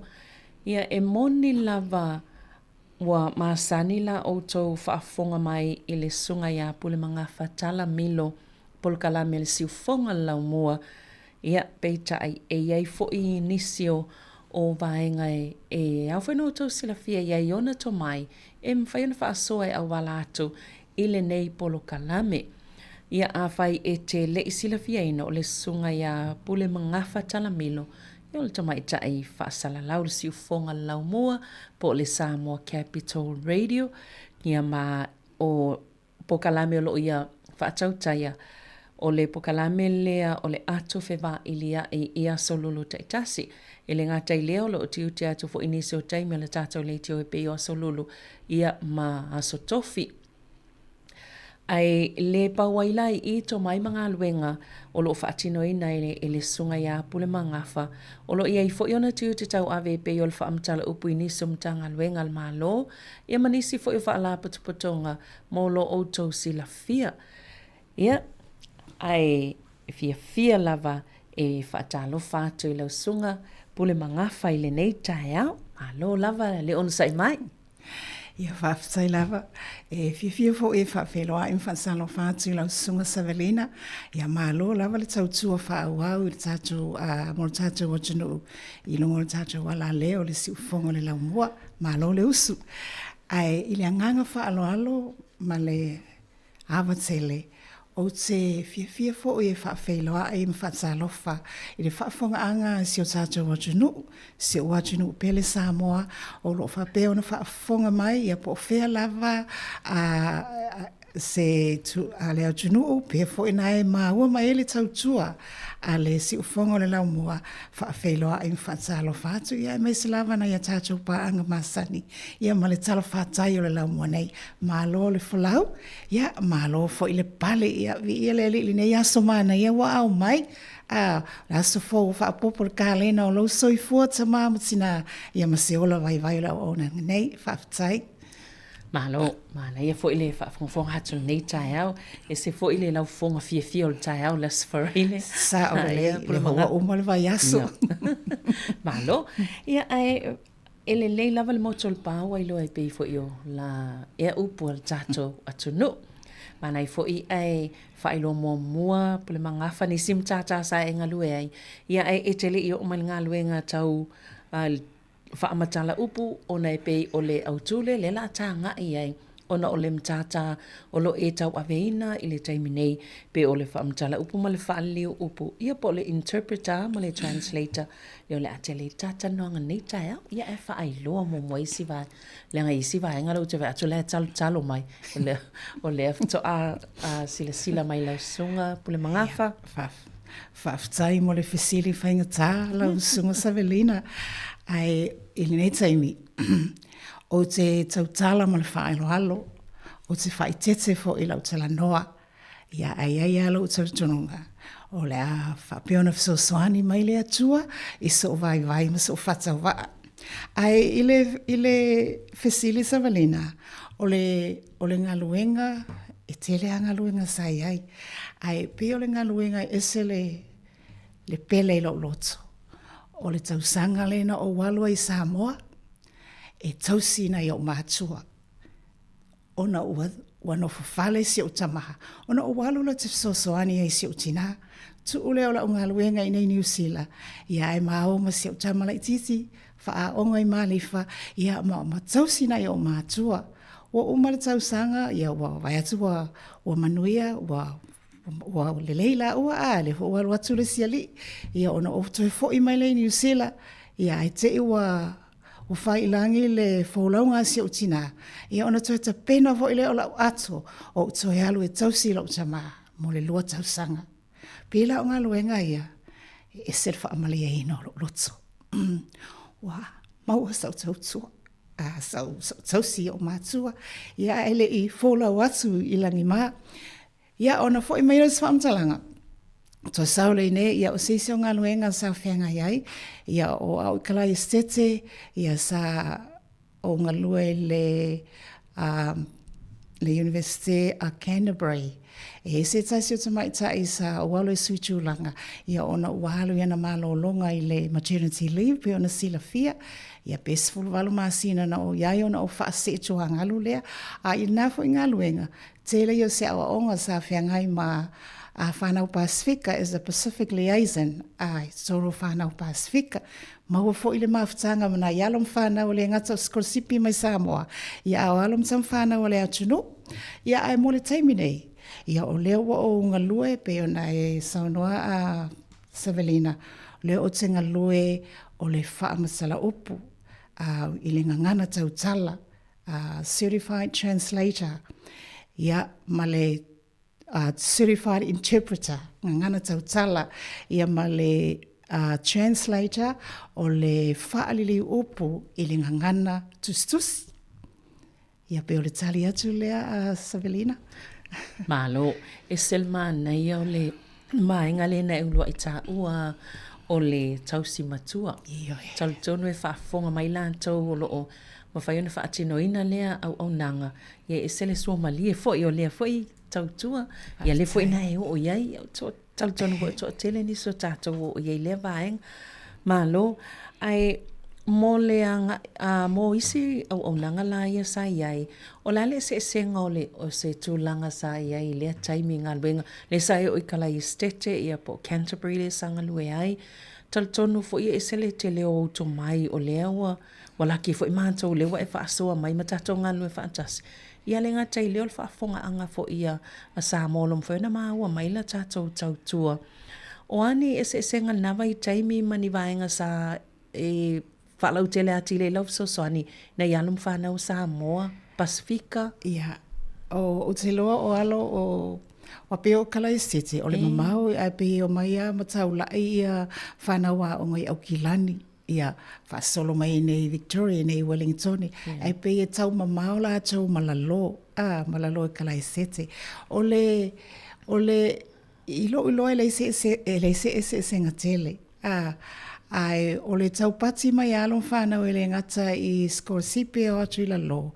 Ia o nai whanau ia o mai sao a le tutongi e a inga ia o la tau pili. Ia no atu fo le ila lo, ma futa ila lo. Ia pela o le porkalame ia le Universite a Tameti Pasifika o le whaamasani. Whaamasani tala noa. ia me se lawa whaamasani i le ea, i le malulua kala estete, ia ma whaamasani o le whatoa ai atu i tatonu, o le whaiwa o te lele e senga le ala asanga wo o iai, ia ma le whasosoani lava ia lato mata upu, ele o uswaya onga, ele o uswaya onga whaamalulua tuai, e pe o le mātonga luenga o le talatala noa iai, matau iai, vaenga ese e o iai mo lato whasosoani. Ia ma make sure o lai whai ala tu, o lai up to date ia lako assessment ma mea onga, so langa whapena. Malo. Ia, whaftai.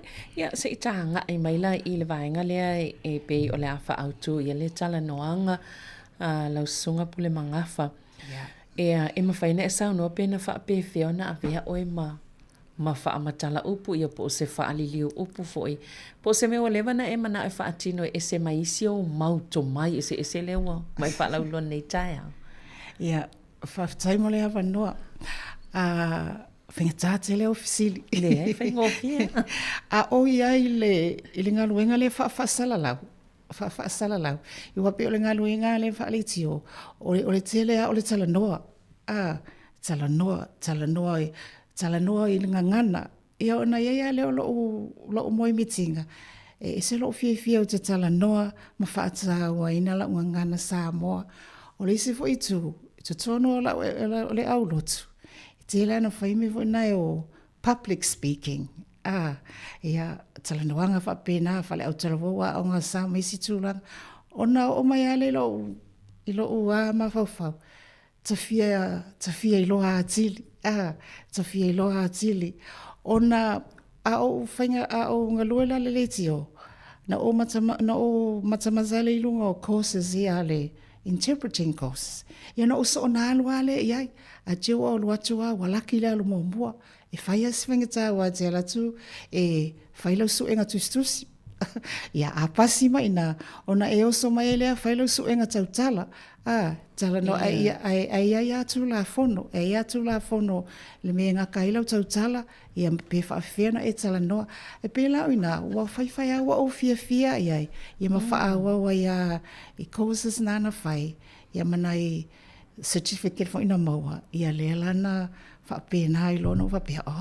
Le lala o aloi e sue lala o ngaluenga wa le wa nei fast pepa e faaliari o le tali atu lea a Savelina. Mana ia. O wa o le isi vaenga ele o sila fia fo i le malo lau whaafonga. O na le tele i ta wala matanga le tele o isi mai se o le iti o fo isa e tautuai wa le sa e Samoa fo i tautuai isi le iti o. O le lava. Ile amatanga mai o la o i lunga la le tio whasalalau. Sa au amata mai lawa le Access Radio i Hamiltone. Ia, tasi le tula, lua i tula, i mata upuane i mo tupulanga o aonga, social issues, ia ma le lana na mai ai ma se tasi au to ina matua o le no asiata wa whai langilana fo longa. O ina lana amata mai ai, o malo lea piki mai au kilani le tio au kilani i ona taatia i leo le Access Radio i sito ina o asiata ia o wanga i au kilani i le tio au kilani pela una pe tele audience e national o ia pela una na faalau tele ai ia ma o mai loa ma le afionga ia ma pusua leo le pule o le Talofa Radio i Samoa. A leo whetau ila o alu i Samoa e aina i o mātua. Ia ma whai mai rama tō ina. Ai alatu i Samoa lau ngaluenga le tiwa. Ai mana tua foi. Se i tulolu whaafonga anga le atunu. E le o le autu le na o alu i Samoa o te alu e wa ailo ta mamalo tina. Ia ai te ua mau ai ma le awa noa lea. Ia le lana o alu e lole i Samoa, ia tausisi o whaile la me tausami ta ia leino o ia full time, ia whai au pule lo whale ali i laua whaasolonga ina manuia la ua. Ia mantua la so atoa, ia paua whale la me tausami ta iao, ia le huli, ia le fiafi, o whapelo lea. Ia le ufeo lole e lala o le tuli sa tolu pe whai tu la le tio. Ia le lana laina o whaingaloenga ina i le radio lea, Polynesian Radio, le Talofa Radio Samoa, mo le nātau sanga atoa, ai le whapela o te alu i le aso atoa, te alu wha part-time, ia wa e whaile me tau sa me tau ina ma lo matua tai au, e no walu le se fulu le tasi, i ma tu la me tau sa me mo umana ma ai le pusa esa o fo i mai ia, sa lo tau si la ua e o le po. Mana ia. Pe pe o isi vai ngale mafuanga fo nal fa fesili vai ona le fa fonga le tunu o le sai le tio sai ngalu ai.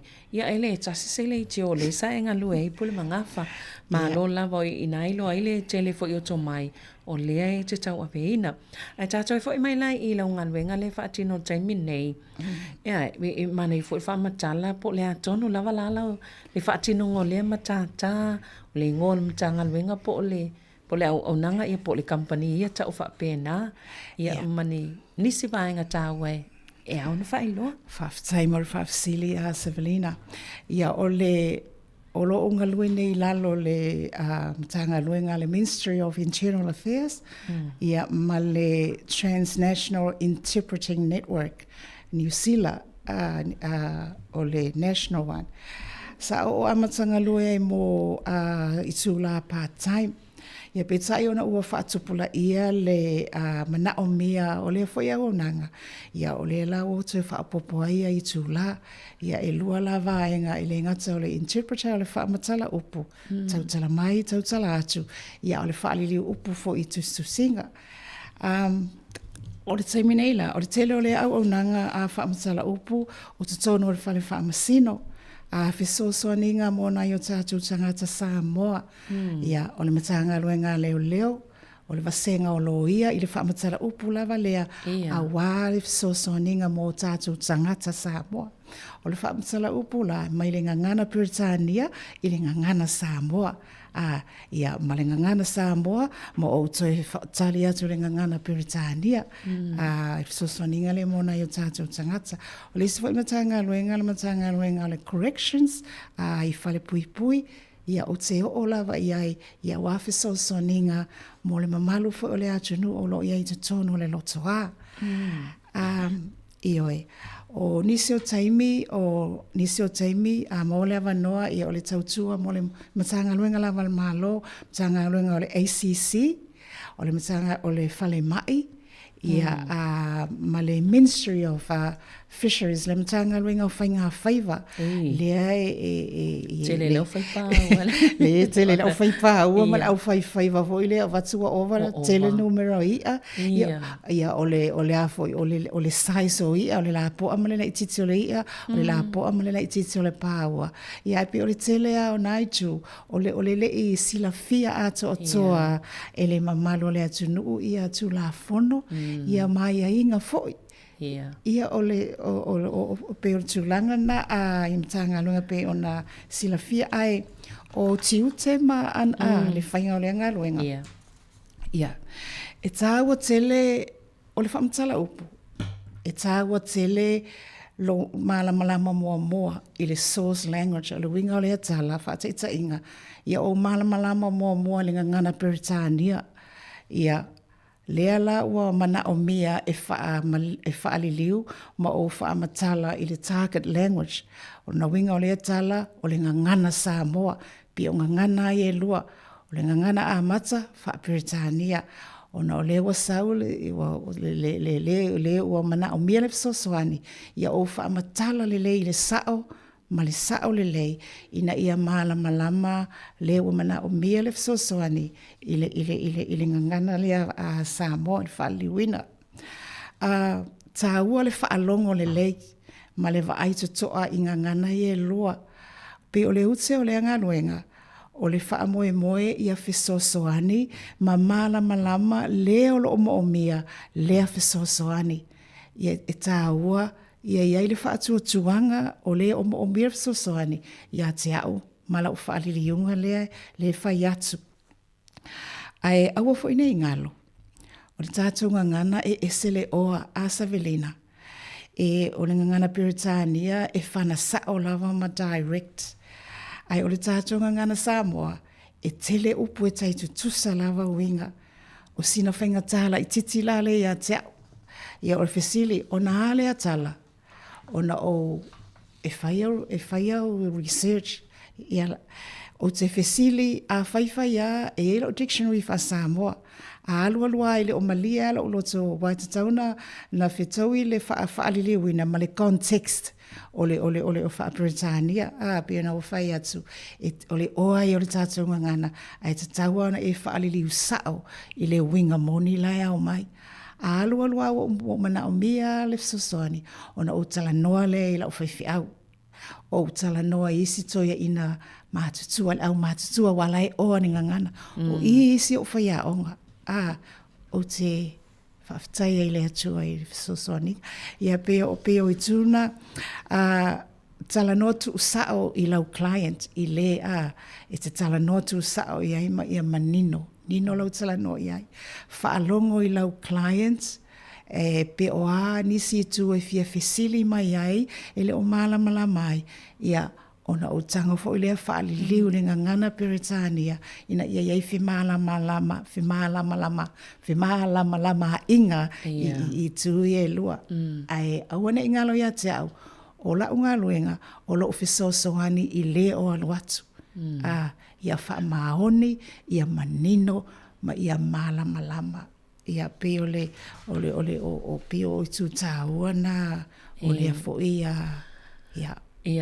o whaftai lava pul mangafa mana i vainga o taua ona o le taua upu e lo le interpreter ma le translator o lala e se senga o le whaatinonga o nanga po ngā luenga ia le lei o le ese senga o ngā luenga i e lua whateta inga le la o walu falfa masino le la o walu tono falfa masino e mo mua atu ile waiva ai mo le lo ia i fafo mai ele i ulu tono falfa masino o na latu le o le wa mo le ia wana na matotala no to tolu lo le male lo ia o i la le te fesili ai o la le se senga interpret tala no mai tala no atu.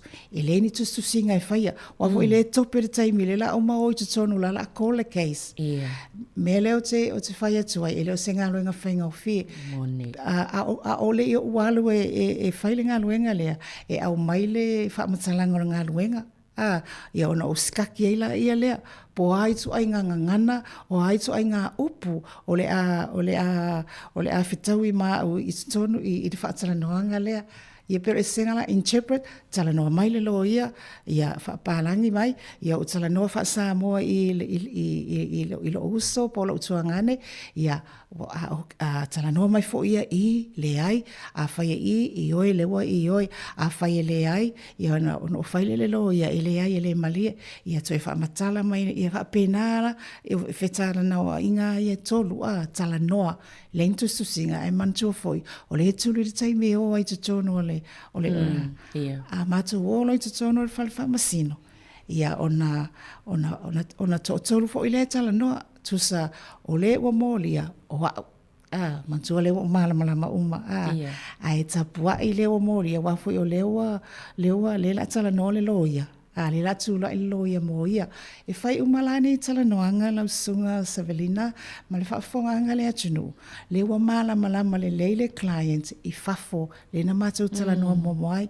le la le a malo lola tapua i le client ai tula i le loia mo ia nga i whaamasino a le nga loe ngā tala e fai e whaalongolongo le tala ma wa ai tuto o le whaamasino po o a whaamatalanga i e fai wafo i la lea le la le tala noa le o molia ai o le la tala noa tu sa o la le molia yes na wa mai wa man so foi au tone tu la loia a sau la fesili o sau i ia ona tala noa mai le loia ia tia i le Britania ia ona o liu lo le i le toi whaamatala ia i whaasamoa ia po malam lewa ia e loa mai alo na ulu ia o whatu ia o tala noa whea yes sir I do understand ia a whapea mai ia lewa molia le hai e ese ta hua tila le itu lea wa e isi taimi wa ta tope mai lava e ta hua ila i le ngā luenga whaamtala upu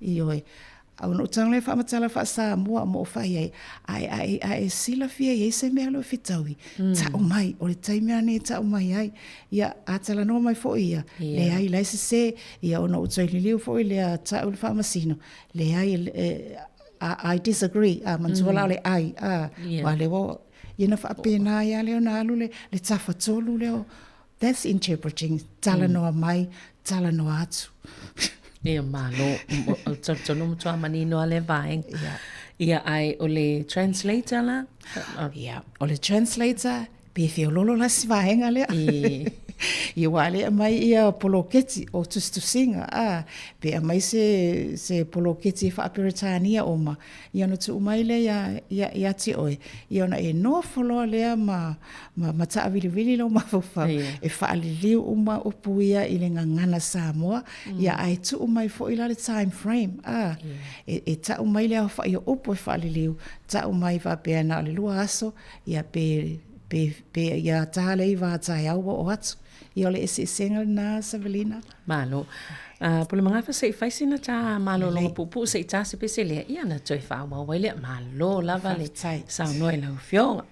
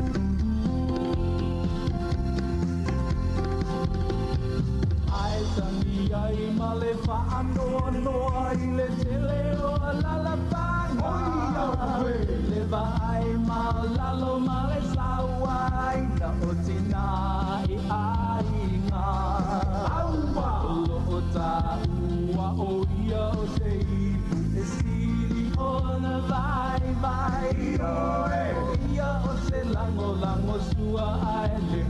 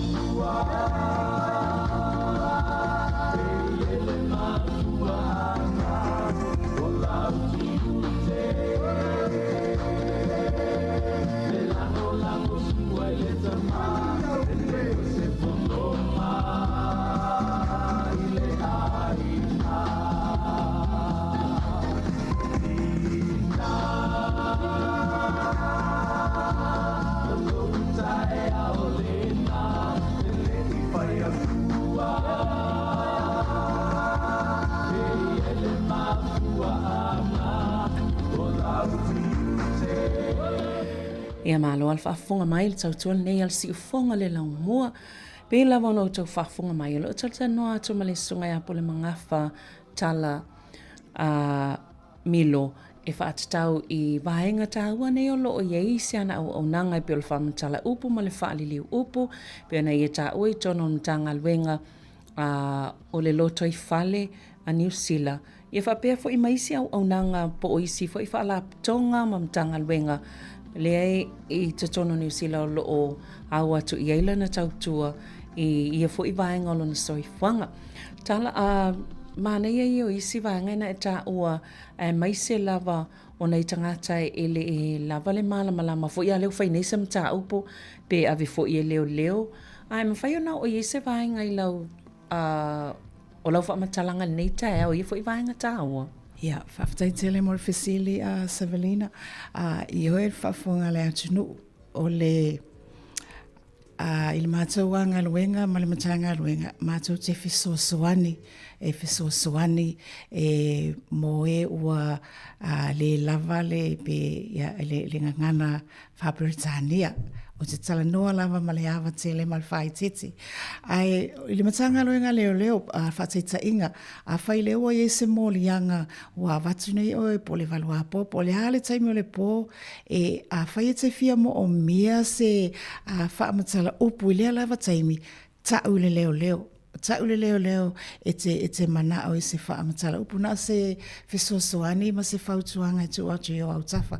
Wa foila, wa e tua patatua o le tūlanga lea, o le la watu nei le wa mō lia, o na whaila wa leo su e ngā leo, whai malau statement, whai malau whaamatalanga, a o lea e te leo malama e mo ia lai e situ, i ona e saini ai lea, ave lo leo o ile ave o mō lianga i le whaamasi i le court, la tulua tala noa i le loia o ila le whato au loa ina ai e sa mana o mia se whaamatala upu i le taimi mua lea le wato e leo ia ona o whai atu i le whaluloia le ai e se whaamatala upu wafo i la le wa mai nei le wa sau ale loia ma le whaamatalanga o le mōlianga o whai atu loi le o mōlia ia leo fama ai saula na tali le ai le mele na tupu le ale me wa ia le wa umana saini ala na statement so ole pela le au nga ole ai fautu atu ai na lapta inga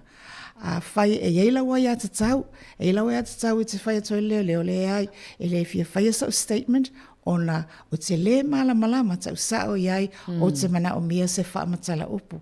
Ia e iai whaamatala upu on call a po lea 24/7 i ona vili mai lea i le telefoni i ala na fo e isi taimi e te alu atua e ala turu whaamatala upu le ofisa o leo pe a whai o se molianga tu ngā ia pewa o peu fatolo e pe fa na talo fa vea o i fa valua po i ofisa le ai ole nature le ngaluenga so e mana o mia au e te no foai ele ai fo i se totongi ole famtala ole e se le totongi el famtala upu o lalo o le malo e totongi e famtala upu e acha o le si fo i tu e tu la fono a Savelina e tu la fono e malu pui ai le o molia ma malu pui ai mātou ne lau whaamtala up a whai ai sila fia le a whai te alatu au te iloa o te iloa ina oe o te māsani a te oe e ilawa ia tatau e te whaapea mai ai le ai langali e te māsani ia e te ena e ila oe ia tatau ai a whaapea e te confirm o e mana o lava e le a whaina ia ona o whaawa wina leo ngā luenga ai petai o mea umatala noa, o tūlanga umatala noa confidentiality, o tūlanga umatala noa i te tonu o le ofisa o leo, te tonu o le ofisa o loia, te tonu o le ofisa o whaamasinonga, e ngata i o, e malu pui alo ta maalianga, malawa i ata tau, e le mawhainona uringa lau tala, e le mawhainona usau olu tala, le ai, langa e turia iau, i maawe iau lumo le whaamasinonga, so e tu la fono whapena i oi, le meta ua, if you need a interpreter, a whaite mo o mea, lea au nanga lea, wha mole fesili. O ai lau te fesili tangata whapeo leo, O te fisili leo po wai lava. E sao le lava. A whai o leo o le lua tala noanga ma leo, whai le leo. Wha mole te mana o mias se wha matala upu. La fo ilo leo la ile lisi o na vili leo. Ai afa pe whai mai leo e le ai. Ona e whai le ai. Ia le ai wha fitai. A e lo wai ata tau e te ena ai. Ona e mana o mia wa leo la atusia ia le malama. Watu i o le falfa masino. Ia wati le ni ngefu. O a fianga na malo alo. Malo, mana ia tele o vaenga ia wa e ta wef sosani mai mo na yo tātou tangata. Pe o tāu fo nao nei po kalame le ina ina o tinama ta mai tai. O le eisi to mai sianga wa aia. I ta on sila fia lau whaafonga. Ia mam amo mia le sosani a lea e iai mo na yo tātou tangata. O le isi vaenga le wai pe o lau sunga pule mga whama malawana o tato o whainga luenga le e ngā lulu e to e ngā luenga whainga tā whaapea. Ai o le whaafesili e mawhain whaamtala upo sa stangata wa leilana lana ngana tau tala mo ngana umai e lua. Mana i fasili, mana i te fasili. Ioi, a whai e le leilau wha Samoa, ma le leilau lau wha Britannia. Ia mana ia tele pe o pure criteria na le mo mua mana amia ia ona e vili lo le interpreting services ona e failo le ia le te fia tautua ai lala te fia loa atili ia ona avatu ero pe o mai ono masina lau ko se avatu e fai ina ia pe ona o fai atu e se alo loa le o longa ngana ai e tu la fono e fo ina le pui ina fai lo su enga tus ya ele su enga fainga ta ile level 1 le e te pasia lo ina ia wa e o tlo ele su langa ile e o malona su e mala ngana tau tala pe la le tala no mai tala no atu tala no mai fa Britannia ia va ve ala fa Samoa ia toi uma tala no fa Samoa mai ia kopea ko la fa Britannia ia a failo o mali le vainga le fa su enga wa le leiti mo mana ia e alulo e alulo te fa mtala upu ai e fua tula le level nai te ai te amata to va pena o lo le si julanga na certified ia mai o to ai lunga federal le o vai Donald Trump le ai lau te le o la i julanga na ai o te lele avanoa e mawhai o na avea o e ma famsala upu ai ile si foi tulanga pe a fa pe wo su ya wole maua sis alo wa urgent le ya manjuala le vili mai lole ya wa fiu ai so ai a fai o le o te loa la ye se tangata e wa le ya ile tulanga le e ma faina o tanga o suggest ai le ai Savelina le ai Sina le ai Mose ia no tanga fola e fai mo se masina fa ai me ia le me i me fai ngo fie pela le aveta avale au mau le awala e ona ia ele ia ni met tele na la tsa fa ia la me e ona yo fesa e ia pe una i me la itina amata tuai ia ma ia ioi e ma fai tele me fai ia malo tu sa o vainga taua le o te maua mai i lau folsanga nei tai au o le tu e anga i e tatu tangata pe amo mia sef sosani i le tu langa le olfa amtala opo fo ile pe amo mia o to ia i fai le anga luenga ai malesi vaenga mo nisi e fia fai fo ile anga luenga a le ua mo mai a te oe ia tu langa po fea anga iai ia o le afo le me te tauna po o anga waa i le fo inga luenga pe o vaenga taua na le ufano longa tuai i lau polasanga malau tala noa pule mga whanei tae au malo lava. Haftai. O ani si vaenga fo ile e te fifa iloa atili ile lava tautua o tau whaia. No nga so se taimia e tatawana wala awa tuai e tatawana e alu. Malo haftai mol fisili. O le au nanga lea e tolu tu a inga vaenga e iai whai ona whailunga le telefoni. E vili mari telefoni.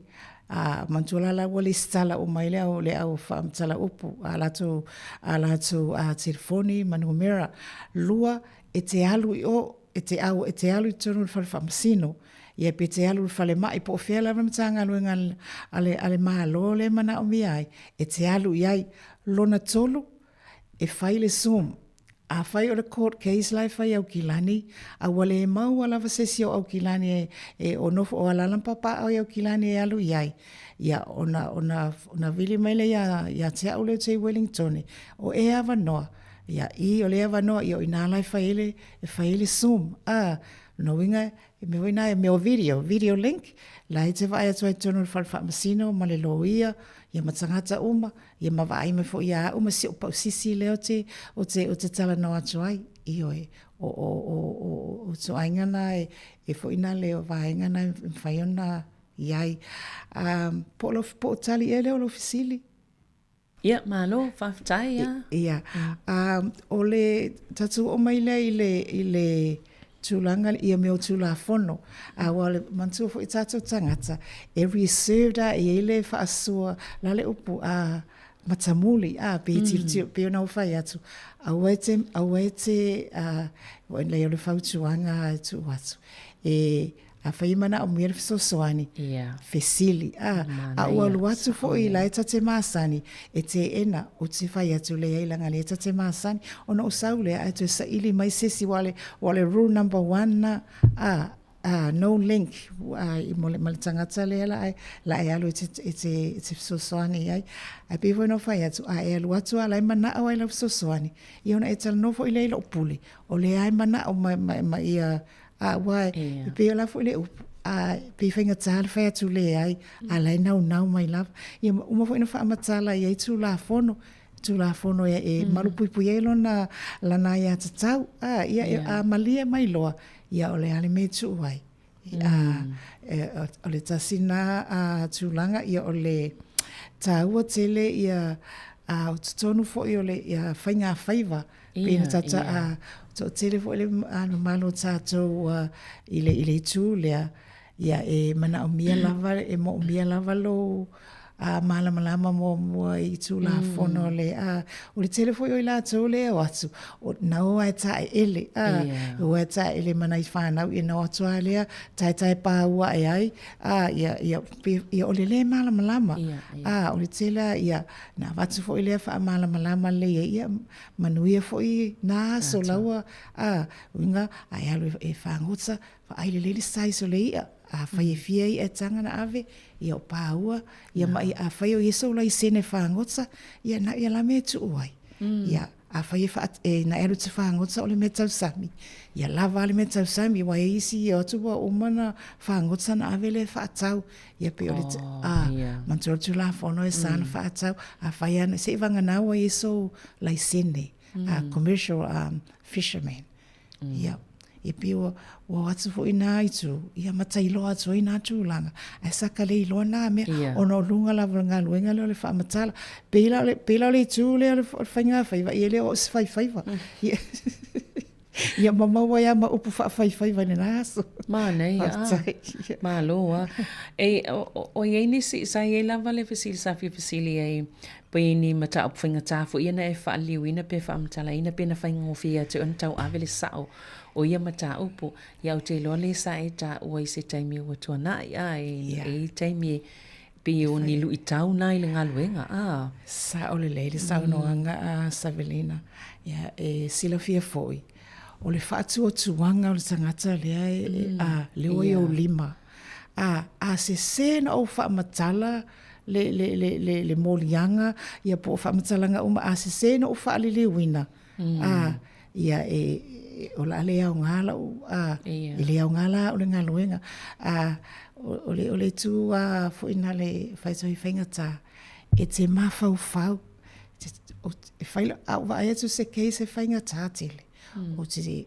faila o te talo i le atua me mo so soani mai au mai le upu wale ngana i oa fatita inga ye si medical terms o ka fengata a sau se upu o ka se tele se upu Ia, ona o walu le medical profession, whaaffaingo fie mai le upule wa tele moa, o le ngase le o tele malamala. E ila lato whaaffaingo fie ina, a piu ina le o ia interpreters, e whaingo fie lato whaamtalaina. Ia no sao leo no fo ma fo ilele ma whaali liu. Isi tua upu Samoa pe o le, tulole ngangana, pe o le susunu ina, a maliu, sa ele ariko na whaile whaali liu, susunu ina o le tino maliu, ia o te le fia tu ua ilunga, o te le fia tu sia a mea, no o walu a fesili, ai wa aila te leo le au. Ta umai loa e whaifi au ia te au, o le atu la laina. Atu la laina, le u whaaloalo. Ta sile tu, ia whaaloalo ngia o tātu tangata, ia o whaaloalo ngia mana onga, o anga tau sili. Ele o le whamatala upo i mo i pi mei whaingo whiuna, la tua whamatala. No, le ai, ia o nai tau ina mātutua foi, nela o mawaisia upo fo, o le atu la laina. So instead of lo tango tusi lalo o susu ile article ina fai atu la laina ia wa il mana ia. Mana la fa popo fo il tato tusi le fa mau i tato upu o ngana ia le sina upu fo. Malo e fa malo mo lo tele ile. Fa tino ngona fo i au nanga ile fai fo ina mau e tangata umana i to ai nga to mai. Awai le fai ngofie ia e malo a pumangafa e tele ai si vaenga le ina sa fie fesilingia ai ono le vai atol taimi ia ona ua lata fo ile si tatou po kalame ia atono i fo isi taimi o iloma pumangafa ia atono te vala ua tul neito ia alaite e te ongo fie me fa matala nei vaenga ia wai au ngamo nei tatou tangata lo o mau nei atuno e fa tai lava mol fa so el nei aso. Ia mole hatur whaafitai ia Samoai o le asinga ngana ua sala ese le awhine wha mole wha mangalo a ia manuia tila nei aso. Whaafitai Savelina? Ia, malo whaafitai lava. Tele nei vaenga tāua pe a whaisa autou whaafonga mai tātou pokalame o le ina i laua tina mata maitai, ia o le nei fo i lava pokalame mo loutu silafia na foi na mai lava il tina malolo penisione ia fereni ete. Ia o le lava o whaawau le si ufonga o le lau mua. Ia ngaluenga whita sa amata mai e il faltua. Ai mo le tato pokalame le ina i lau tina mata maitai o le amawhaiona to e maual whaapoponga i lea fo i vai aso. Ia ma pokalame pe ona masani ai mo le taimi nei ia whaasoifua ia.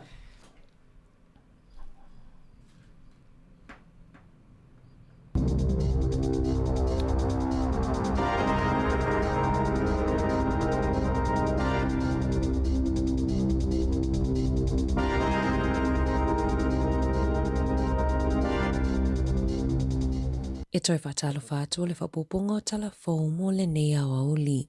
O le sitia ma whaupopoai o la fonga tutongi mo tangata penisione e te tele tupe maua o se fesosoani lea inisio whaafita uli. Nai lo le tau sitia ilunga o tau sangayanga wa ai tangata i whamanuianga o penisione. Po o le whaititia foi o penisione maua e tangata matutua. O atu ina mai se li poti fau mai le polofesa Susan St. John. Whaatatau isu esu enga fau na maua mai i li poti fau o fesuia inga o la fonga. Na ia ta ua o le New Zealand Super. Ta o le soifua malolo ina matau o fale o le asi itia e lata i le tasi miliona matua matutua e mawaina le pensione e tusa ai mali poti. Na mawaili poti to o tele tangata matutua e lava le whaasoa ma mau o loa lato tele mo o miaina le pensione. O le isi tu o lo o mawalunga fo ili numero tangata matutua o lo o fea ngai ma whaafita auli o le uti o le whaasoa.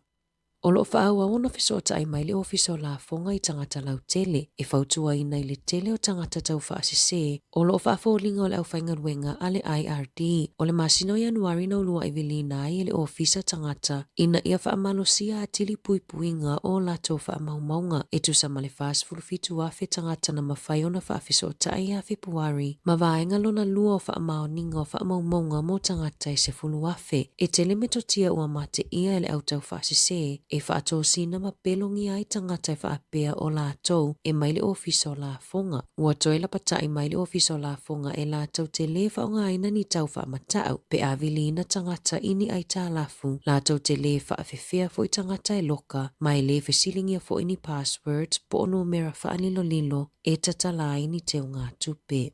O loo whaia suesu e ngā whaala potpotonga i se mata upuna mua i se tamaititia o ngā lea o ngai Gisborne i lunch o re porkalame o tau mawha mo tamaitia o ngā. Whaalia le Food Safety New Zealand na whailo atu le mata upu i lea waulia na nafi na lipotia le pulea o ngā lea o ngā Edmundston i le staff. Na mule tamaititia o ngā ina ua masaa le mea ai lungolo na vae lea na avea i le whale mai e whaia i ai tonga fitinga. Na whailo i se pepo whaamatalanga mai le minista langolangoa o ngā David Seymour ua ia no fosila fia i le whaalawelawe na tula i mai ana nafi maolo o whaia i ai suesu e ngā.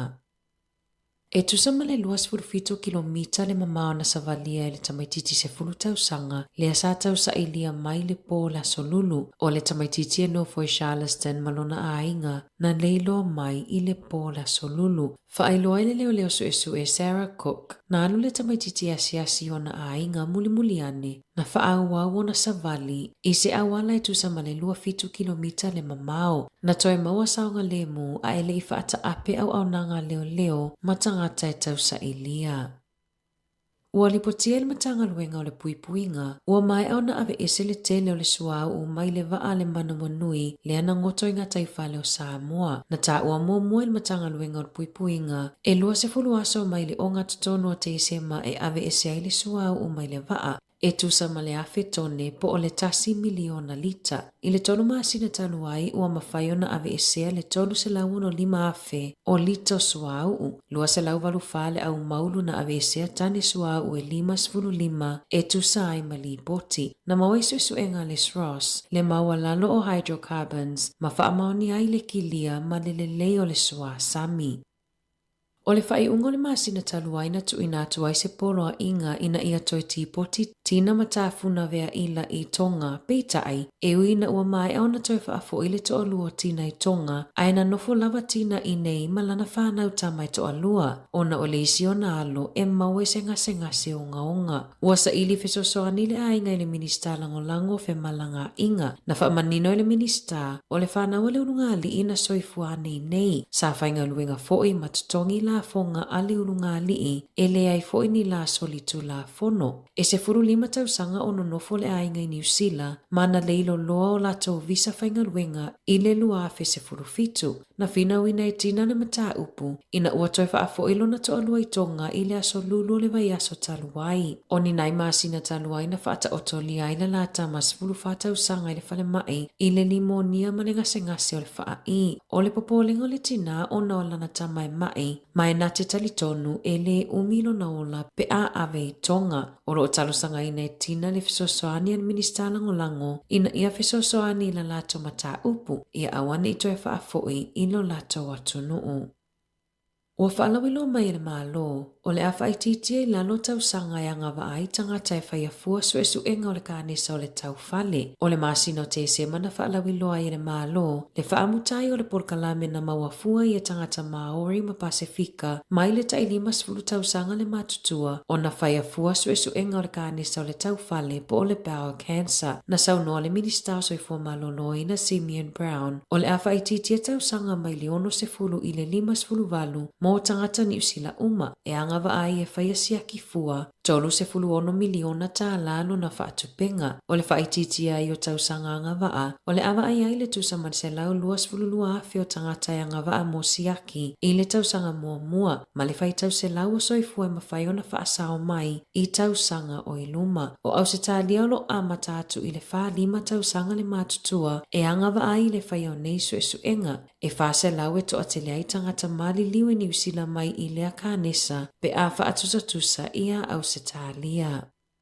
Na maua isu e ngā fōu, e tusama le 2.4 miliona i tū le umi o whaatali tangata i lunga o laina telefoni, pe awili au nanga tali telefoni po customer service i le tausanga taluai. Whailoi le tustala na tūsiali li potia le service now, o lo o whianga i pia tangata New Zealand ma whaafitau li mai le whaonganga o te konolosi tuai. O lo o manatu pisinisi, e 30 minute whaalu, e whaatala no ai se whaasea a se tangata whaatau, peitai, isu e suenga na mawai e whaama le awhaaso o whaatani lawa tangata i tali o lato whaafitauli. O au nanga pito silio na umi na whaatali se tali mata upu ilonga o laina telefoni o whale tupe o inisiua ma ofisa le malo e ta e 30 minute e whaupopo e tausanga ta itasi e whaatali ai whaatala noanga o mata upu ilunga o laina telefoni. Ua whawhenga tau na talosanga ma ofi atu tangata mo emergency housing po o whale fia wawe maua ma ua toi si tia fo i lunga numero tangata no nofo i awala ta lona whaia whesuia inga a le whainga maa loso o whaatasi e sui ai ta ia lai talosanga mo emergency housing. Whailoi se tasi o au nangai au kilani e ai le isi ulunga ali ina momoi le potu whaatalitali a le whale mai tau ina mapui ai ona o le ai o se whale na nofo ai e tusama le tasi vai tolu na si iti ai le numero tangata i Wellingtone e le ai se mea na nofo ai e o mai le whai ungo le lua whelua tolu pe ona whaamawina i whaamau. Ua lipotia le uti o fuala au mo i lato e maua le ADHD i New Zealand ma ua fautua ina le soifua malolo ina ia awane i fe whaasoa ia fuala au ua talosanga le wha Mac 4 mai ina ia ave le wha mua i tamaiti matupulanga talavou e ave ia i talavai a wa fuala au ona e whainga tau na tonga fitia ma fuafua mionga malangona pe ale ai se fuala au mo le ADHD. Lipotia le ADHD New Zealand ua o atu i le ono se lau tangata i New Zealand ua afia i le sioti o fuala au. I taalonga o le asa tae au i le te o le fitu i le afiafi e whetawia i le awa le hurricane ta Wellingtone ma le moana Pasifika o le whilo inga mua fo i lea a Adi Savea ma ana uo mai le hurricanes ta lona avea makapeteni o le moana Pasifika. Tala fōwia mai le si ufofonga le lau mua mo le neiva aenga o le awa uli.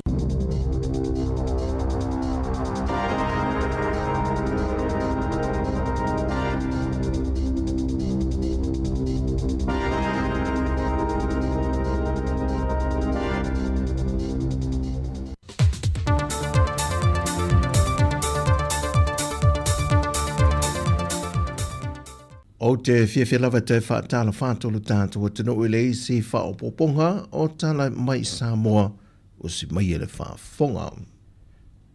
O le talavou ia Arthur Van Santo whaainga Fasili, lua se fulmalevanu tausanga mai le whioanga mo tō tua. Wa whaamania ina i se awa noa whaaskola sipi ia pani, e whaawawinai lona whaailonga o le master's degree, e le whaensinia i vaenga i tā ua whaperitania le Urban Environmental, e taulai suesuenga i vaenga i mō mai le puna o whaale natura o po o vai la whai.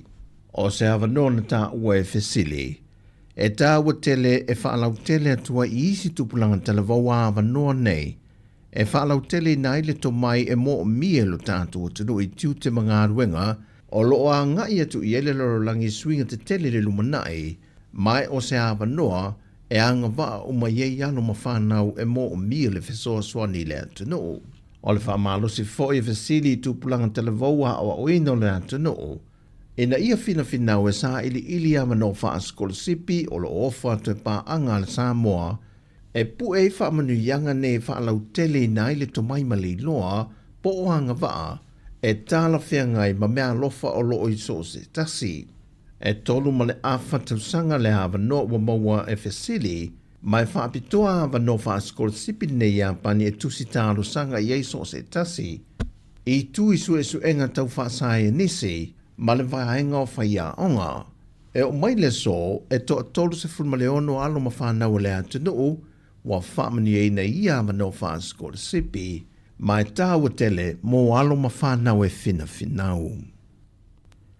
E wi ole ua whaia ina le lafolona lua o le le whātua tuaina i te tonu le pāle mena le taita inga le fionga le tamai tai pāle mia. Peita i le whailoa inga le autu stala ma le au whaasala lau le aswa le nafi ua mai a le whontanga. Ma whaantata mai le taitai o le tuangai, e le o ngatai I le toi lo te o le mata upu lava le nei, pe a whai ai le toi tu whaantasia le vaenga whaopo whai le whaatua tui le tua sa mo o tasi le ua vaenua ina, ona o le ta oto I le lumanai, le whaatara no ina o le tala whaatatau au tu o le tupe, o lua whelua se fulma le wha, lua whelua se fulma le lima, ona e whaingata o na pāsia I lalo o tūlanga o lo ta oto e whaapea, pe a whaata oto whaatasi ma le whaavae. Politically, o le ko a mol vai a sokas. E le kulanga whapoti. A le kulanga ia wha e le kulanga le tātou te mau a inga ma sumfuanga le eka koka. Ia, kari onko. Wa tāpena fōi le vaenga whaupu whai a ngai le malo, e whauru atu lana tangi le whaamasinonga, e whaasanga le fionga le whongwhitalai, e lo lato fina wina leo le whaavae, e le ala ngā te tau le pālota o lana fionga, na ato ai le fwoi numera, e pāsi ai le whaatalanoa I na o tūla whono po pili tau whaofi e tolu, e lona tūlanga toe teu te wina. Mai o le talanoa ina o le teu teu ngō tūla whono I le temile nei, o lo fina wina e lantou, e le te tau fwoi o na pāsia. E ona toe whaawa wina I le so le tau au fianga o le pāremene, le lafo na whaatu wina e le fionga le minista ia olo a forfiti va ai po o le malo, e ta wala I le kāpeneta, le ave e seina o le whongwhitalai ma le sui whongwhitalai o le mota, e na oa saunoa le fionga le tamai tai pāremia ma nisi o lana kāpeneta, e nā te leo tau sisia luna tūlanga wha maoni lana tautonga, e nā te whātau tei ai le tiuti o le nafoa ma le wha ai tu au. E leitaria ngofie le fionga I le whongwhitalai le lafo na whātu wina e le fionga olo a forfiti va ai, ma langolango ina se tasi o minista o le kāpeneta, le atinu Wayne so ialo, ma iwa ina tuli e se I fafo e le whongwhitalai lona malo sianga I a minista e to lua, peita ina toe wala au e toe au maia I te tonu ina wawhai le pālo te tau wala au. Mō le lafo na whātu ina o le le whātua tu ina o le taita inga a le fionga le tamai tai pāle mia. E pei ona mō le mawina le atunu o le whontanga na nafi ma le taunu unga o le pālota na toe whaia ina e fo I le lafo lo na lua. Ma ua toe tu ina toe fo I le whaawa wina o le whainga mā lo le taita I o le atunu o le fionga fia mena o mi mata awha ma lana kāpeneta, ma le wha moe moe, e toi maua se isi suinga o se mālo e taita ia le atunu, e le whainga pālota le lua whelua se fulu ma le ono. Pei taia toi whaatuina fo I le lafo lo na tolu, e manao mia fo I le mālo le pālota ato le tua ngai, e manu mālo ai le lātou lafo whaatu. Na whaino fo I le taita o le tua ngai, o se teimi mua le I le tala whaasolo pito, o le pāle mene le atunu, wa fe upu ai ai ma le tutu whaatasi, le fionga le pāle mia o I o le taitai o le mauta, ma le fionga le whongwhitalai, wa le ngā lulu e whaatasi. O le awha le tulaiva o le ato tawa o fiai le pāle mene le so, o le awhasa la lautu sao I nātu foi, e le au ngā le siu whonga le lau mua. O vaenga mua le su e ngā mtanga wenga o leo I le ofisa o le mtanga wenga o tina matamai tai, a tina o nuu manga fisotai, e le leilo mai o le masini computer po le laptop, whaatasi ma le hard drive, o loo iai atoa o ma wha maunga o le poloketi o le miliona tā la. Lena wha e loa le kumsino mtanga wenga o leo, o loo msalomia o se tasi lava mai tutono le mtanga wenga, na whaatino ina le ngā yo inga. E leo iai se tasi wa mōlia I le te mile nei, ai e nao whaamtalanga na tui nātu e leo whinga luenga o le ofisa o lo o ngā yo Yesu e suenga. Ai o le so, o le ato e seini e fo I le isi ma le lienga, e le vā o le matanga luenga ma isi o tū ma lo, e wha wau wai le whaamtu I nātu nisi o se leni, o ia lava polo ke ti miliona tā la. O tala fawia mai sa mo le ne yaso manuia telo le tātu o tano o whasoi foia.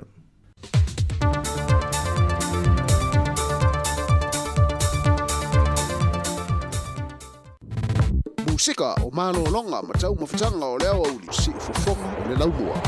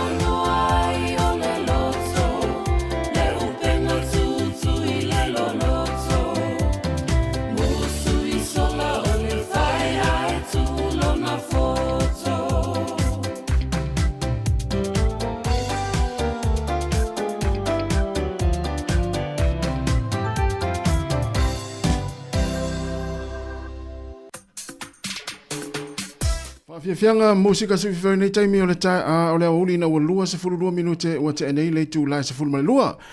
Toi fa fe lo ima toi folo fa ma fa talo fa tu le pa ia maulungo le tunu ma le fa fonga le taimi o le tatu proklame ma le tautua ale si fonga o le laumua Wellington o ki mai ai lau le tio ma fa longo mai lungo le tatu frequency le tasi ono tesi ma le tasi fa mo. Fa talo fo in fa fe lo i tatu pa anga lo mafuta mai lungo tatu penga fa ilangi o le Facebook ma le tatu YouTube. Il nei taimi o tātou musika su i filoi.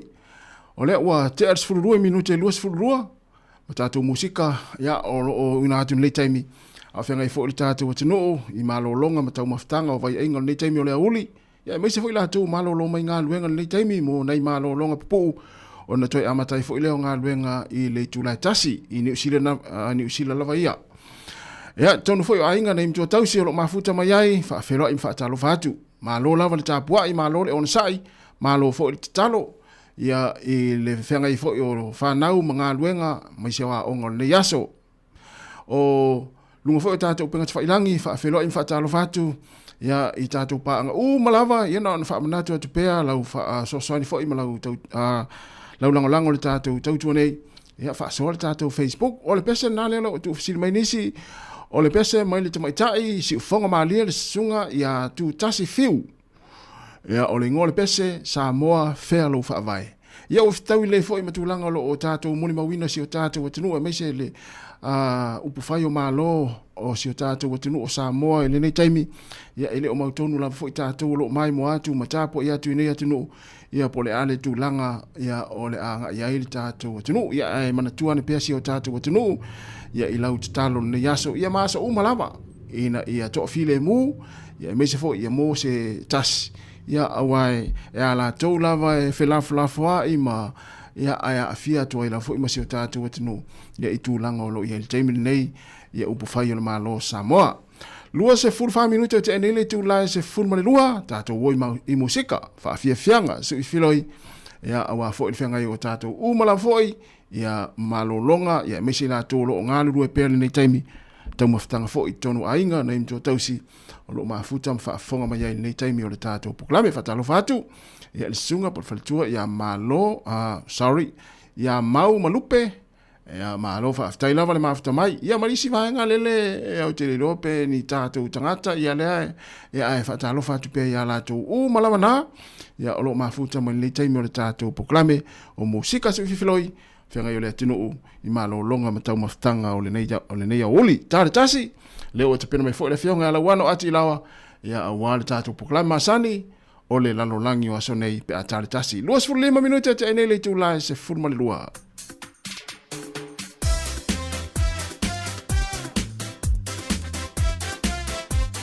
Patalo fatu sunga ya tuai sione, fa aftai tele lava le mafuta mai.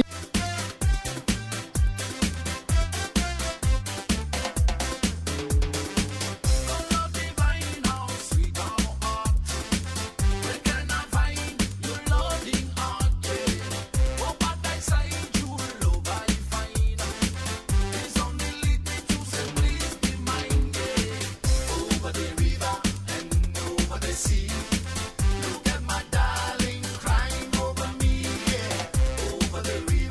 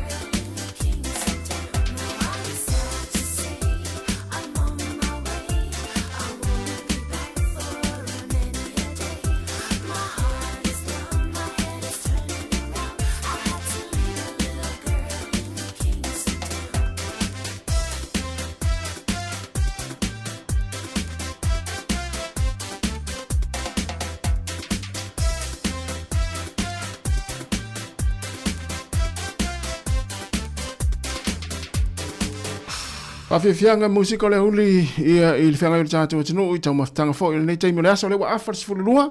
Wa talo whatu le sunga a sone pia telo ma lo lava whaaftai tele lava le mawhata mai manuia fo i ia le anga i atu i le whai unga le vaiaso. Wa talo fo i le sunga a whaaftai a mosa ma lo lava whaaftai lava le mawhata mai me le poni i Australia. Ia mo le fo le whaaftai tele se o se a mari whai valu sa o tau mafuta mai le tau na le la.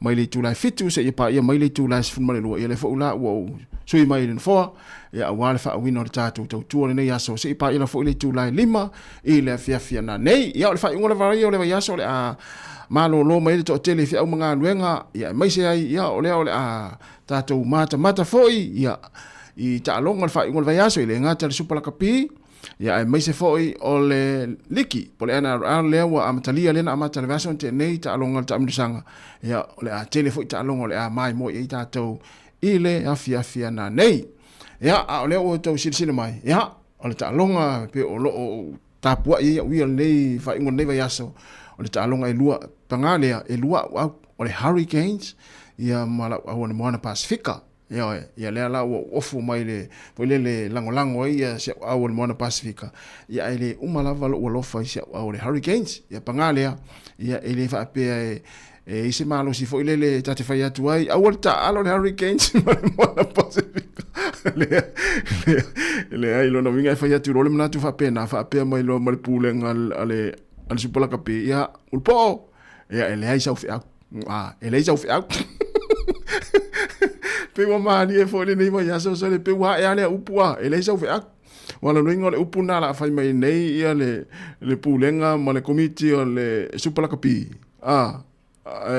supola kapi Pasifika pe au fai atu ai fa mole pe fai ona fa u tu alta longa le hurricanes ma le moana Pasifika u tele mana wai e lo winga pauli tale fai mai el vaenga le fa ulu le ai ia tamsanga le supola kapi Pasifika e fai mai atu ulpo e le pasi ala ulafo te lua se fulu male valu minuti ana tale o le tula tasi le polkalame o le lalolangi o sonei pa tal tasi pa talo fat foi le sunga Louis Fritton ma lo fa aftai tele lava io o a mo a vai atu te fia mai e le ise si me pitu siri on taua ia o le fia o le tato o fa fonga ia me se au mai mo mai no tato o penga tfailangi i polkalame me se fa fia nga nei taimi o le ori la tato woi musika esa manaya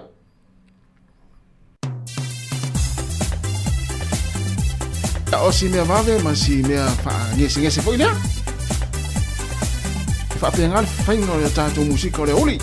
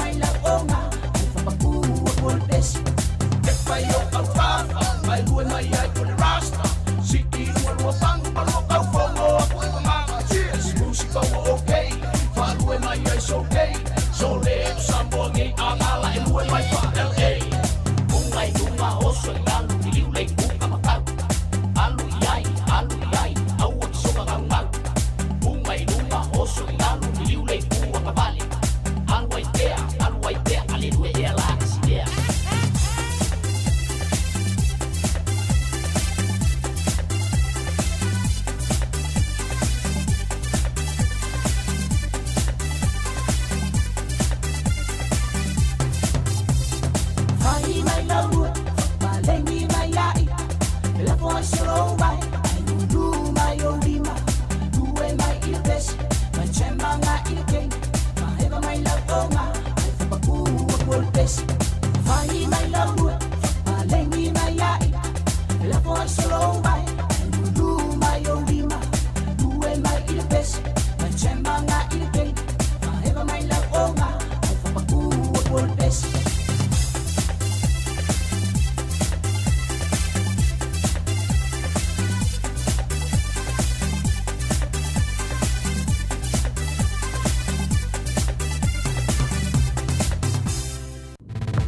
Musika o malo longa ma tau mawhitanga o leo au li si ufofonga o le launua.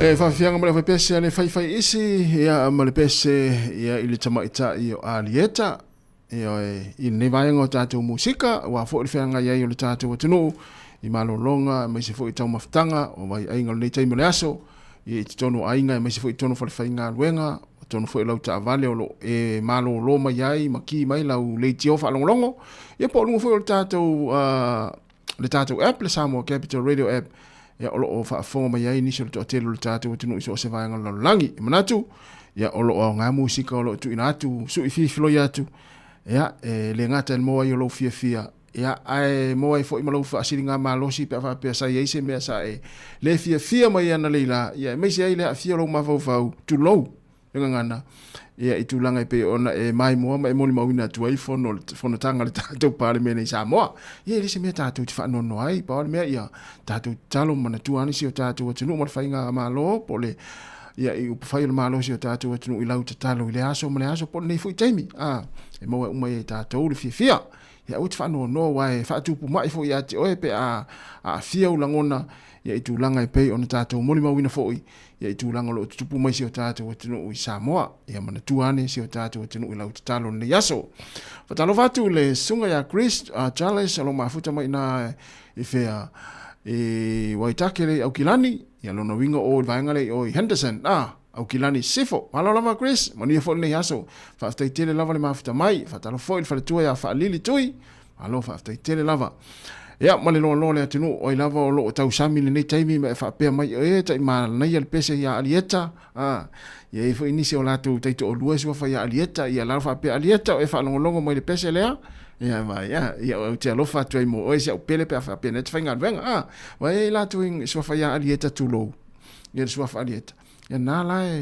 tau ya pese le ale vai ngale fa longo mai tai to se fulu no minute ona talo le o le tu la tasi ya tato se ai musika le oli ma lo lava fa tai tele lava le fa fonga mai i tato tunu manu ia foi fainga malanga le atu la malanga i Samoa i le nei aso ya tapena pena le fainga malanga ma ia manuia le fainga malanga ya wale anga ia tu Samoa ma vai lau atu i te ole i lole ma le valele musika o malolonga ma tau mawhitanga o leo au li si ufofonga o le laumua.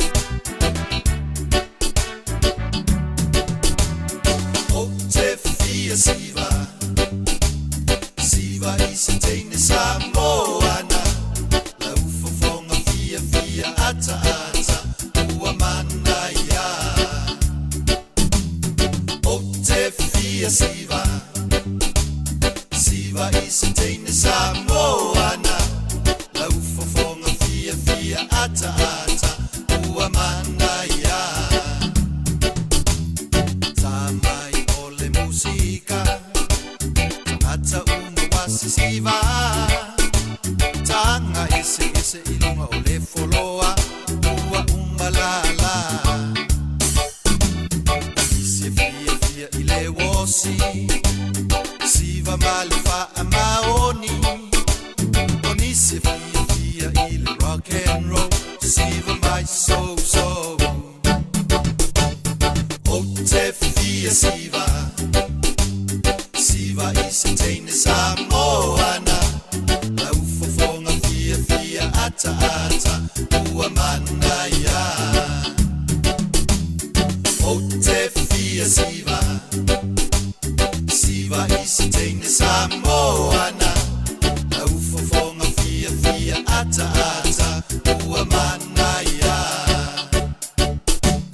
solo ane ole aweva siva ilunga ole foloa malato matatoi aba umai hey bro give me 5 siva mai ile reggae tama eva tama lele fa susu ele coco la awa ete vavi sola o te fia siva isitene samoana la ufofonga fia ata uamanaya o te fia siva isitene samoana la ufofonga fia ata uamanaya nisi fo otama itai ese atamai hei foto iai sitama fo ilena ai fai mai wale lava teine fa longa tangata tu mai lo wanganga otama fo mai tua e fai lava si mamafa o te fia siva isitene samoana la ufofonga fia ata uamanaya o te fia siva isitene samoana la ufofonga fia ata uamanaya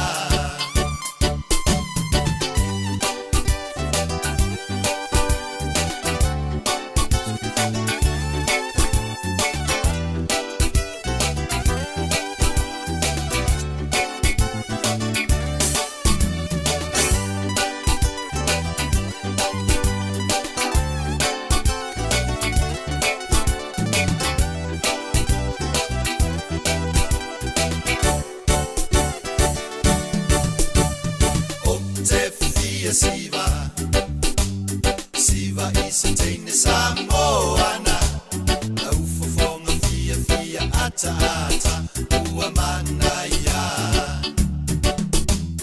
o te fia siva isitene samoana Si fonga le sunga ya tau fifa Sofia Marpese wa faingoina o te fia siva isitene samoa oi ya o te ro para ale se senga Peise se senga foi lele o la tasiva le teine Samoa, ma la tasiva le teine foi lele Maori, ma la tasiva le teine Palangi, ia ma la tasiva isi teine o atunu pa isi atunu. E ise se senga ya te lo ofisile mo tātou tama e whawhanga mai. E ise se senga. E ise se senga lo siva isi au whaletua foi lele o Samoa, ia po o si au whaletua foi lele o le Palangi tulou, ia po o si atunu o la langi po se fiti, po se tonga. E ise se senga o pea whapea la ua siva.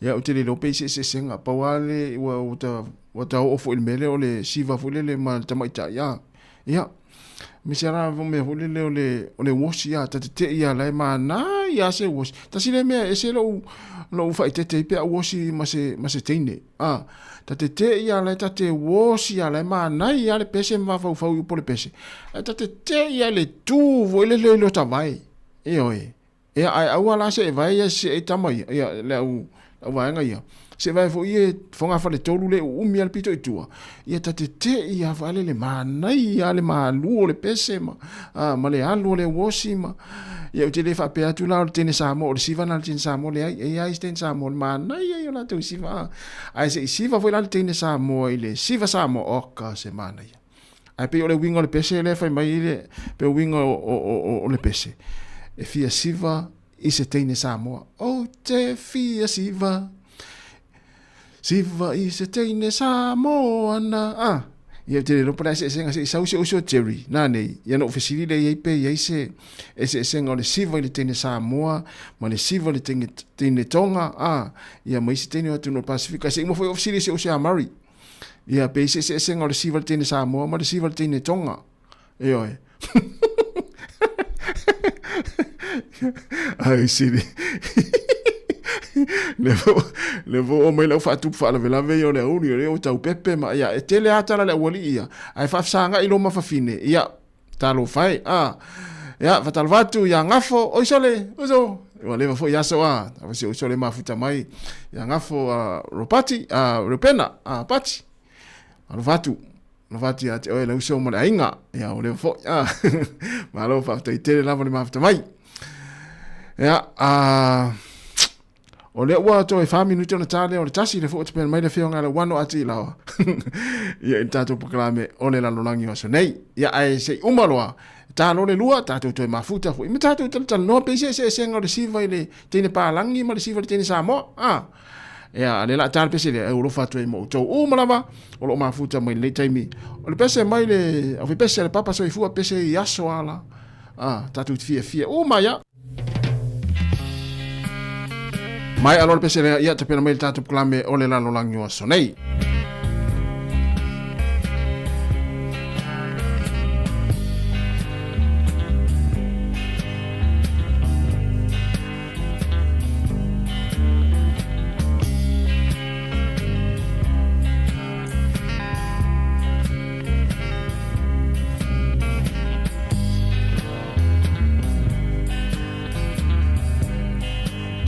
Fat vole sa risati la ta fa fa me ta alo ta miti ale ta alo au fe tonu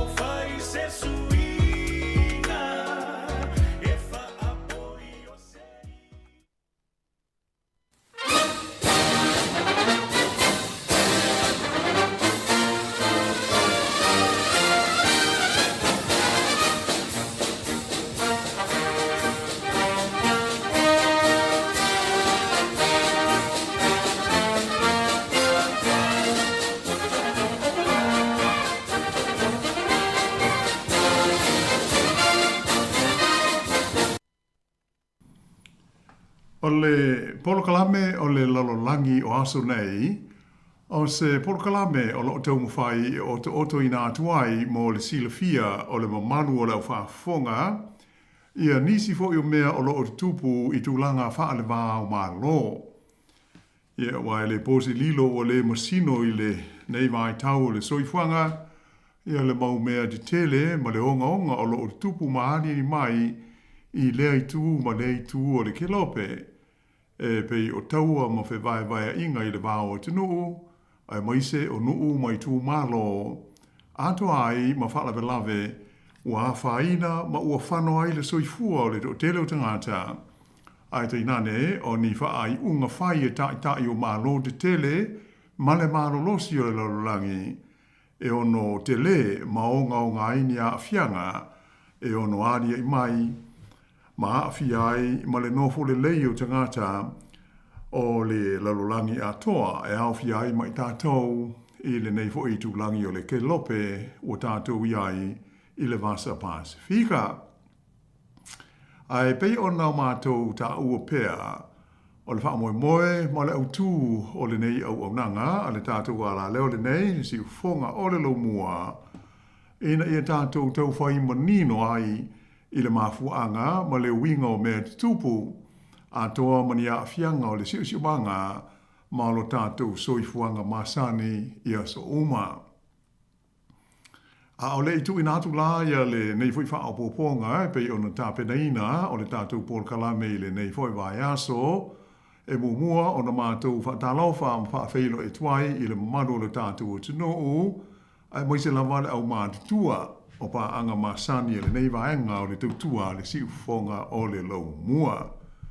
Fia fo e whaatalo whātu i le sunga ia tāsi tui torawaa lea o lo ofiso soni mai e tu ina atu le tātou porkalame le so ma lo le soifua i le sunga tāsi whaafitai fo i ia le whaau pēa o le so soni mai i le tātou porkalame nei. Ia malo fo ile soifua lau leilo fionga wano malo fo ile fa malosi ia wa fo fa wino tātou porkalame leva yaso. Whaafitai. Malo whaafitai. Malo fo ile langi mo mama le soifua lau le lei i le mamalu o le au whaafonga malo le pale malo le fo lau. O le nei, o tātou tū vai manuia mai i le amatanga o le nei fo i masina o mati. O lona tolu o masina o le tausanga lua afe lua sifunu o le lima. Mai o le amatanga o le vai tausanga tāu o le nei o le whanga fulu i le talito nunga o le au kerisiano. O le vai tau e tātou te manatu natu ai i whaoso songa sa whengai malo tātou li i whaola o Jesu ai maise o na puapua ngā malona maliuti ngā i lunga o le satauro mo le whaola tanga o le lalolangi. O le vai tei fo i ua whaamamalu ina ai ma whaalaina ma anapongi anisi o e kālesia a o tātou wanga atu i le vai aso sa sili o le a whaamanatu ai puapua ngā ma le maliu ai moise o le toi tū manu malo le tātou o li i whaola. O le tātou tala le nei vai aso, ia o le a to mua fōi i nisi o mea o te tupu maari li mai i o tātou vai whanua i ao te ronei, ia o na whaaso solo tuailea i isi vaenga fōi o le kelope, ia pe a lama o tātou taimi, ia ai usi mai pea le whaafonga.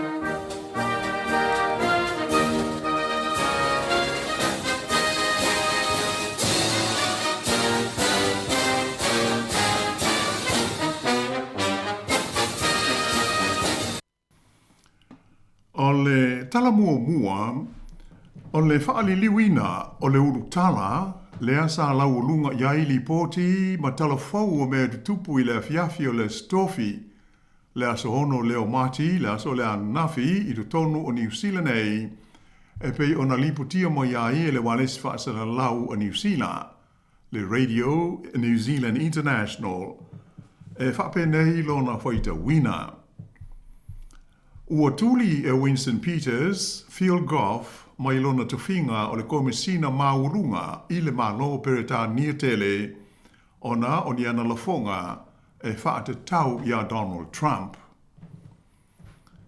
E pei ona si le fia le mamalo lau whaafonga, o Winston Peters, ia pe o le fionga wawasa manaia i lona suafa matai le lau ilo ai o le tātou tunu o le minsta leo mata upu tau le vai fafo po le Minister of Foreign Affairs, a le malo so whaatasi o lo tu nei le foe i le whainga malo New Zealand. Ai o le li o Field Goff, o ia lea o le komisina maulunga po le High Commissioner o le malo New Zealand i de tono le malo o pereta niatele po o le United Kingdom of Great Britain le UK. Ai o le urutala e pei ona o ta ua ma whaitawi nātu mua. O se tustusinga le e pei ona whaasara la wina mai e le walesi whaasara laua New Zealand. O lo au fiai ma se hata video, o lo whaali ai se saunoanga a le li komisina maulunga le nei a Field Goff i le taimi o se sauninga na awai whatasi ma le minsta le vai fafo a le malo o Finelani po Finland, le asa whaia i le maota e ta ua o le Chatham House i le ai o lone tona.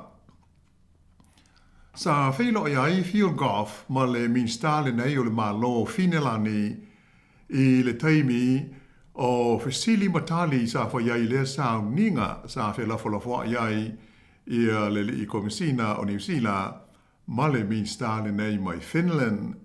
Ia mai sa whaati tau lea i tau mwhainga le malo po lea tunu le nei o Finelani e tausi le file mu i lo latua oi ma lea tunu o Lucia. O lo o ta waila i le ripoti le nei le Radio New Zealand International e le li komisina maulunga ia Field Goff e whapea o lana wha upunga le na whaia i le taimi o le whelafua alafua inga le nei i lo ne tona. Na ia toe whaitawi nai, ia wha upunga mai se saunoanga a le pāle mia tau ta ua fo le neisa iai o Peletania tele o le li o Winston Churchill i le tonu o le maoto sui po le House of Commons i le tausanga e tasi iwa tonu walu. O lea saunoanga Churchill e winga lea i le malienga lea e wha aingoina o le Munich Agreement. O le teimi lea o le saunoanga a Churchill sa ia wha liwane ai ma whaiatu i le li isa ave ai ma pāle mia o Peletania i le teimi na saini ai le whengainga le nei po o le Munich Agreement o le li iswa wha ia Neville Chamberlain ma ia wha pe atu i ai sa e filifili po o le taua po o le wha alumaina ai o lau filifilinga o le wha alumaina ai o le lava o le a tau. E pe o se quote ia po o se tau wha aliliuina le nā o le saunoanga le nei a Churchill e a ngai sonu ia Chamberlain sa ave ma pāle mia o Peletania i lea taimi.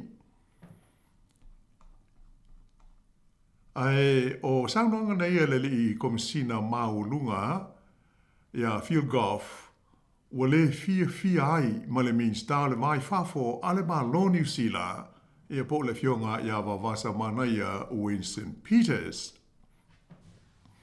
A ole i whaawawina la le tātou tala. O te fia tā ua ia le mata upule nei e winga i le whengainga po le murienga le whaingoina o le Munich Agreement. A tau nunga e silu fia le mamadu lau whaafonga e moise i lātou e su e i tūlanga o le tala whaasalopito le lolangi. O le murienga le nei whaale mao ma lo le Munich Agreement, o se murienga whaapitoa sa whaia i le wā o le malo siamani ma malo o Europa. E au fia ai i le malo Italia, o le malo o Peretania tele, whaapea ai ma le malo o Falani. o lo fa mawina o le aso luas fruiva anga ia tu i le aso tolu se fulu o se tema i le tausanga lea e tasi iwa tolu walu na whanga so loita la noanga mai u ina wha mautui nai masai nia loa ma le whea ngainga le nei i te tonu o le nuu po le aile nei o Munich i si a mani la lea e mafu ayu na wha ingoina le whea ngainga o le Munich Agreement e pei ona lau sila fia ai o maia i le teimi nei. Ai ole nganga o le marienga po le ioenga a ma lone i Europa ina ia whaamatu ina atu i lalo o pulenga le malo sia mani ia ele ma whanua i lo latua oi ma le atunuu o Czechoslovakia o le tumalo po ele nei sa ta ua o le Sudeten region le ana amata mayai i le vā o le aso mumua e o i le aso se fulu o ke topa i le tausanga la valea ta se iwa tolu walu ona no foia ia ele o le atunu ule nei o Czechoslovakia ele fita a le whainga malo le Nazis sa o la tau pulea sia mani i ia o no po. O le lui a le taitai o le malo sia mani ia taimi o le lii o Hitler po Adolf Hitler e whapea o le ai o sofa ia i tunuu ma malo o Europa pe a whai e le whaamatu i nātu i lalo pulenga le Nazis ia se vaenga o le tu malo le nei ta ua o le Sudetenland e tua o iaisia mani ma le tunuu le nei o Czechoslovakia e wapea sa mafuli i tangata i tupunga mai sia mani ia tangata e no nofo ai i ia ele tele. O le mena tupu sa ioe matalia ia lea manao o hiti la ma le malo sia mani e tai o le malo Peretania, whapea le malo Falani, a toa ai ma le malo o Italia. Ona o le manatu o le a maua mai ai se file mumoni, ma tau fi ai se tau tele de tono le atu Europa i lea vai taimi. O le mea matau tia le nei marienga, e le i awai pe a fi ai ma se sui o le malo le atu nuu le nei e ona ele o Czechoslovakia i le whaatala noaina o lea whea ngainga po o le Munich Agreement e pei ona iai. Ae, e whapea na mafua ona ioe i la tau pe ioe tai o Czechoslovakia ona o le malosi o le unai o le malo o Peretania tele, ae whapea i fo i le malo Falani i le taimi o talanoanga mahiti la po Adolf Hitler sa te ita ia le whainga malo sia mani i ia ona po. Na uma ia la fonga fiel goff ona ia whaadia lea, mo toi whaafo i atu i to tonu o le ofisa o le Palestine a Amerika ia po o le Oval Office i Washington e Donald Trump, ia le meo le whaatusa o le ao po o le meo le tau o le bust o le li o Churchill, ai whesiringi aila e fiel goff, pe whaamata o malama le i ai Trump, i le tala whaasolopito ma le mafuaanga o le marienga le nei e pei ona ta ua o le Munich Agreement. E pei la ona whaafonga mai le tau whaapula ina atu o le whengainga le nei. E tai pei a le mele na tupu tarua i nei le wā o Amerika ma Lucia ua talanoa e le Palestine Amerika ma le Palestine Lucia e winga i se file mui le taua Ukraine ai le awai ia le malo o Ukraine po o se malo o Europa. I la awai tau a tonu o le anganga tonu leo le saunoanga le li komisina maulunga ia fiel goff ma fesilingi ai e pe whaamata o malamalama le lei le Palestine Amerika i le talaanga o lea whenga inga po o lea mlienga e ta ua o le Munich Agreement ina ua ia toi whaafoi ia le whaatusa le nei po o le bust o le Leo Churchill i tono o le Oval Office ia po le ofisalo ia o le Palestine o le malo a Amerika i tonu o Washington. I New Zealand nei wa whaelo mai ai la as a sui o le ofisa o le Minister o le mai fafo ia wawasa mana i Winston Peters e whapea. O ia sa noanga fiol golf i lone tona. O se tūlanga e whaanoa noa tele ai. Ai moise ona e le o se fina ngalo lea o le whainga maloa New Zealand o lo tū nei le foe. Nā ta oai fo e le sui le ofisa o le Minister. O ia la fonga fiol golf, ua mauti noa ai, ua le o toe tāla whengai o na ia tau aveina pēa, ia le tofinga le nei o le komisina Mawalunga po le High Commissioner o le Malo New Zealand i do tonu o Peretani e tele. Sa ta ua mai la e le sui le ofisa o le Minister i Wellington o lea ua whesota i atu i la tau i le whailo tusi o le mtanga luengo mata upu tau le mai fafo o le li e ngo ia Bed Corey ina ia whesota i o ia ma field golf ma a mata loa ona tā pena i le suinga o le tofinga o le komisina Mawalunga o New Zealand i rone tona. O se la sanga o wha mao ni ai o lea ua tuli i le li o field golf mai lea tofinga. E pei ona si le fia le mamaru lau whaafonga o le sunga ia field golf o se tasi ua tele tau sanga o a vea mo whaipuli o le parlemene o New Zealand. Mai sa vea fo o ia ma taitai o le pati e le Labour. E le ngata i lea e tele tau sanga o a vea fo o ia ma pule nuu o le ai tele o au ki lani. Ai o le masina o Januari o le tau sanga i lua afe lua sifuruma le tolu lea na tau fia ai o ia e le whainga malo sa ia i le Labour i le nā taimi i le tofinga le nei o le komisina Mawalunga o le malo New Zealand i le tonu o Peretani e tele. O le tausanga na te nei, lua awhi lua sfulwha, lea sa tūla i mai e fōi se whale tonu na a awhi ai le li komisina Mawalunga le nei o field golf, ma tua i ai o ia i lona lea wa lea i le tupu o Maori i a kingi tu heitia. I se sauninga sa whaia i le tonu o le ofisa o New Zealand i lone tōna, e wha whailo i ai i le tupu malana au malanga mai New Zealand ei, sa wala awina mai mo le sauninga na wha pale i nai sa lesa le tolu e a vea mo tupu o Peretani e tele. O loo whaariewa pēr na ngalo ia field golf o na whaia se sauni ngā lotu fo i le nei Maori po se karakia e pei o na maa sani ai.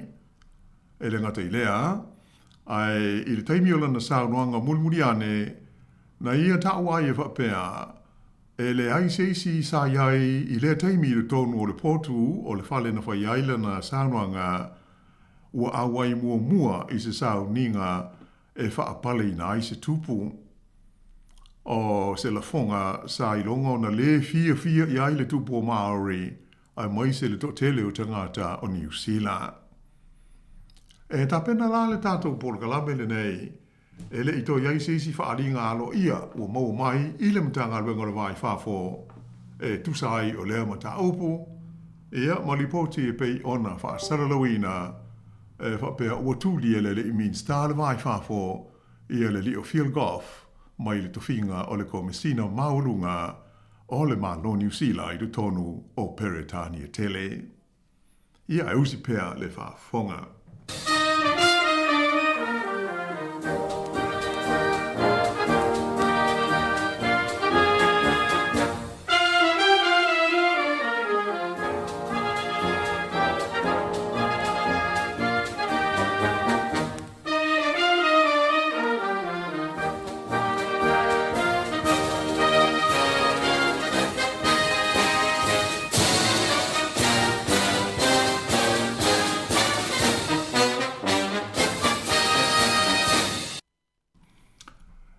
Lena o le mata upu le nei e winga i le manaonga o le Minister le vai whafo ma le whainga maloa New Zealand e tūli pe wha malo lo mai field golf mai lona tūlanga o le komisina Mawalunga i Peretania o lau lunga i ai talanoanga a tangata i le nei fo i vai aso i Aotearoa nei. E pe fo i ona whaafunga mai e tātou whaasaralaunga ma Paul Kalame ua mai atu.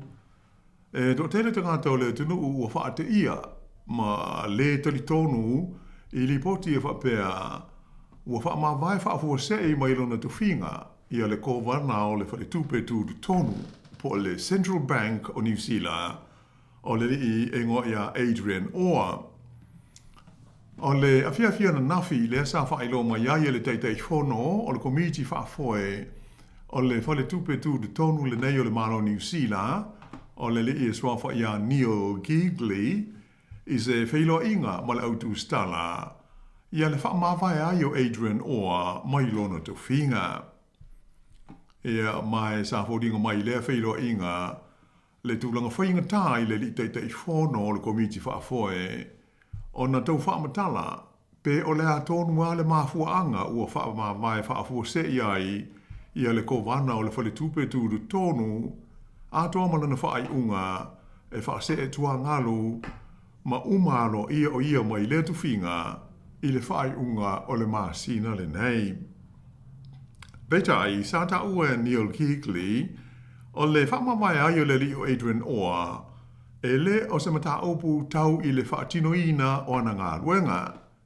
Ia po o sana mio foi, ia po o se whainga whaawai. Ai e iaini mata opu o ngaonga ia a fiai, ia le malienga lea i le vāo le whale tupe tūt tonu ma le malo, e tusa o tupe ma se leni mo ana ngā ruenga whai, ia o lo loma nei le whaatala noa ina. Sa ta ua fo'i e Gigley, ua whailo mai i le nei whaai unga Adrian Orr, i le teimi o lo sahauni ai le whale tupe tūtu tonu, e tali mā lo i se whono tanga tele, tau i le tamau ainga, o le atala noi nai whainga whaamai tau tupe, lea e to tele ni tangata mai whafo o le a malanga mai e a wai, o nisi o i la tau nei mai whafo, e au fi aile li isa avea ma teitei whono o le whale tupe tūru tonu o le malo a Amerika, sua wha ia Ben Bernanke, ma se sui o le komiti whaafoe o le whale tupe o Engelani, le Bank of England, o le tamaita ai ngoa ia Catherine Mann. Ai o loo tau mate pea le to tele i le wha ma vai ai o le liko vana o le whale tupe tonu o Adrian Orr. Ai o le mea umauti noa, o le main star tupe lea o loo iei nei, tamatai o Nicola Willis, o stasi leo tangata e o pito i malosi lo na whai tio ina o le liko vana malana ngā ruenga. A mata mai lau le teimi a au iai o ia i le tua ngai o le pāle mene. A to hai fo i ma le toe tō fia e le main star tarua i nei o tupe, a le partia le Labour o Grant Robertson, o le li o Adrian Orr i le tausanga i lua afe lua sifuru lua. Mo lona lua o ana nofo inga i le tofi kovana o le whale tupele nei tū tonu po le Central Bank of New Zealand. O le whaitionga au tūwa a Nicola Willis e whaasanga i le whale tupe tū tonu whapea ma lona pulenga ona o le mata au pue winga i le inflation ia po o le whaatūlangaina lea ma le senga leo ngā o tupe ma le tamau ainga ma le tua oi o fuafuanga e whaatonu ma whai ai ma se fufo o ia whaale tonu i le taimi nāri ari mo iai. E le ngata ia Nicola Willis ai sa telefoi i nisi whai tionga whaasanga ia Adrian Orr mai pūlenga o nisi o whale tupe o tau whe whaatau inga whapea le o whai pīs nisi, ai mai se ia tangata a iaia lātou ai ka lāfuma mō kesi sa whaatau i nai o lātou whale. Ona o le tūlanga mahununga o le fua o tului o tupe ai ka lāfu mai i whale tupe.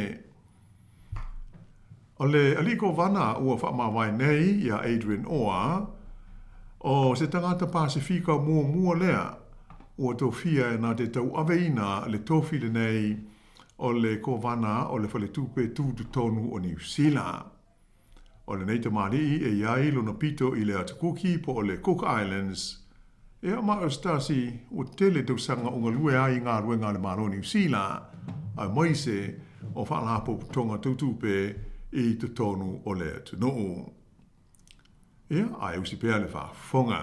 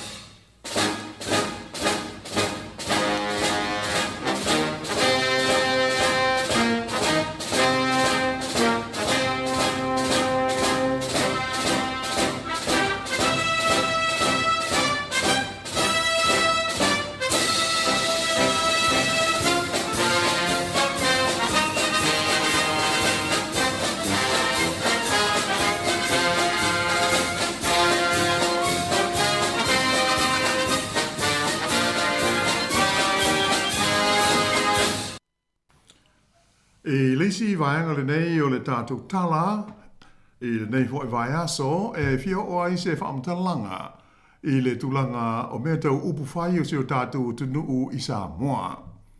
E pei ona sila mamai moa iai i whaasere launga i lunga o viso te inga tele wawave i le nei fo i aso, mai i lo tātou tunuu. O lea o tolo poina se ia iai se aso, ia tau o rumanga o le whono au whaitu la whono a Samoa. I na ua tūlai mai ai se tewa a le vaenga o le kabineta mai i le maota whono ia ona o se tūlanga e pei ona mōli mawina i whaasere launga sa tātou sisila mamai mō iai. O le mataupu na mafuai le tewa e pei ona iai. Ona o le te ena lea e le whongoftalai o se lafo a le malo e whaasanga i le whongoftalai po le nfoa e tu sai e o ni mataupu o loo le fia ai le whainga malo i le fionga i le whongoftalai malana te ita inga. E pe ona si le fia e le mamanu o whaafonga o le aso nafi foi lea sa te e nā i le maota i lona lua lafo o le whaatuatuaina o le tamaita i pāle mia malana whainga malo. Ia mai le tui fia o iai se whaamtalanga au wā au te tonu o le sa sila ia mamai mo iai i saunoanga fo ia whaipula le maota ma le tūlanga na taunu iai le whaatinonga i o le lafo i pei ona tā ua. Ai, o lona lua i le nei o lafo, o tūlanga o le whaatuatuaina, ua whaia e whaasanga i le teita inga, a le tamaita i pāle mia i le tonu o le lua vai aso ua tua na i atu nei. O le lafo mua i le vai aso taruai pe ia ona sila fia, sa whaia lea pe sa whaatuina le teita i o le tuangai o le pāle mene, ma le pātia le HRPP, i atu i le epa sei lele mali e le ngoi. Peitai, na te ena e le Italia e le maota i le tūlanga o le whainu mera furisia sa te iai i la le lafo. Ai, o le lafo lona lua i le nevai aso e pei ona sa whaaponga iai le teitai o le pātia le fast o la auli le ua tea pola te vao. E whapea fo i le tūlanga na tau nuu iai. Pea ona mōli mawina na furisia fo i le maota e te ena le lafo mata whea ai. Ia mai o ia tūlanga, ua sanga whaamautui na ai, le a vea pēr leo le fionga i le saa whaapito ia fia me na aumi mata awha ma pāle mia o Samoa. Ai whaawaula na teita inga o le whainga malo le tunuu e pei ona iai le teimi nei. O se tūlanga e fia whaamamafaina e le tātou Polkalame e pei ona tā ua soofo i nisi o Polkalame ua tūna ai. O le tā ua lea o le whainu mera fulisia Ia pe o le upu whaapele tā nia ho ili nei o le majority. O tulanga wāli mai le Parlemene o Samoa, ua sanga whaamautui na ai le tā ua o lea tulanga. O le majority po o le whainu mera fulisia i le tonu o le Parlemene o sio tātou. No. O nai vaenga na ona mātou toe fia whaamanatu atu i lau tāpua inga. Ese e le tutusa le whainga e fili ai whainga malo a tātou i Samoa ma New Zealand hei.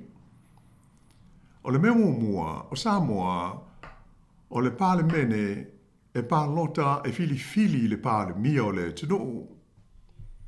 A uma lea filifilinga, ona tolo po ai leo le maota, ai alo ia le Parlemia filifilia, e whaila na filifilinga o se kapeneta, ma ta pena ai ma sauni mo se aso, e whaatino ai le whaatautoina o le kapeneta, o le aulato ngā rurua whaatasi, i le tau aveina o tiute wha le malo, e pei ona mo mia ai e le whaavai. Ai e pei ona sila fia, o so se Parlemene fau lava e filifilia o Samoa mai se whainga pālota tele. O lana ngā ruenga mua lava, o le filifilia leo se fofonga whitalai, whaapea ai ma se sui fofonga whitalai. A maua, ia ona se ei loa lea o le fofonga whitalai i le nfoa, mo le whaatutaia o le filifilinga o se Parlemia o le tinu e pei ona tā ua mua. E pei ona mana umia e le whaavai o Samoa o le tofi Parlemia o le tinu e pālota pe filifilia lea i lona Parlemene. O le ese-esenga tele la lea mo le whainga tātou i New Zealand nei, e pei ona silo fia o tātou i nei o le parti lama po le political party e malo mai i le pālota ma to tele o lātou sui foi pule e manu malo. O le parti fo i le nā ua mautinoa ua malo ma ua ia i lātou le taita inga o le whainga malo. Mai o le tūlanga o tātou māsani ai, o le taita i lava e tauina le taua i le taimi o le pālota. O le taita i fo i le nā e avea ma Parlemia o le tunu, e le tau whaia i aise pālota whaapitoa a le Parlemene e pei o tātou i Samoa, e te tau ona ioe pe pālota ma fili e le Parlemene i aso tātou Parlemia. E umane la le pālota, wai lo foi ma tau fitofinga a le Parlemia bo le taitai o le pāti i New Zealand ei, mo suia fai pule o le alato ngāru lue whaatasi i te tonu o lana kapeneta. O tūlanga e pei ona tātou mai tauina i le Parlemene o siu tātou tunu e mawhai ona whapea o loo sao le leilamba ia le tamaita i Parlemia i lona whinangalo o loo alo ia pea ia lona tuwhinga. Ono lea ua lua pālota o le whaatuatua ina ua whaasanga ia te ia ai o loo lango ina pea o ia ma lana taita inga e le fuainu mera fulisia o whaipule o le Parlemene. E le se foi ia se saunoanga lata mai nei el te maita i Parlemia na ia tauai e whapea o le teimi lama e pāsia ai e le maota se lafo o le whaatuatua ina o ia ma lana taita inga o le malo. Ona awa noa lo le o ia i tu inatu alo ia lana wha mawaianga i le ao ma malu o le malo. Ia ma wha pe foi ona ia whautua inai le ao le malo e wha ta ape alo ia le maota.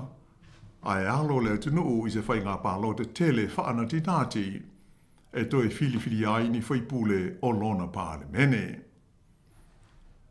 E pei ala ona ta ua ia le palota o se whainga palota whaana tinati, ia ona o le a whaia au le ioo i le taimi alo ia, e umai le taimi o se nofo inga ai whaia ni whainga palota ma sani.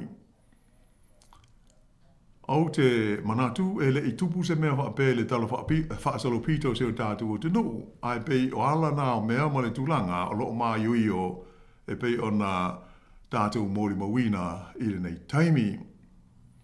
O la o mai tau a whai e manino ma mala malama le leile ma manu le au pālota i tūlanga ia. Ai mai se o aia inga o le tūla whono wha vai o le mālo. A toa maisi tūla whono e lango iai. A tonu o le atao fia ai le mau filosofia ma le mau o ta mai whaafolinga ia o tātou mori mawina i le nei vai tau. E tu sai o ma tā upu tau i upu whai o si o tātou tino o malana whainga malo. Ai peila o na adi mai nei, o la le o tolo po o tau o fianga le mao tau Samoa se ia iai se aso. Ai o le mea mautinoa, o lea e iai le wha moe o le tamaita i pāle mia, ma le whainga malo, mo le tāpena ina lea o se tala au tū o le tūpe, e pei ona ma sani ai i le whai unga le o ngā tonu o le neitau sanga.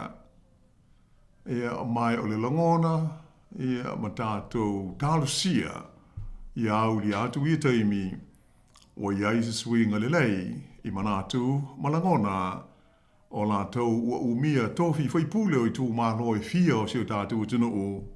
Ina ia ma whai o na musui ngā māli e, ma tau nuu si tau unga lelei, ia le ngase a mālo e pei o na tūlai mai. Ia, ai usi pēr le whaafonga.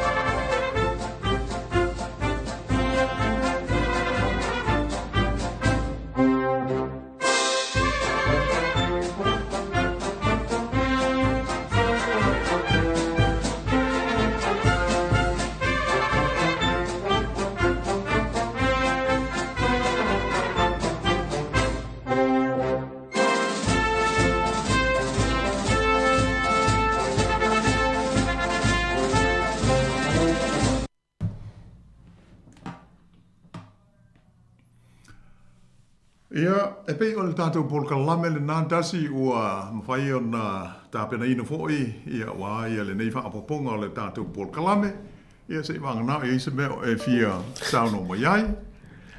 Malo whaftai tele lava i lau fionga lau ano, e o talingi fia whaalonga fōi, ia tātou atinu ia i le tātou polkalame o le nei aso, ia maise o lea ua lasi ia lau tātou poklame ia il tūlanga e pei ona e whailo fo il tūlanga lo iesia tātou atinu i Samoa le whainga malo ia o le ua a vaenga lau ano ia e pei tere ni ofisili e fia whai ia e whaamulawe ino le tātou taimi ia e tu se i o se taimi ia ona e paulama le vaenga lea maane e fo i whaalonga longa atu lau ano le whai unga lava o lau saunoanga le tūlanga lo tupu maisi o tātou atinu o lea na e tā ua i le vaenga lea o le se taimi o iluma po o ni masina o iluma ona whangasole o le tala le tupe. O la ofesili la wano wha mole mole. A whapea nei o le a whaile tala le tupe, ia ma whailo fo i tonu le pāle mene, ia ma tu umaile la fo mo ila tau pe pāsia pe le ai. A le pāsia, o le antu langa le a o iai, ai pe sa tupu mua fo ila le vaenga le ala wano ni tausanga ua le vai le mele o le pasia o le taro le tupe ia ai po hafo ilani vaenga fo ile e anga ia ilale ia le fainga malo ma le tulang fa pe malo ia e taua lau facilitasi wai a foi o le tasi le vaenga taua il mene o le fa tu ina se fainga malo mali e mua e fainga fa tu le lafo whaasanga i le teita inga al pālemia wana na whainga mālo. Ia leo tātou mōli mawina nei, o leo lua lafo so. E te ena pēr ta whea. Ia a pei ola wala mua lea e mawhai o na whaali ai le fia o le maota i le teita inga ase whainga mālo, e maise le pālemia malana kāpeneta. O le whaatualo ia o se lafo o le whaatutuaina. Ia lera o tātou o ia i o whaarua. Ia mai o loo ta whea pe o lo nuinga o loo manu pea le fionga il pālemia ma le kāpeneta. Ai olona lua awala e mawhai ona pa ua se whai ngā mālo pe sui. E awala le talo le tupe. Pe ona e sao noa. A whai o le ata pena le talo le tupe. Fono le pāne mene. Ia ona whaalau hoi lea. Ai whai ua i le au mai le fasili. O e langola goina sao no mai le ioe. A ola le teimi lea e le ioe ai te tee i le pāne mene ua fulisia e te tee. Tasi la le awala e pa ua i se whai ngā mālo. O le leta lia o lana fuafuanga tau tupe awa o le malusi a ngā leo so se whai ngā mālo ma le au tū. A le se tupe whai eini ngā ruenga. I le ai si le la lo i whawhasei tu lo. Ai, pei o le tali la lau fasili, o le mea le nā e o iai. O mai le fasili i le talo tupe po la le taimi au mai e le whai ngā mālo le i nei e tāntou. Ai, o mai le fasili ai te ena i le te lia le talo le tupe. Ea, o le roinga o pa ufo i male malo, o tau na suile a le te inga fo i wai fautu, fo i lao le malo e whaata apeloa. Ai whaile pālota. Ai o le tūlanga i le ua umana tupu i a tātou, msalo o le mana tua i la au mātua. O le tausanga te si iwa walulua. Lea sa tolu wai tātou pāle mia le tausanga tasi. A mata mai a wa ai, ia o ai fo i o ai hoi o tupua, o ai hoi o sohoi a tupuola i le whionga i tama ainga. Lea na arua i alwhai ngā mālo i le tūlanga la lea o le atoa o le whainu mela. I e po le sa wai sa no i le whionga i a whia me tarui nei. E le se mea le anga, o tupu fo i le mele o le minority government. I a po le whai ngā mālo e ta ia se vaenga to i titi, o le sa tupu le tau sanga lea. Na ta pena a lea o le panchet po le talo au tu o le tupe, e le whionga fo i le minister tupe sa iei na mai tau, ia ua tu malo le whionga ia li mo le manu sasa te vita. O ia sa whea ngai ma le mtanga luengo tupe, po le minister leo tupe, i le whainga malo lea tupu o la efi. Lea na pa u, na umana whai tau i tono le mauta i tia whao. Ia le talo le tupe. Mai le fasili, e le aia te ena e le mauta, e le Italia. Ia mai na sui e ai na le ena toi pāle mia tu waito fi laula o le Christmas. Tu sala o le mo, o le tau sanga tasiva o lulua le ena tupu ai. Ai, ma sa lo man tu le fu e la man tu sa mo le mawina i na taimi, ai o le tele a hoio. O le tupulanga le i nei le pe i fōu i a la tau le pe. Ai, ua uma na tupu, una pawal mele le i tupu i anta atou. O le wawe whai se pānota e le i uma le tautou sa. E le i whai, e le i tupu alna mea talu na tuto, tasi sa moa. Le sa whina waitu i la epa. A fōi, o le mea taun whai e fia me, vai ane le a fōi il pān mia ma sa moa. O le whautua no la o māloe, e wawe whai le pānota. Le lena, vai e le lafo tanu ai ala tau, lena te ena, ele Italia. E pela no vai atu. Mai e sano mai. Ioe, ua uma ona tupu le mele o le pa u o le whai ngā mālo, pe a le pāsia le talo le tupe. Ai, ele i tupu se mea whapea, ua wawe ona whai se pānota, ona ua le i le mālo, le whaatua tuanga o le maota, ma le pāle mene. Ia, whaftai o le vaenga taunua nā leo e taria le si ofisili le tau whai atu lau anu. Ia, le vaenga nā leo le whapea o le au mo iei nei le vole le ua pālo talto ate le langolangoina ia le pāsia ina le talo le tupe. No la winga e fōringa mai o le awha tope lo ina ono. Ona whaise whainga pālo tai le ia o le tausanga fau. I le pālo te tele, pe a whapea e. E pe o le ngā le nā ma le winga o le whaapunga hoi le wawe fōi whaile pālota. Pe a le eisi whaatua tuanga. Ai a whaia o le iai tai peila o le ua lua la fo so o la e manu malo le tu o le whionga le pāle mia mal kāpeneta. Ia, e loinga e au lia le tausanga fau le tau ana whai ei pālota. Ina ua umana no fo inga o lofa ngā solo nei e lima tausa. O le winga fo ina la watu o la vitala e sa no la wano. Pea whapene o le otu mai le fesili ia a e le langolangoinga le vaenga le HRPP ia malesi vaenga le ala auli le pasi ino le tupe o le tala le tupe o lona winga o le ala la foile le la mailo la le fina ngana foile le ua tau ona whata ape le pale mene ai Pea whape e o atu le taimi la pasi ai le tala le tupe uputu mai le fesili. Ia, ai le lango ina le HRPP, ia malesi vaenga le fast, le pasi ai no le tala le tupe. Ia man tu fo o le umana sa no fo il te tai o le HRPP lanto. Ia. E a fo o la tau man na e fai parot. Ai le pe o lana finale pe manino mai i leisi tu. E leisi si o fia wa verdo fai parot. Se i fatau no mua folfolanga ia na fai. Ma pasia tu la fono ia to te teu. Ia ma awa la ai la swinga ia sa man na oi le fast. Pe o la ule mai tau o tu sa moi i le tulanga. Ai folinga mai a o ia la mo na o ia le HRPP ma la tau tu. Ia. Pe fai tai au po le vai aso le. O lo e fai pa not. Ia alai ai manino foi le fina ngalo tu le pe folinga mai le se si o le vai nga le.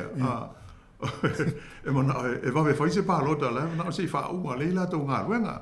So no inga e whainga tā lao na tātou tau mate e se wanga na o tupu mai ia e pe o la le whoringa manino mai e le mawhai ona ioe ia le HRPP po le tua ngai ia malesi whainga to tele le o le fast e te tu whaatasi te ele whainga malo e le pe whoringa mai o e le o le tūlanga nā la ia ai tātou te le mai lo lau e pe ia ona whai o le mafu anga tonu wa le la ina fa ta ua ma siri ona ta ua ia le vaenga le o le foi no mela fulisia po se si e ai le majority o sui foi puli o le parmeni malo pe fole winga fole la u tala la wano i te ua o le taimi le wa o le taimi o le tara le tupe o tara le tupe o le neta sanga ia pe el taimi la ne fata o tuila la tala foi le te ua wa tu mai fasili pe pasi ai no le tala le tupe al ka pe neta le taimi ne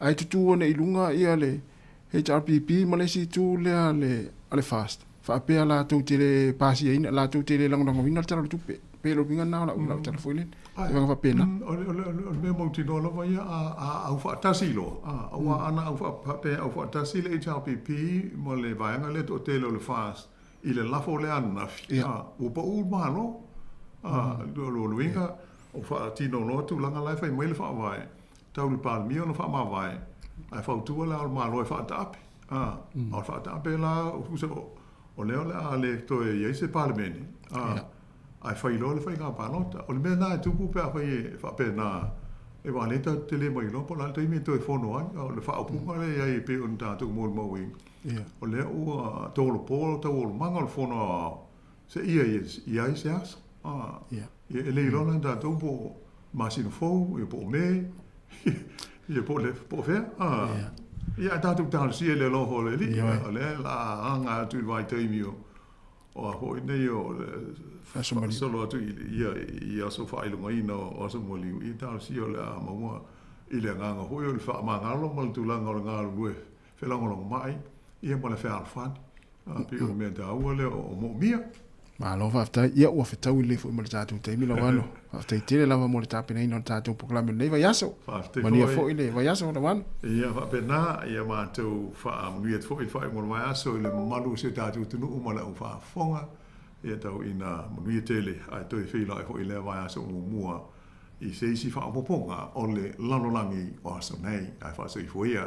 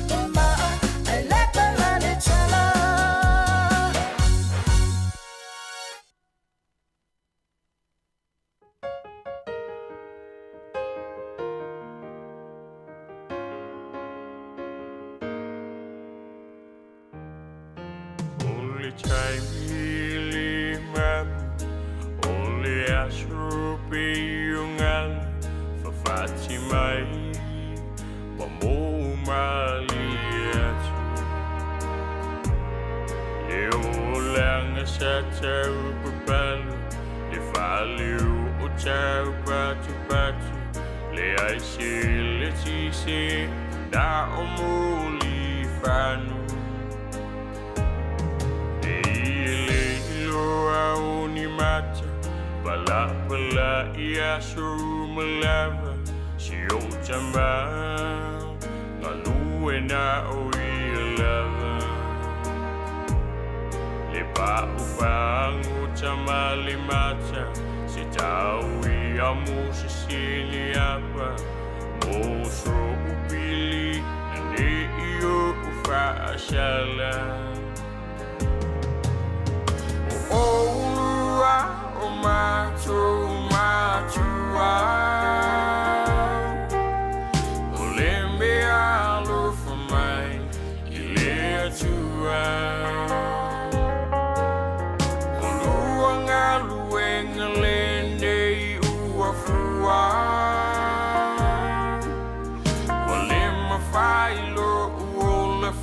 Ciao tua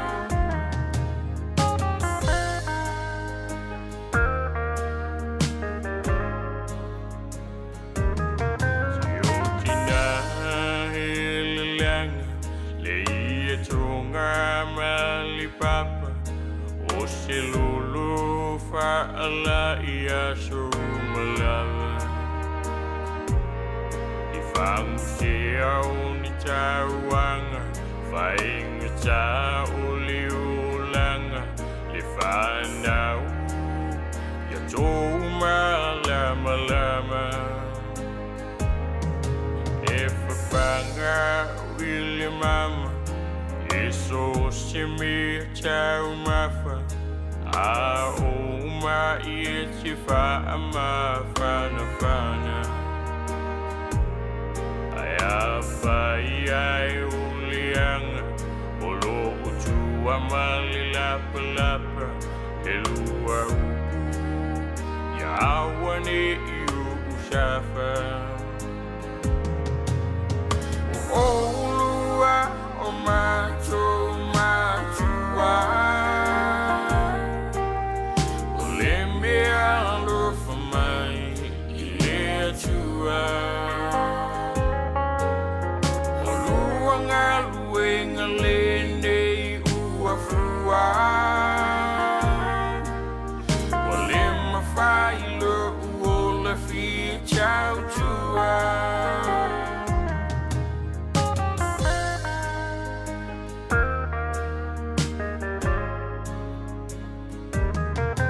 Yola ngai fainga cha Unayo cha tua Alilanguna usifa alutinga Etimu ialaina Otinoi ma osia Di popo esilau aina ositala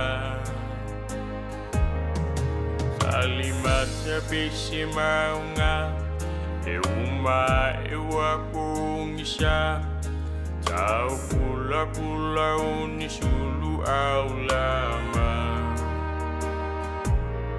E tangi ayule anganga Toe manatunai tua Le manuia ni emele aina O ulua o macho matua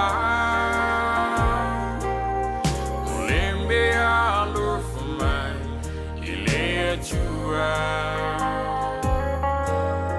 Olua ngalue ngalene uafua Olema failo uola fi ciao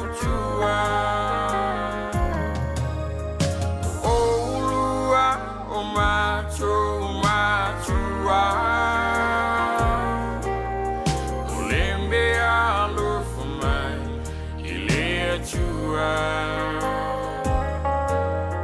o luanga luenga lene ua fua wale mafailo uona fi chau tua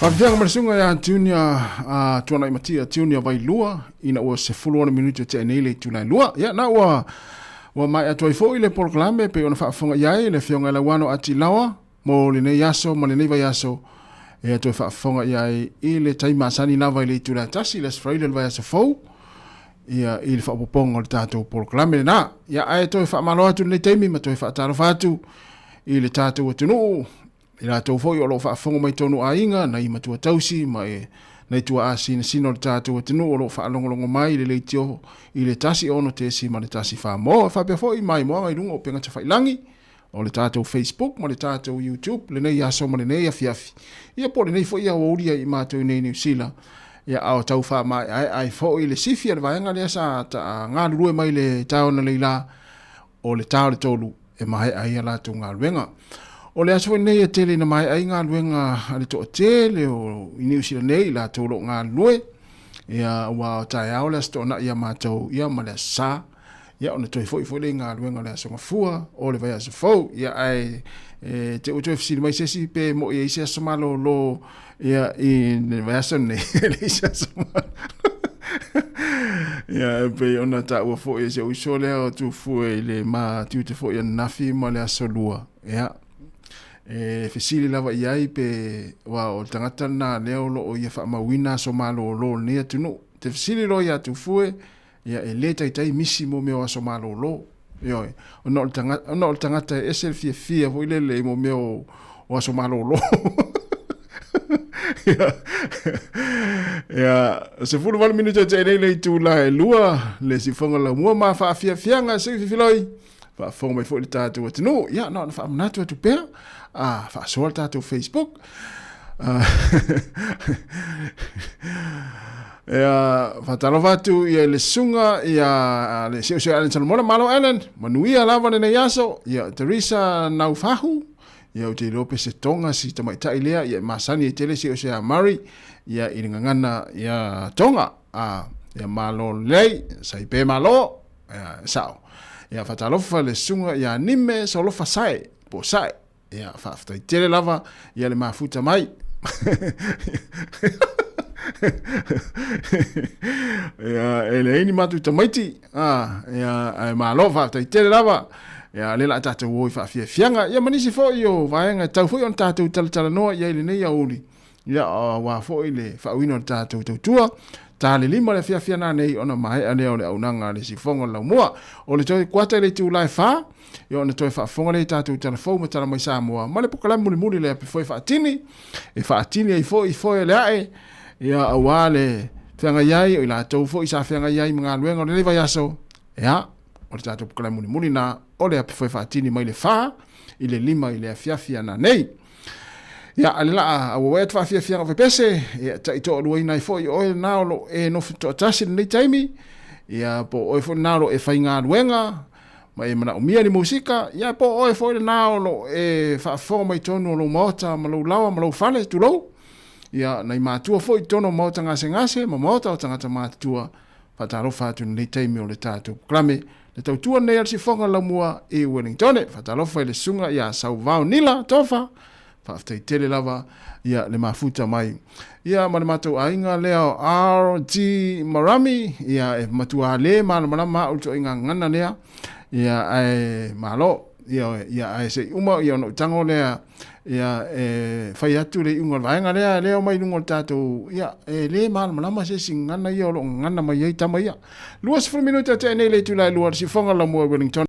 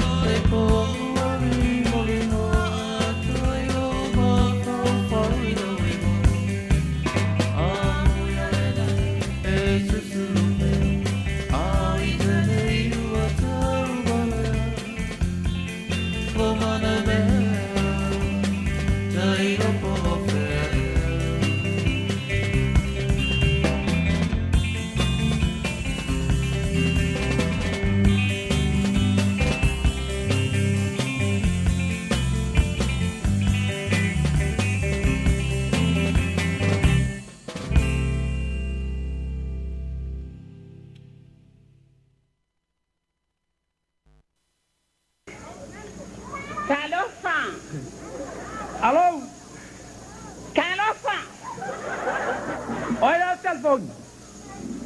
Wah, o telefon. Olha que bagao yai. Deo, seu kangan dia kulau nga. Yo, olha sa ngo. Sengi wefa. Sengi wefa, ai ngai buka lang ko telefon. Pulau nga. O yo nga ka fa se ka o se fa mo ko ke ngilao. Ya? O nga ka su se mo ke ngilao. Yo, yo ki kalang o yo pulau nga pe mo sa mga ke ngilao nga o wefa. Yeah, carry on. Ya? On. Hey, carry on. Alo. Alo. Sengi wefa. Wow. Olha que rua ngalu kalangoa. Le yo la foinga. Nga ko ai me no nga faila nga le solo I fampo. Yo ngalu tala no le malau ko inga o ke fakan. Wa wa fa ya onga. Kale se ku ku mai lungan me le. Ya la I wa se ku nga e ko ma. Bueno, ko aku malaya tama. Tama. Sigo ko ay magkakaroon kile. Alo. Ya. Alo. Olfa ya onga le kau kala wa mo sa el telefon. O ya mosa. Oi. De vale le la ka kala wa. Ya le. O we fa sia onga. Ola ana matua wa ya wefa. Wa wa solina. Wa onga ya sa kama kalunga ola. Palo pa kamala kele la se lo ma fa fa wala ni ko na ver kele la. Maliero singalo magkawar ko ingale la ngiya. Ya, o mawala ra kawia ya le kama fa ya ba kwai ken kikila wa se o ya min. Oi, wala foi me wala foi la makakao me fai mulher nga ba ko kupi fe me que la 5. Alô? Oui, que ba ai mo mi sala que la mo mas que família kwai. Oi le que fogo. A moça. Oi. Alô? A moça. Yo po ai a moça. Que vai a qualo lu idioma o a moça.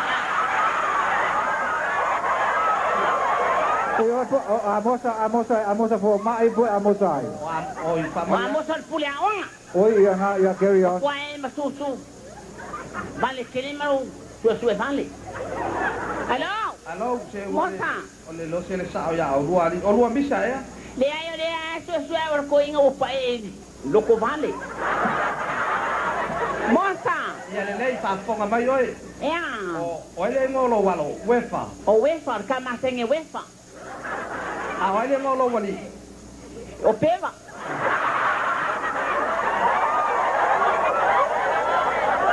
Ya le lei. Ale a sero vai piste pea. Ya fa longo mai ti. O le ka kala ngo le onga a. Le listo le a? Le a onga. Le a onga. Fai mai foi tia onga lo walo. Le a onga lo walo la kama. Que la ele lo kama. Le a cucuí, ve no que foi. Alô. Alô. O we panel kaukala. Ya we pa, fai ga tauro no senali. Tauro no pana ko pa kalia. Ni. I. Ye mo mau ni me, sia mai la ko inga. O pene que va mai ai. O lo que va la agua con el pana, o la ko ye ndo sia ni ele sia. Ah, ese vengi mai no mai ora ko inga. Pero ko se fai ye. Na ku pulo ngol. O Ferkeng. Ai ali que nge kuwa. Ya por memeralia, que quer dizer? Na fai mai ai foi ngia mo que la kula nga mau mas kama le lai. Hello, amosa. Oi. Moça mo lo wafing. Io le wa mau ai se o kilo le tengo pa sin ko kele. Kilo lo wafing. Eu kilo liso la seca pa mo mole tama. Ya le me la wa kuma mo senge wefa. Ya, pa mo mole lama. Ai kuni ba no kenge a. Alô?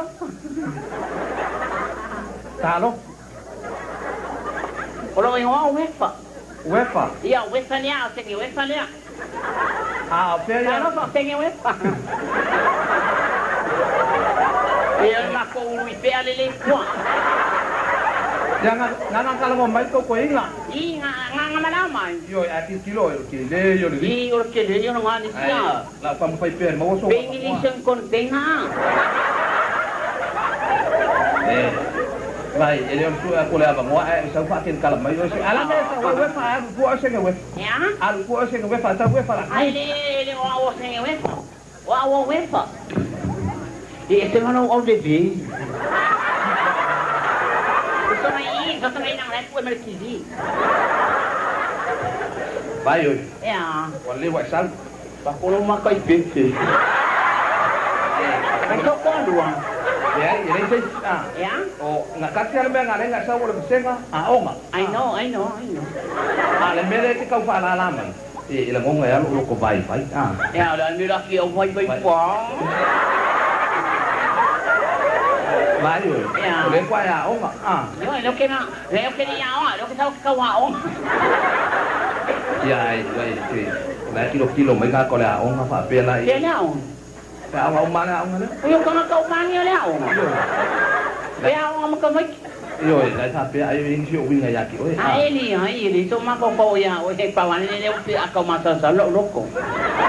Ai, le mo mi yang boleh rupo iku. Ayo basenga. Oleh aku waktu ya, oleh kau senga. Apa nak ni ya? Wow, boleh lah walui. Kau boleh avin tahu pun yang kasih alba ya suya.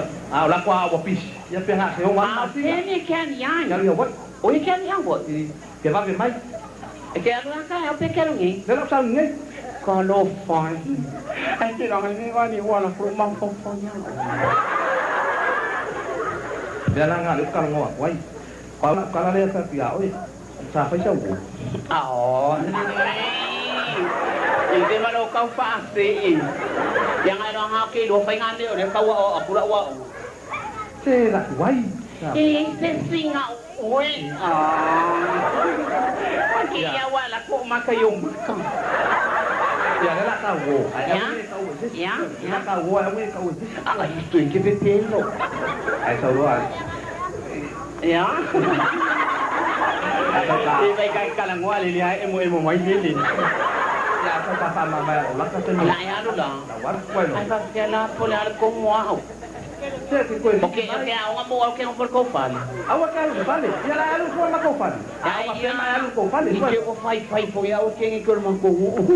Dia ini tak paham mama. Ya paham mama. Itu mana mas dia?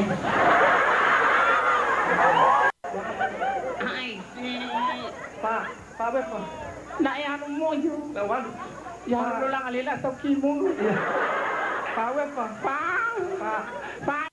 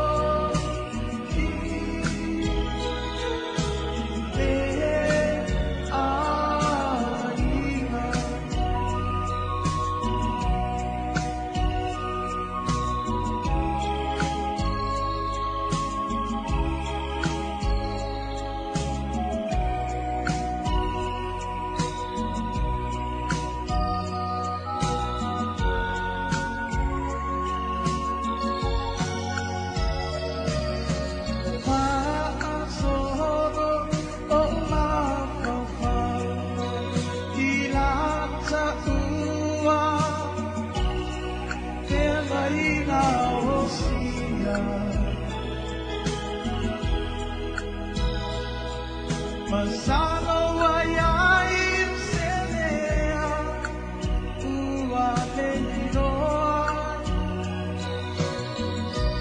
ko osa ua nasana ea malo upatu ua tae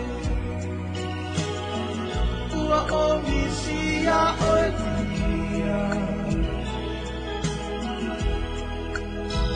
e atoi po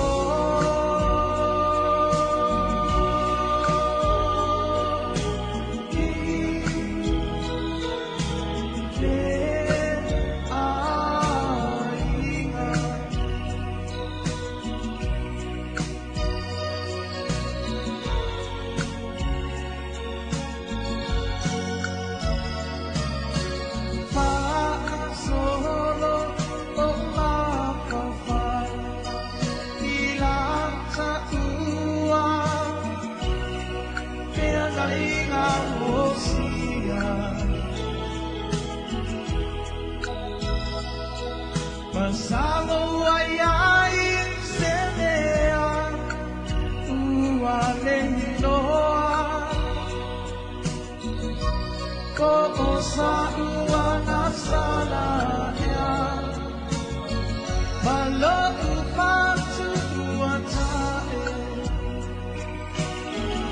ua omisia oetia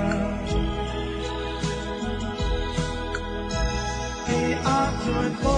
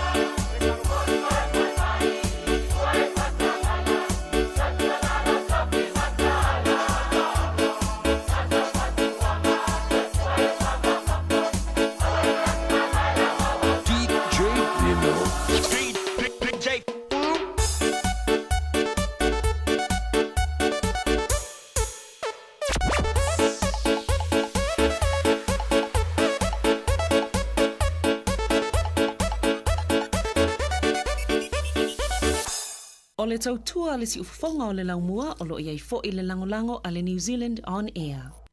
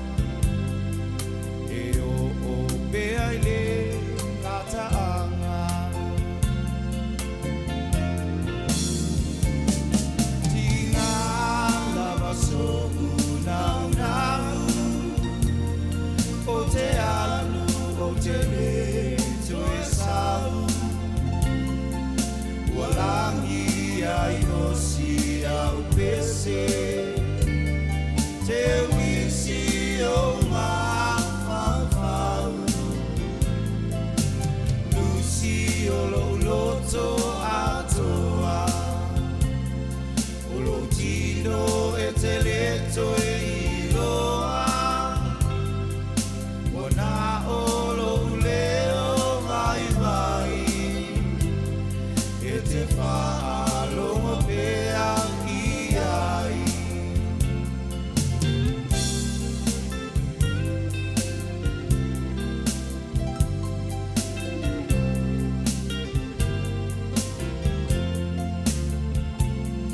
Wapisia lava o e fatu Tio ele whaangalo Rino o lo uso Paulo le uso malo Lucy o lo uloto atoa Olo tino e te leto e iloa Ai wana olo uleo vai vai Tau te whaalongo pea i ai Tinga lava sohu nau nau O te alu o te leto e salu Walangi ai o sia o pese Te wisi o ma fau fau Lusi o lo loto atoa O lo tino e te leto e iloa Wana o lo leo vai vai E te whaalongo pea i ai Wana o lo leo vai vai E te whaalongo pea i ai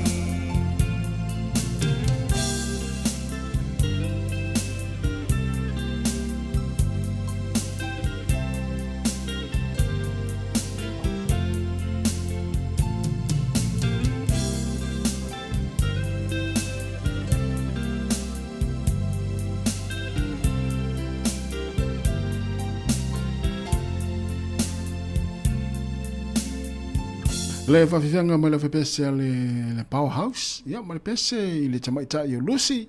Ina ua toe 2 minute o na tāloa leo le tūrai tolu. Ia, toe whaataro whātunu nei taimi. O le tātou poloklame ma le tautua le sifonga lau mua. Ia, msalo lea ua ngai fo i nei mātua o pisi fo i la wala nei taimi. Lea ngai atu i piki nei whāna wa onga. Ai mai se ai o le mana vai fo i o ngā luenga le i la tau sa ngā lulue mai le tāona le la. Ia toi moli atu le whamalo, ia te utou umlama sa ngā lulue mai le taon le la, lea ua mai a ngā luenga le tula tolu le utoi 2 minute, tā le tolu mana vai fo i le toa tele, ia o la tau ngā luenga.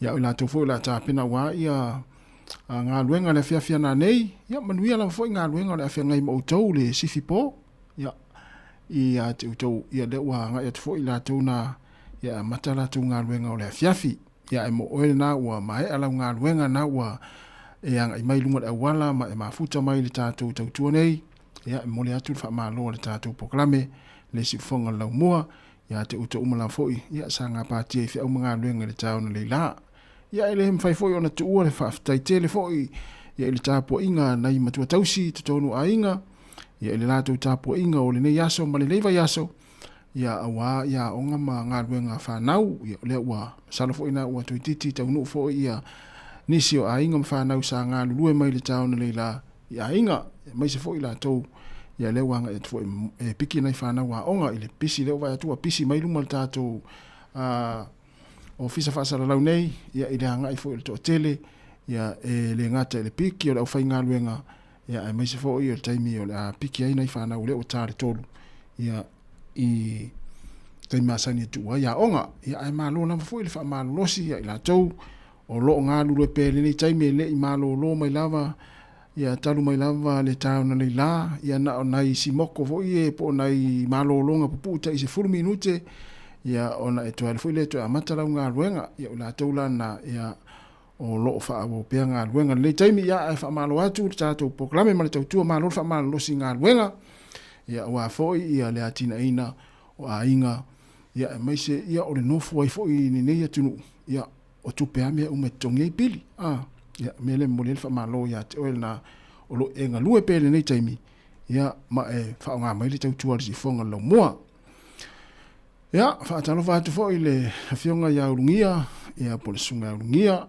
ia o lo mafuta mai au kilani le taimi ma lo lava fa aftai tele lava le mafuta mai ia mania foi langa ia tu ia ile fa ungo leva yaso le o te le tolu I minute etas ia a fa fong me fo I lumo fale a onga ia la tu lo kolosia tu lumo fale a onga ia ma tu pele ia le sao sao fa tu langa ina lua se full kilometer le tu la le tolu se full kilometer le tu la ia wa fo le sao ngale mo nei fa na o kolosi le taimi ia e o ita vale o lo fa tali me ia nei matua ia o le sao ngale mo la vai e tau lava ona sa vale le matua e piki mai le fa nau mai ole a onga ai ole manatu fa tau a foi lele manatu ma ia e tamu mo e mai tamu o taimi tau ane ona le taimi pisi ale nei ole tu ua yo a onga ia ma pisi e foi kolosi tau tu na foi e tatou da wef pasi ia olo o ia tu inisio mga ala olo ia onga ia tau tu na e te lela o pasi ia ia tamu te foi lele na tu ale pasi kolosi la toa ele vai lisi pito ma lisi pito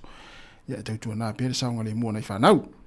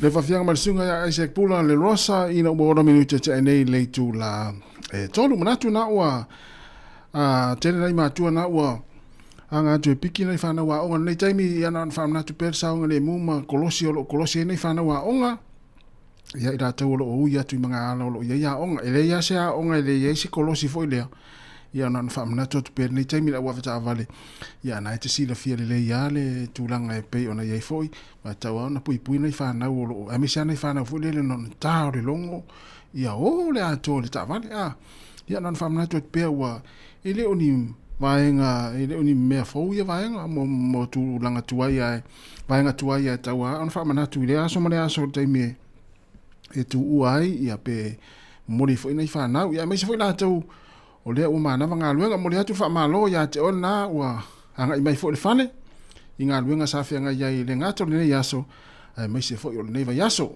fa malo nga lue malo le on sai ia malo fo le fa pale malo le pale ia malo fo ile tauatai ia malo fo ile ona sai inga luenga wae o le tele fo nga luenga ia me tupu fo ile tono fa nga luenga ia talo sia la sa sao le lo waso le nei ile se me sa itai ene na le fa tu le telo taimi ma futa mai nei tato poklame yaso uma mataimi uma e te mo wai fia io ia ai ma futa lo i me fo ile le tele fia fa o so ile te ate o ia te ya wa ma ia tu ai le yaso ia ile se me te no ma ia te tu lo ia ona o lo fo le lo wa ia ile to pose li lo tu langa lo ia tu langa lo tu le mai se tatu te no sa mo to tele fu ila tu e te langona ia wa langona le fia langona le fa no noa ia langona fo i le ita unisi ia ai no fa o impule lo loto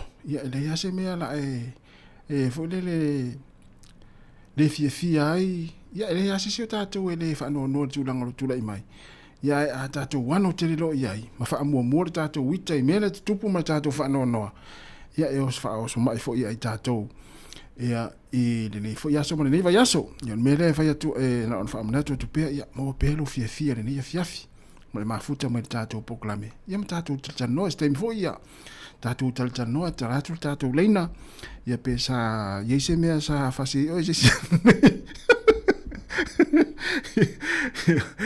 ia po a fini vanga tau tatu fa so ia ma nei fa mana tu fo le fiafi a tatu wanga tu fa ungo neva yaso ia o ta longa fa ungo neva yaso o le fiafia na nei ile fitu tolu lima o le ata alo le Brumbies ma le au le Blues fa ia ta longa le i Eden Park i Aukilani ono winga le toi lua se fulu 5 minuti le tu lai valu ia le ta longa le ma nei fo ta longa le va le Blues ia ma le au le Brumbies mai au se talia o le fiafia tai au i le tolu lima i le taimi fiti ia o le ata aloai le au le Chiefs ia ma le au le Trua fai le talonga le ai fiti ia ma le fiafia tai au ia o le ata aloai le Moana Pasifika lea ia ma le au le Hurricanes talo fai sia na ia au le la ta alo na nei ia o ai lava le au le amanu malo ia o te fiafia pe fai ina pe manu malo le Hurricanes po le Moana Pasifika le lata alonga na nei o te fia lava ia ona au ia le tapu ia na au ia le te tapu ia il tamsanga le Super Rugby Pasifika o le te ala le fitu le fia tai au ia o le a fai le talonga le i Aukilani i foi no hapa ia o le fitu tolu lima ia i le fiafia tai au lava ia o le ata lo le Warriors ia ma le au le Force ia ma le talonga i le asosa i le tolu lima o le ata lo ai ia le Crusaders ia ma le au le Reds ia e fai le talonga le i Kala Estete i le o uli o le sa po le fiafia le sa ia e pai le au Highlanders i le Neiva Yaso ia o fatatianga na talonga le Super Rugby Pasifika ia mo le Neiva Yaso ia le tala le talonga nei a le Blues ma le Brumbies i le fiafia na nei i le fitu tolu lima taimi New Zealand i Aukilani Eden Park ia mai alona ia ona whaasolo fo i leo ta alonga le liki. Io o le fo amata liki na maka television te nei le NRL. Ia olono winga. Ia luatua na nei tai au mala sa. Ia ele misi ta alonga o le atatou mata ai mai mo il tatou atunu. Ai na ona whaamanatu pea. O le whainga fo neva yaso ia o le ata aloi fo le tatou au le manu sa mo tai to fitu. Holo o i Afrika i sauti le taimine nei. Ioe, o le molta amni sangalo na lua. Ia, o le alau te vai atu i au ia e puru matatou. Ia, o lo tau su e statou ava noa. E le o le tamni sanga telefo, le ale taito fito le lalulangi. Le i au e se furu lua. E le ai o le si tamni sanga le tau su e statou ava noa. Ia, mo le tau sanga fau. Ia, o le, e peila o le te vai atu le i au ia e puru matatou. O fea o le au lea Brazil sa ia malesi au lea te se uma fa se toe fa manino lei ona au le uma tino le au Brazil ia o le manu Samoa e la si au lea te vai atu ia ia se i politi o le fa i ona fa i lo atu lea o le au le e pulu matatou ia talo sia i le alo faivo tama fa na si tatu o tunu o te fitu ia me se fo i tama tai ia le tama sanga le tau su ina statu wa vanoa ia mo le te jo fitu lalangi i le tau sang fau ia o nai nisi na talonga ia la tatu tal tano pe wale umil tatu taimi fatu ama he al tatu to tu le tulai lima ia to e fo statu tala pe ati le fa le umai tatu tala fau matala mai Samoa ia tala fatu le ftrenga namla ulu sione malo lava namla ulu ia manuia fo le yaso te lava le mafta mai ia onime salofa malofa aftai ia fatu ya amwan amedia fa amwana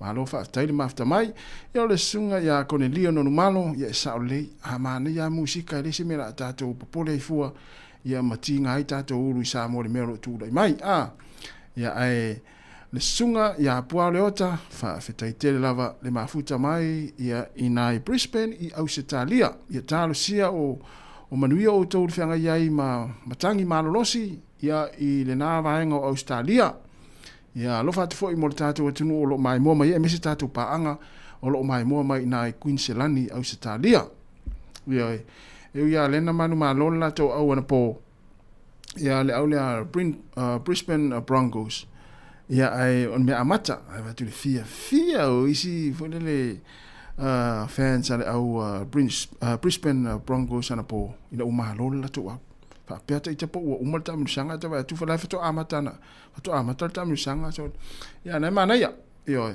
telefo ta longo le liki ma le ana le fia na nei ia mata ia ma sa ia mai mo ia ta tu ia a o le silio nei me uma o le ta tu fia tātou fia ma tātou tala noa ma ia tu mana fo ngā ruenga ia holi le fale mafuta ma tamaiti ma whanau ma whaistara fia ia pea mai le aonga ia pea mai fo ia ngā ruenga nei matua mana ia na 5 minuta te nei le tula tau si fonga la mo Wellington e fatalofa le sunga tau pepe ma lola tau ia e ini kirikiti fa ingol nei vai aso ia aleni kirikiti ia mafuta le matina ma tamaiti ma ur fewa io fewa foi tangata le fa na u fewa tu mal au foi fa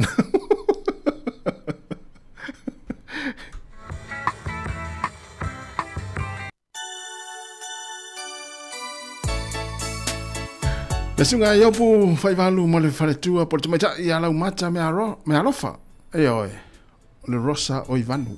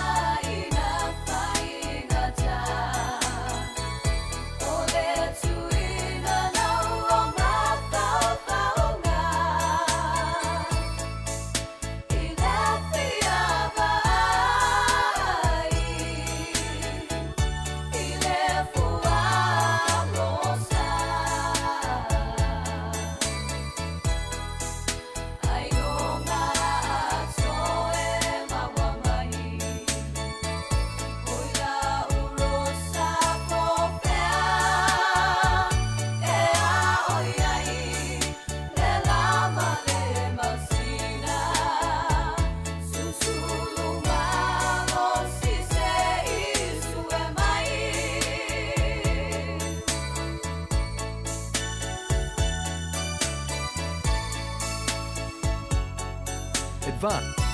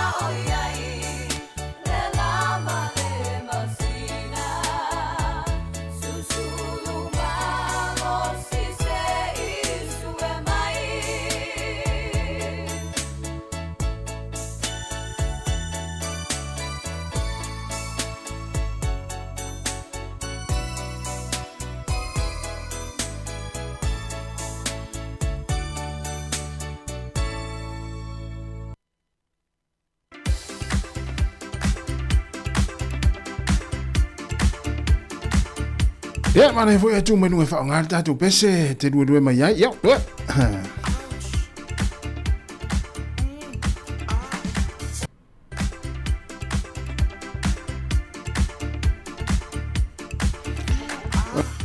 Olha o tiro le le tu ala tu ia se va mal ta tu pese.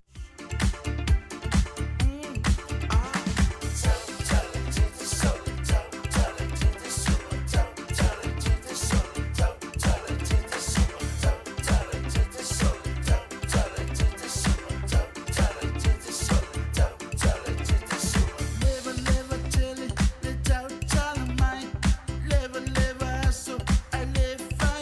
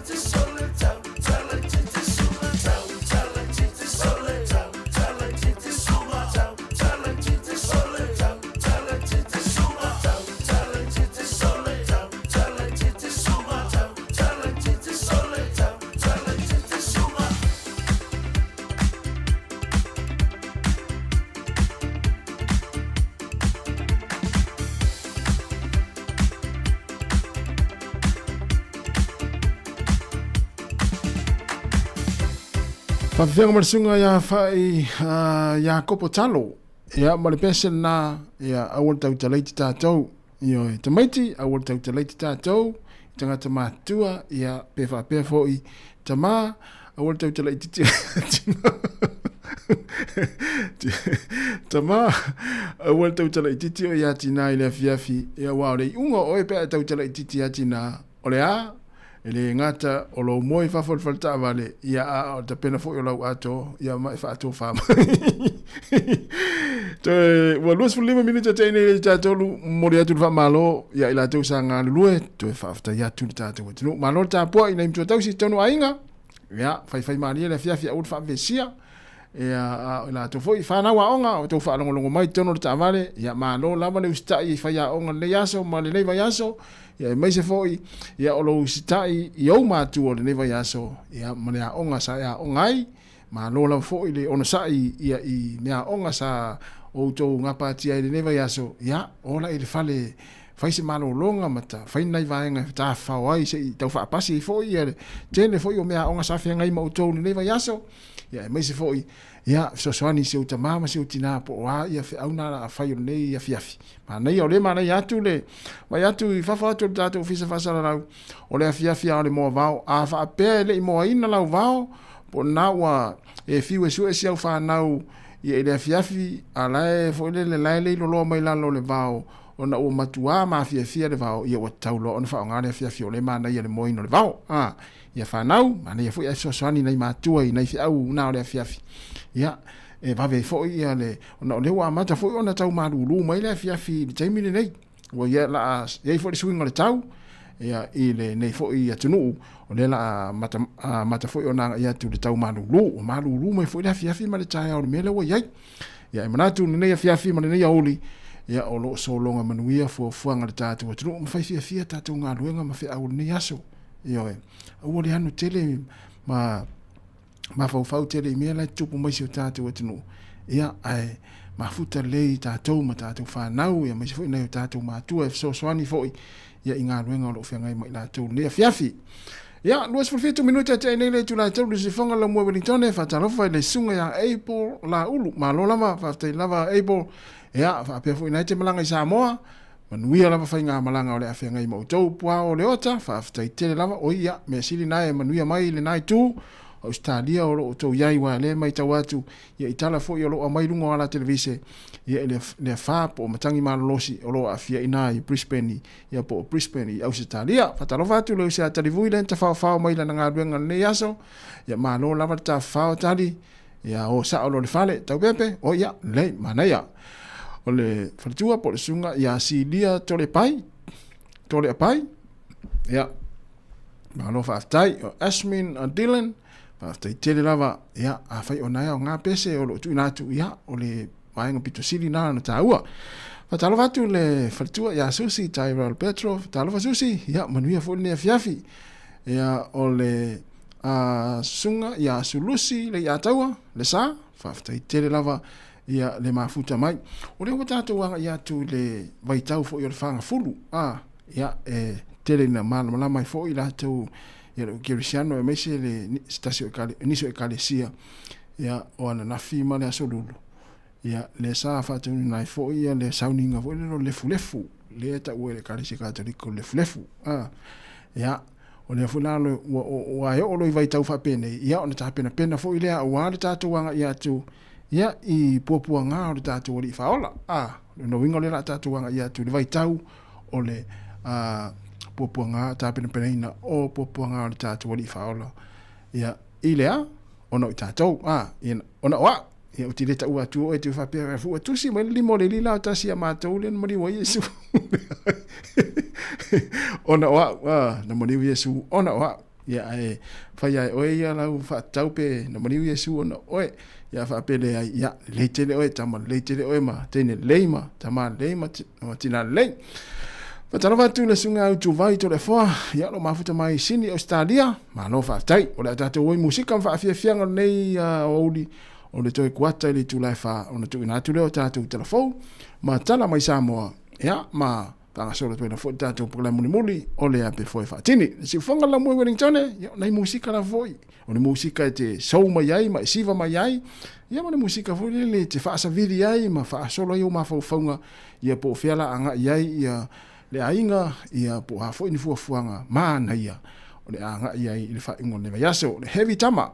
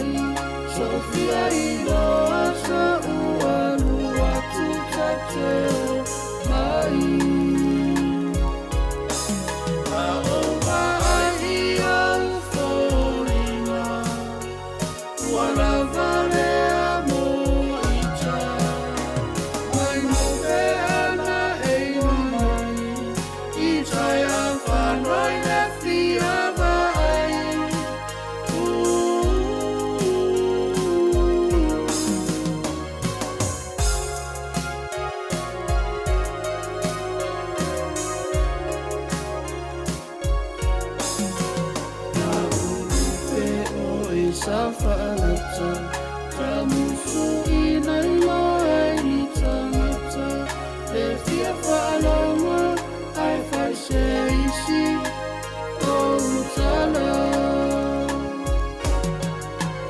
ai se e musu mai fuki o sasa e po o se oni se tuli atu se isi na te sue ai o totongi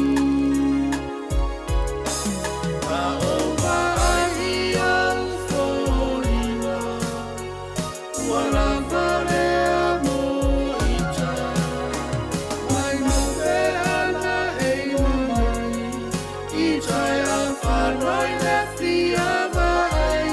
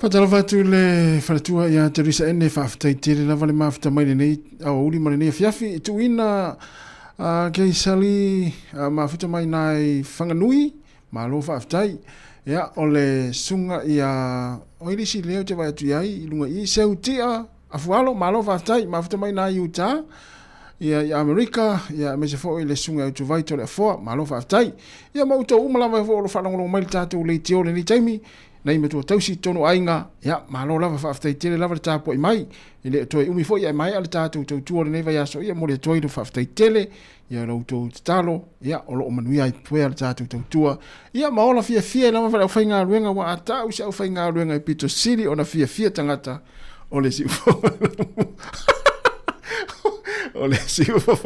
ole si ufongo la mua i Wellington ya to e 2 minute ona talo lea ole tu lai fa malova te tele lava ya le mafuta mai nei taimi ole fiafi ma nei ole fiafi sore. I must admit I was a clown to be messing around, but that doesn't mean that you have to leave town. Come back, baby, come back. Come back, baby, come back.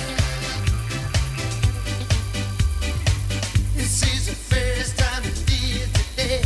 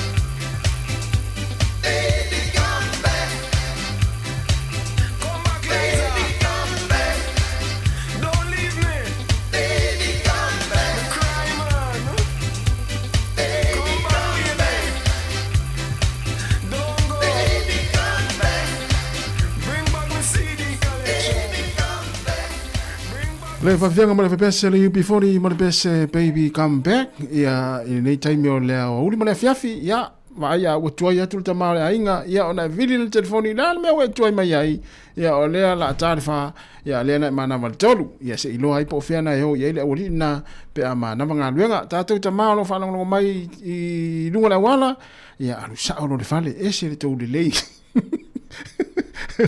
ha su ni tamale le o tamaya mafuta mo le tautua le sifonga la mu o ka ni tamafa ina fa maoni o tamale sifo o lo fa ngolo mai le tautua le sifonga la mu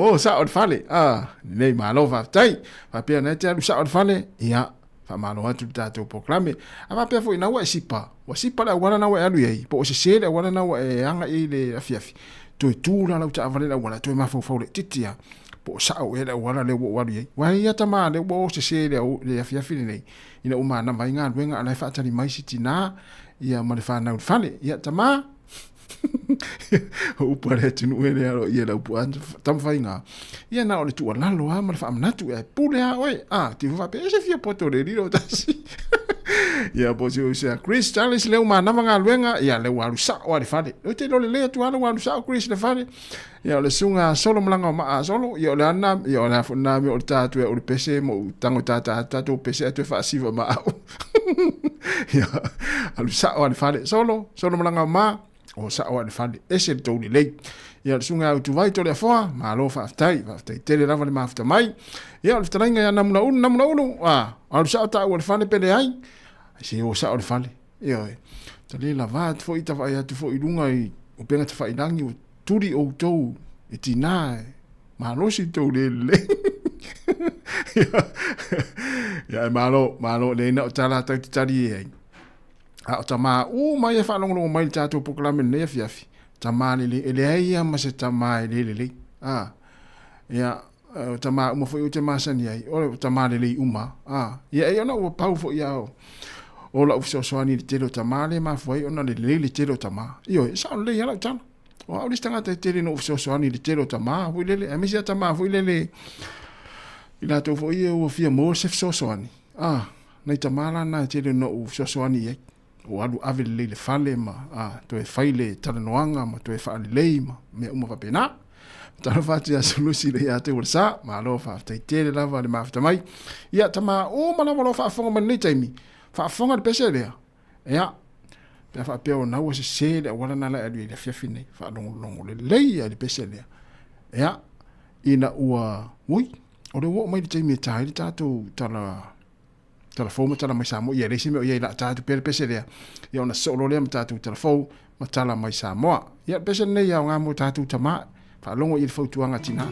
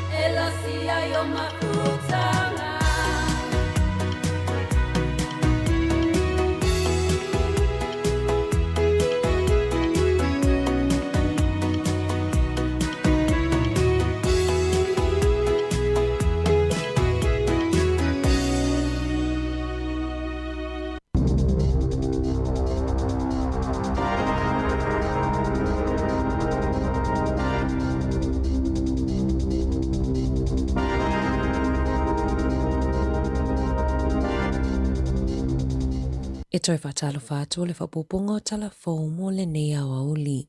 O le sitia ma whaupopua i o la fonga tutongi mo tangata penisione e te tele tupe maua o se fesosoani lea inisio whaafita uli. Nai lo le tau sitia i lunga o tau sangayanga wa ai tangata i whaamanuyanga o penisione, po o le whaititia fo o penisione maua e tangata mātutua. Ua tu ina mai se li poti fau mai le polo fesa Susan St. John, whaatatau isu esu enga fau na maua mai i li poti fau o fesuia inga o la fonga. Na ia ta ua o le New Zealand Super, ta o le soifua malolo ina mata wa fale o le asi itia e lata i le tasi miliona mātua mātutua e mawaina le pensione e tusa ai mali poti. Na mawaili poti to o tele tangata mātutua e lava le whaasoa ma mau o loa la tau tele mo o mia ina le pensione. O le isi tu o lo o mawalunga fo ili numero o tangata mātutua o lo o fea ngai ma whaafita auli o le uti uti o le whaasoa.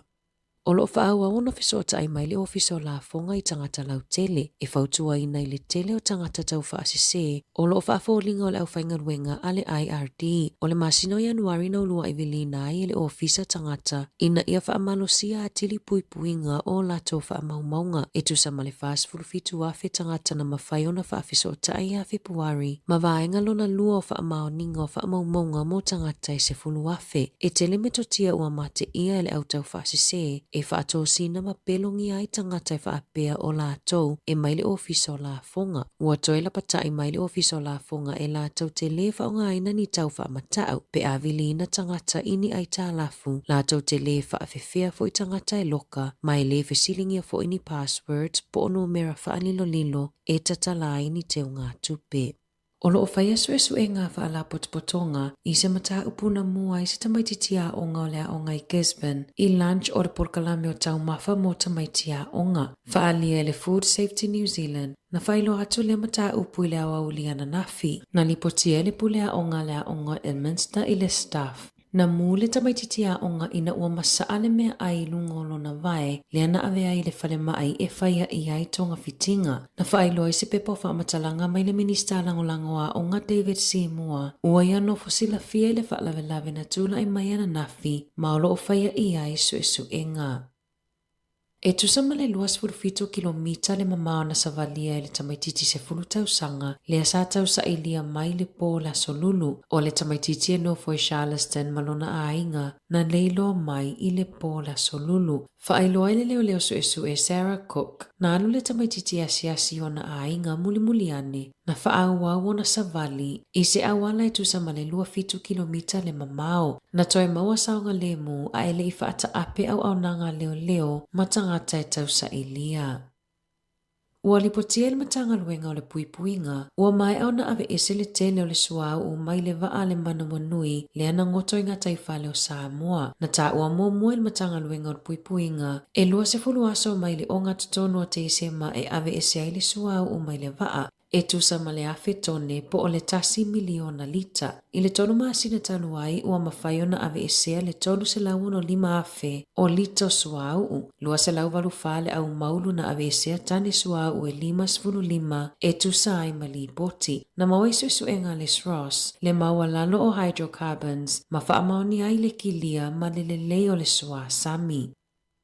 O le whai ungo le masina taluaina tu ina tu ai se poloa inga ina ia toi tipoti tina matafuna vea ila i tonga peitai e uina ua mai au na toi whaafo ile to alua tina i tonga aina nofo lava tina i nei malana whanau tamai to alua ona o le isi o na alo e maue se ngase onga. Ua sa ili fesosoa ni le ainga ile minista lango fe malanga inga na whaamanino ile minista o le whanau le unungali ina soifua nei sa whainga luenga fo i matutongi la fonga ali urunga lii e le ai fo ini la solitu la fono. E se furu 5 tausanga ono nofo le ainga i New Zealand mana leilo loa o la tau visa whainga ruenga i le luafe se furu fitu. Na fina wina e tina na mata upu ina ua toi whaafo ilo na to alua i tonga i le aso lulu le vai aso taluai. Oni nai masina taluai na whaata otoli ai le lata mas fulu whaata usanga i le whale mai i le limonia mane ngase o le whaa i. O le popolenga le tina o na o lana tamai mai na te talitonu e le umilo na ola pe a ave i tonga. O lo talusanga ina e tina le fisosoani an minista lango ina ia fisosoani la lato mata upu ia awane i toi whaafoi ilo lato atu nuu.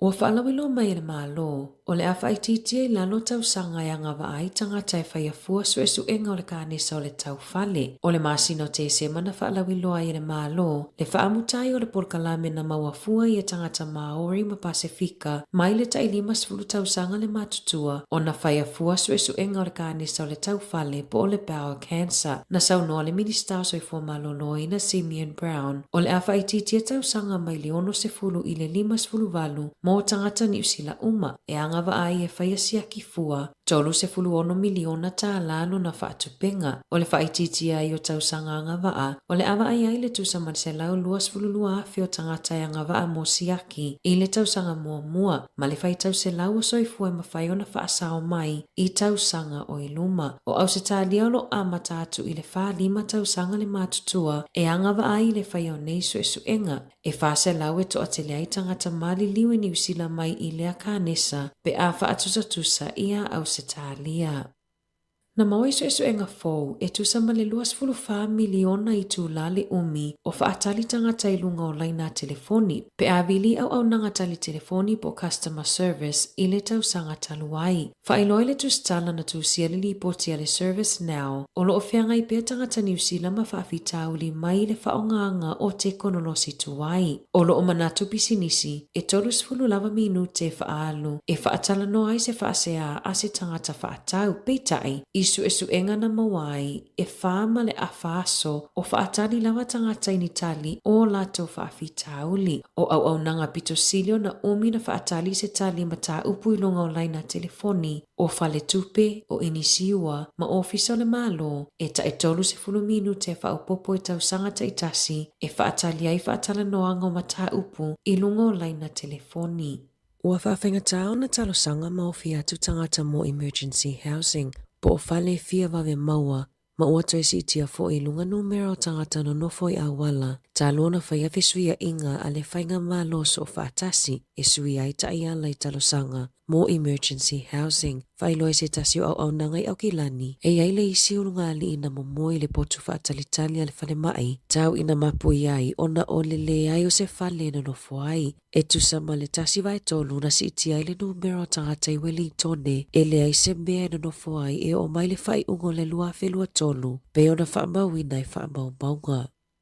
Ua lipotia le uti o fuala au mo I lato e maua I le ADHD I New Zealand, ma ua fautua ina le soifua maloloina, ia awane I fe whaasoa ia fuala au, ua talosanga le wha mek fo mai, ina ia ave le wha mua I tamaiti matupulanga talavou, e ave ia I talavai a wa fuala au, ona e whainga tau na tonga fitia ma fuafua mionga, malangona pe alea I se fuala au mo le ADHD, lipotia le ADHD New Zealand, ua o atu I le ono se lau tangata I New Zealand, ua afia I le sioti o fuala au. I ta'alonga, o le asa tae au I le te o le fitu I le afiafi, e whetawi ai le awa le hurricanes a Wellingtone ma le moana Pasifika, o le whilo inga mua fo I lea a Adi Savea, ma ana uo mai le hurricanes, ta'alona avea makapeteni o le moana Pasifika. Tala fo ia mai le si ufofonga le lau mua mo le neiva ainga o le awa uli.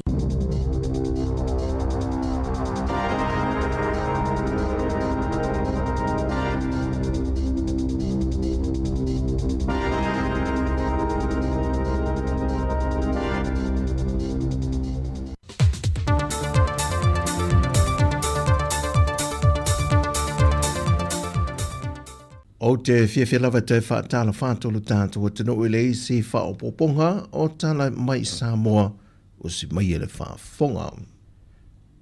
O le talavoia Arthur Van Santo whaainga Fasili, lua se fulmalvanu tausanga mai le whioanga mo tō tua. O whaamania ina I se awa noa whaaskola sipi Japani, e whaawa winai lona whaailonga le master's degree, e le whaensinia I vaenga I tā ua whaperitania le Urban Environmental, e taula I suenga I vaenga I mō mai le puna o whaale nātura o po o vai la whai. O se awa nona tā ua e Fasili, e tā ua tele e whaalau tele atua I isi tupulanga talavau awa noa nei, e whaalau tele nai le to mai e mō mie lo tātua tunu I tiu te mga ruenga, o loo a ngai atu I ele loro langi swinga te tele le lumanai, mai o se awa noa e anga waa o mai e alo ma whanau e mō o mia le whesoa swani le atu no. O le whaamalosi fo e fesili tupulanga televoa o oino le atunu. Ina ia fina finau e sa ili ama no wha askola o lo ofa te pa anga le Samoa e pu e wha manu yanga ne wha lau tele nai le tomai mali loa po o hanga waa e tala whiangai ma mea lofa o lo oiso se tasi. E tolu ma le awha tausanga le hawa no wa maua e fesili mai wha apitoa hawa no wha askola ne ia pani e tusi talo sanga i eiso se tasi. I tu isu e su enga tau wha sae nisi ma le vai hainga o whaia onga. E o mai le so, e to tolu se fulma le ono alo ma whanau le atunuu, wa whamani e na ia ma no whaaskola sipi, ma e tāua tele mo alo ma whanau e fina finau. E wi ole ua whaia ina le lafolona lua o le whātua tuaina i te tonu le pālemena le taita inga le fionga le tamaitai pālemia. Peita i le whaidoa inga le autostala ma le au whaasala lau le aso le nawhi ua mai a le whōntanga. Ma whaantata mai e le teita e o le tuangai. E le o ngatai i le toi lo te o le mata upu lava le nei. Pe a whai a e le toi tu whaantasia le vaenga wha upu whai le whaatua tui le tua Samoa o tasi le ua vaenua ina. Ona o le ta oto i le lumanai. Le whaatara no ino le tala whaatatau au tu o le tupe. O lua whelua se fulma le wha, lua whelua se fulma le lima. O nei whaingata o na pāsi e lalo o tūlanga o lo ta oto e whaapea. Pe a whaata oto whaatasi ma le whaavae. Politically, o le ko a mol vai aso kas. E kulanga whapoki.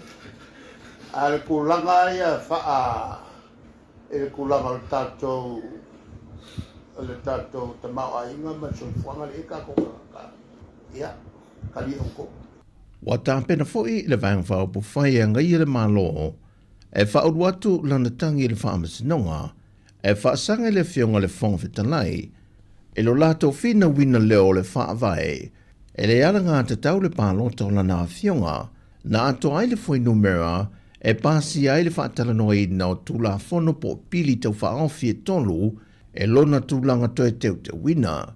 Mai o le tala no ina o le teu te unga o tūla fono i e le temile nei. O lo fina wina e lantou e le te tau foi o na pasia. E ona toe wha awa wina i le so le tau a fianga o le pālemene, le lafo na whatu wina e le fianga o le minista ia olo a forfiti va ai po o le malo e ta wala i le kāpeneta, le ave e seina o le whongwhitalai ma le sui whongwhitalai o le mota. E na oa saunoa le fionga le tamai tai pālemia ma nisi o lana kāpeneta, e nā te leo tau si sialo na tūlanga wha maoni lana tautonga, e nā te whātau tei ai le tiutio le nafoa ma le wha ai tu au.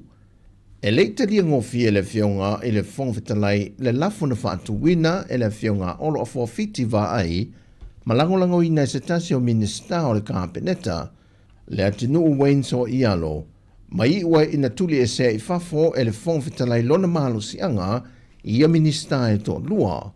Peita ina toe wala au e toe au maia i te tonu ina wawhai le pālo te tau wala au. Mo le lafo na whātuina o le le whātuatuina o le taita inga a le fionga le tamai tai pāle mia. E pei ona mo le mawina le atunu o le whontanga na nafi ma le taunu ungo le pālota na toe whaia ina e fo i le lafo lo na lua. Ma ua toe tuina toe foe le whaawa wina o le whainga malo le teitai o le atunu le fionga fia mena o mi mata awha ma lana kāpeneta ma le wha moe e toe maua se isi suinga o se malo e teitai o le atunu e le whainga palota le lua a whelua se funu ma le ono. Peitai a toe whaatuina foe le alafo lo na tolu e manao mia foe le malo le palota ato le tuangai e manu malo ai le lato la fo whaatu. Na whaino foe le teitai o le tuangai. O se teimi mua le i le tala whaaso le pito o le pālemene le atunu. Wa fe upu ai ai ma le tutu whaatasi le fionga le pālemia o i o le teitai o le mota ma le fionga le whongwhitalai wa le ngā lulu e whaatasi. O le awha le tulaiva o le ato e tawa fiai le pālemene le so o le awhasala lautu sao i nātu foe e le au na ngā resi u whonga le lau mua.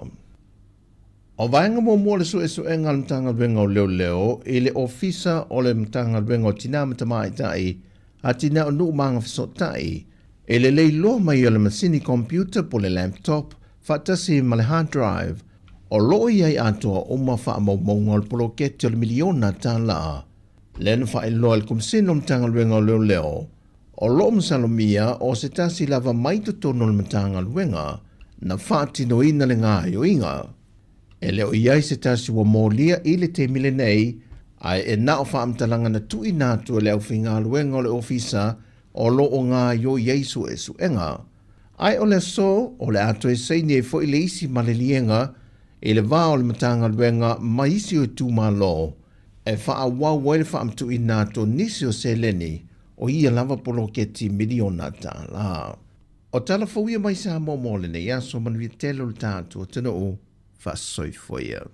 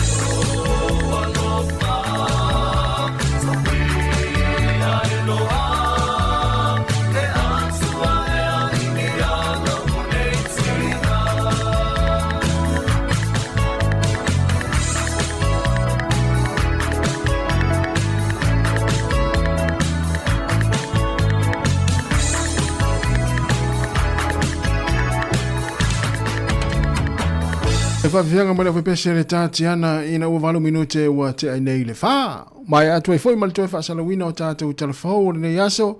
Pe ona tāpina ina le tamaita ia ana wha solo. Mesi o tātou talamai Samoa le tu ina mai e le sunga ia ta sesa lem sam e le ngata o le neiva yaso ia mai se foi o le yaso mo le foi le fafte tele lava ia il tatou au fai news le fionga la wano ati lawa Saverina Casiano o ana fa solo ia fa befo le tatou sui mai Samoa le sunga ia ta sesa lem sam mo tatou telefo e le ngata i tala mai Samoa ia ai fa befo i tatou telefo le si fonga la mo ia mai se foi so se vainga lo lang ia pe on fa fonga i telefo le neiva yaso ia to mo fa ponga le tu la valu i le asongafua, i le taeao le asongafua, i tātou telefou ma tala mai Samoa.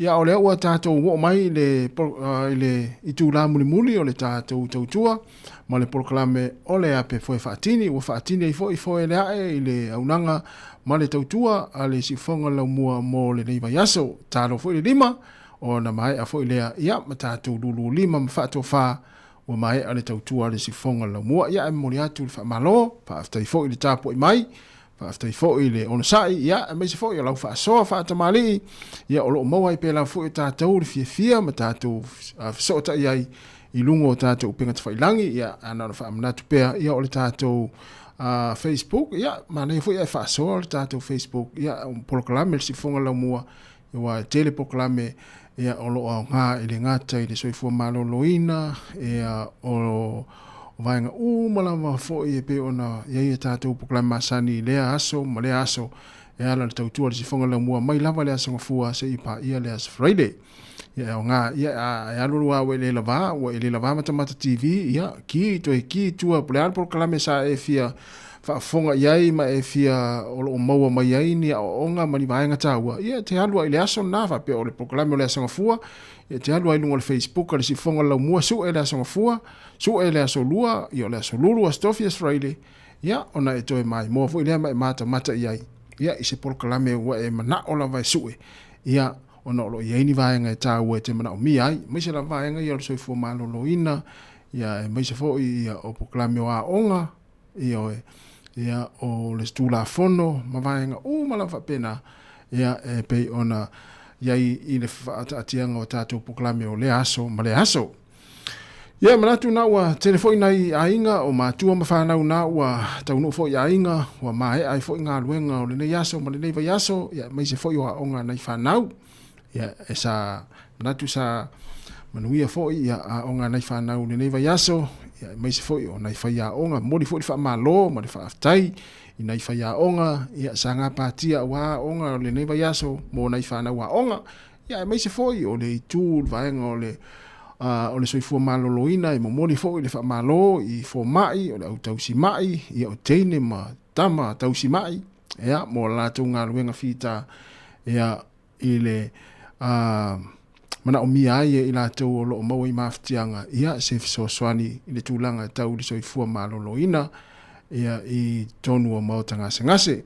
Ia mai se foi wha malo foi i le matanga luenga o leo i le lātou foi i ngā luenga le pui ngā saunga le mu o le tangata lau tele i le ngata i le nea tunu o New Zealand ia e whapea foi so o se tunu o le lalangi o loo au mau mpapa o aia nei o tātou tangata ia i le tausinga o le tūla fono.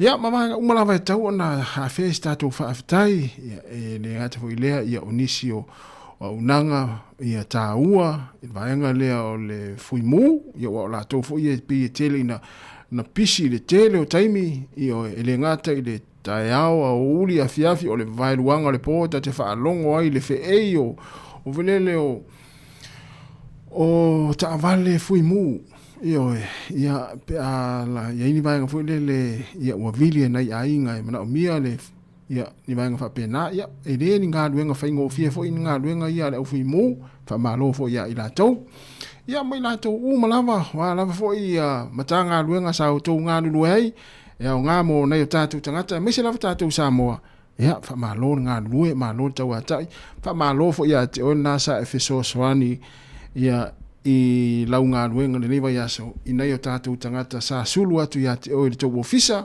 ia po le tau mata ngā luenga ia a whapea sa e sosoani i seisio le tātou atunu ia i le tau ofisa i le newa yaso ia o lau aile nā o le newa yaso i lau ngā luenga ma lo lava mo tautua ia e meise foi ia le whamaoni le whainga o tātou tiute ia aua o le maenga tā ua le nā ia i le whenga ia i ngā luenga o tātou. Umalawa, la tau whela sauni ngā luenga o le reia fiafi, manuia lava ngā luenga o le a whenga i mautou. Ia o le ala whanga solo le tātou pukalame o leo wa se 45 minute wa te ai nei le tu la e wha. O ka se mana i o le tau, suru mātango fia le lai whafua tu le tātou ofisa. Ia, ai pe o le tau malu ulu, ana fiafi, a pe o tu langa nā leo e le suinga. O iei le amata o na malu ulu a fiafi matai au. Ia a o le tūlanga lava i o le tau, i le nei asa i Wellington o ka semana i le suru matango fio le la. Ia manatu, o lo whapena fo iso o se vaenga le lalolangi o lo e au mauai, ma e whai ngā luenga ai, ma e nofo ai, ia o lo o matango fio le tau i atu. Tau e ula fo i tātou whaalongo atu i leisi vaenga o Australia, i si vaenga i Brisbane, Australia, ia o a fia mai, ia i matangi ma wha maroros, ia ai, i le utu lafo i tātou i le tua, ia alofa atu i tātou pāanga. O malawa, ia o lo mafuta mai nai i Brisbane i Australia.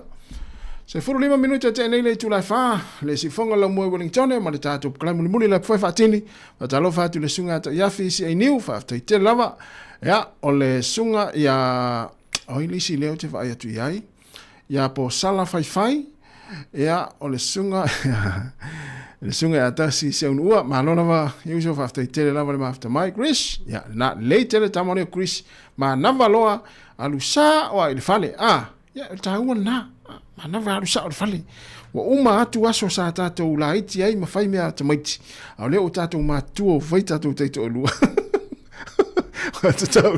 Tau foi ona sui la mio, sui le tulanga tau ona iai, ma nawa loa, alu le fale, wa ai tina mal whanau, ia po le tama foi mal whanau, manai mātua, ia o loo tāpo i mai, wa lewa na fia wa ai mai nei mātua po wa tai, ono atu lea fia lau ta avale, ia, ona fia i loa leo la, ua, ia manaia.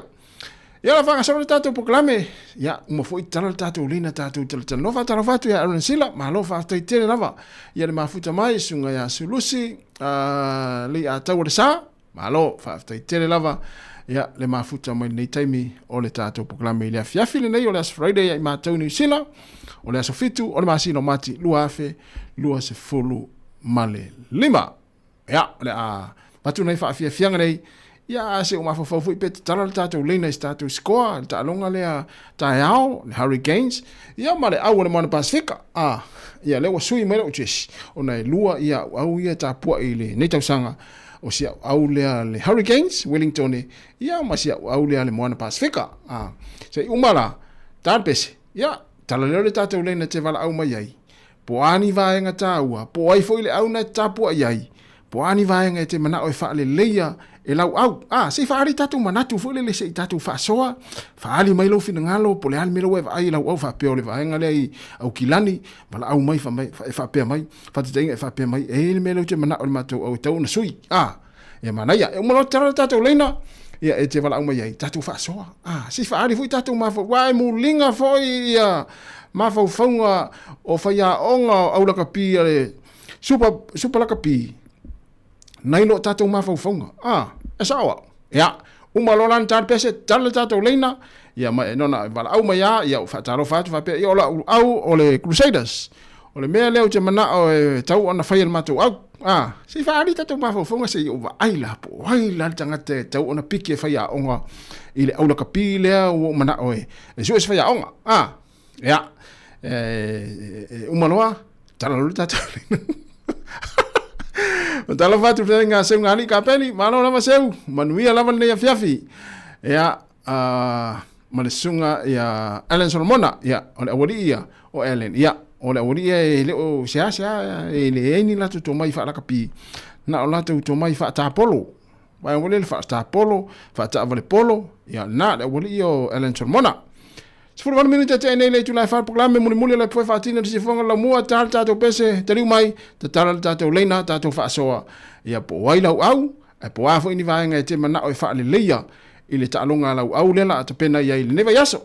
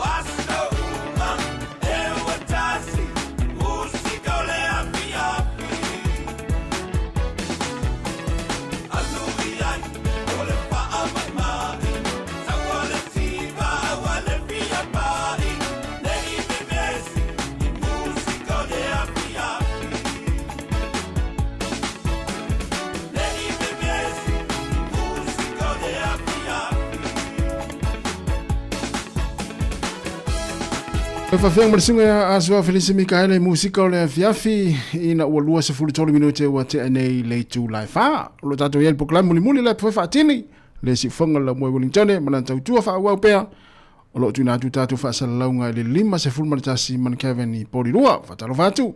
Ia le sunga Nicola Ulu ia malofa taitele lava ia lo mafuta mai na isini Australia whapefo i le sunga mlanga ma solo mlanga ma malofa taitele lava ia le mafuta me le taimi o le tātou poklame. Ia leo toi tere tātou taimi. Ia ai naona i whamanatu al whai ungo le vaiaso. Ia i lunga le awala. Ia tautua nā le tātou saunga le mua. E maise lava le taimi o le a tātou anga. Ia i mawhia vea ina i tātou whanau. I lunga le awala e le i loa. Ia mea te tupu. Ia ai pei lava o le whamanatu pea. Pe ona ia i fu i tātou poklame. O le tūla whono i tausanga umamae, ia manai masina ua tuana i atu, ia po le tausanga nte nei, ia aua le tau sia lau sao, ai wha mua lau sao ngale mu, ia lono winga o le tala na e ave le ave taavale, o leo wha ina le taavale, aua le tau sia lau sao, ai wha mua lau sao ngale mu, e maise lava pe ao e whewa ima whea vea ina i whanau, ia ma, ia i whingi nai vaenga wha pena, ia o nei, o lea ua iei o whasalanga ia non whaamnatu atu pea. O whasalanga ia ua ieli teimin nei ia i taavale pe asoli tu la fono. Ua si, ia peila le whasalanga lea o loo ieli teimin nei lea ua fitu se lau 5 Ai sa se lau 5 le ua latu e paka ia i le paka fo le lanai tangata i le atu ato le malosi. Ia, na whaamnatu atu pea. O tupe ma i maua nei tupe. Ioi. Awen, e yele talatua nafi sa usau te whaatau. Ea, o la e alu le tusi le tangata fu le tusi paka i taavale, tolu le taavale. Ia nau atu paka ia nai tangata i leo atu ato le malosi. Ea, o lona winga. E fo i fo no wala le fale wapea, e fo i mai nei nai tangata ia. Ea, ua pipi i atu ia la atu ticket i to ton i lungo fa atau la atu taavale. Wapea saole. Mure whaata mala. Ia le nana on whaamanatu atu pea, le te leo le whaasalanga o le a whaasala i lau taavale, pe a e alu atu e paka, e le aise tike mu voi lele, e iloa whailoa i au tusi paka. Ia e te anga waa i paka nei, wa ia le pepa voi lele e ilumo le whaata, e iloa i le au tusi paka, e te anga waa la, ona e paka le anai tangata i le atu le malosi tu lau. Ia whapea o halula tala tua na whapea talo whae tolu le leia ta avalea na tūtua i lumari tusi paka.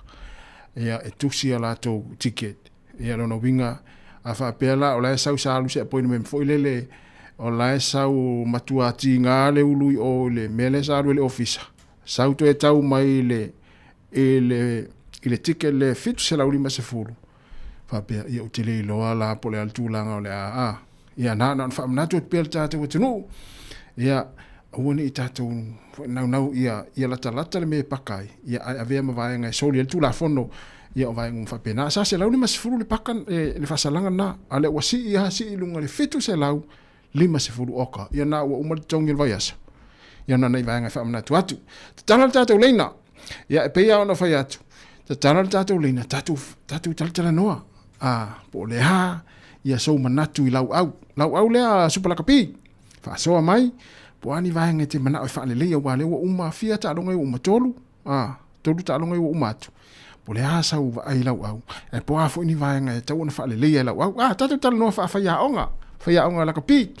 Ia, se iau whaalonga longa mo mai tau, po ili tangata ili leilana, fo ili leilana lona mafau, lana va inga mo meo game plan, ma vaenga whapenai mo ta alonga laka pi, ia langa ele au leo wa folele wa mai lato ia te au o tango e vai po isi si le lesan fa yaong a fa pela o te fa longo atu e te tau le ia lau tala noa mai ia i mo meo game plan mo meo vaenga umfa pena i lau au su plaka pi ia ona uta o tu leo le au le folele le su e mesela to fa yaong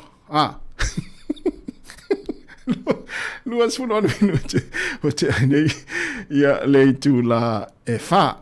Ia, ai manatu, o le la tata tu pese lea, e a walo fai mo i lato malama o le a tu whaatasia le sakara me tapa ia o le whaipoiponga, le ngata le afia na nei tae au po le asa, o nei whanau o le a whaipoipo, ia whaamanuia atu le porokalame le sifonga lau mua, o le apefoe whaatini, ia ma le tātou tautua i outou a Sofia Fia, manuia lava, ma ia whaamanuia le atua, ia te outou umalava, ia o le a whaipoipo tae au, ia po o i lātou foi o le a toe whaafou maftanga, po meo anniversaries foi ia, toe whaamanatu, ia manuia tele, ia outou a Sofia Fia le aso a tae au, ia ma ia whaamai le atua, ma ia mama i le alofa. Whaamanuia le atua, i outou whaipoiponga, ma Sofia Fia le aso a tae au. Whatarofa te rusunga malaki, whae tete malaki, whaaftai tele lava le mafuta mai. Ia, tana le tatou lena, fia walau mai, whaasoa mai, ia, le asau mai tau lau au, po a funtu langa tau on toi whaleia, luas forfetu minute, lea o luas foriva minute te nei le tu lai wha, o le pesen nei, walofa atu ai, mo i latou umalava, o le a whaipoipo, i le aso a tae manatua, o le whaamanatu lava ia, ma le tau longolongo, o le tatou poklame, o le apwhai whaatini, a le aisa utusi wala aulia, au e te alufua le whaipoiponga, ma le tumu wale i fua le whaipoiponga le ainga, ia ona e sauloa lea, ia e to mumu fa mai wole lava me ai ia alanga lele wala uri ha oe fa manato tu pe vanga fa pena mo ia tele o to wa Sofia Fia le aso ata yao mai le pili o wa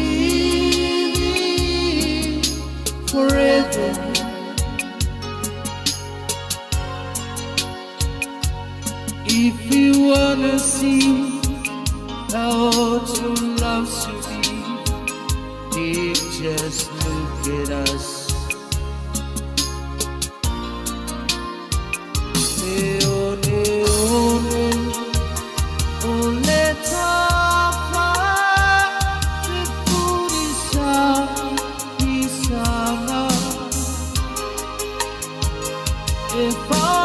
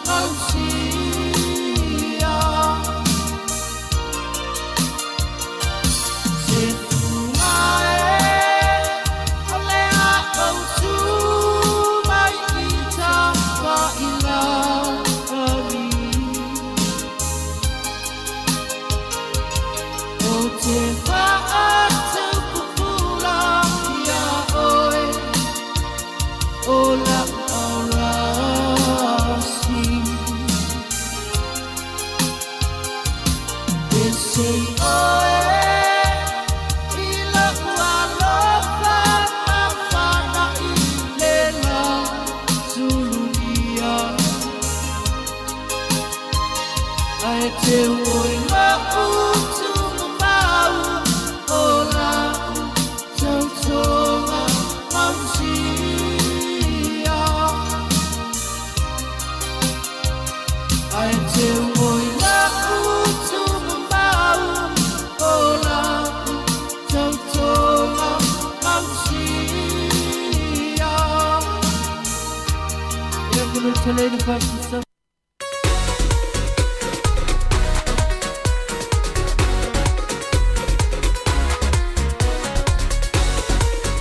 Ole ua toe lua se fulu 5 minute ona talo lea ole i tula lima ia e saulo ma tato wala au lea talo fale wala au. Talo patasi. Malon se fua. Ia, malon se fua. Ia, leua wala au atu le coach. Ia. Ia, ia le au lea su se la tu faya onga le se tala tu tato le. Tala tu tato le. No, le se whalongolongo atu. Ia. Le whaatari tau wala au, i lau whapealoa. I lau wala au atu ngai puri vai. Ia, mana ia lau amata mai na o tato vaenga lea. Ia, mana o lau au. Ia. Ia na awa sira fia lau au le siampin so. Ia. O whatau sanga o siampini. Amo Crusaders. Hei, awa tu soi, le Ia. Ia, vo ia na tu, e sia au, sia matau au seira. Ia. Ia mantu fo ia le asu whatau sanga i o manekile la se fei. Ole au le tano mai lena, lento i titi a folele, pe a lena tūlanga muli tau sanga tene, ia, pe sao? Ia, mantu fo ia tama o ngai kaukolengi mai lea o ngā sao ioi.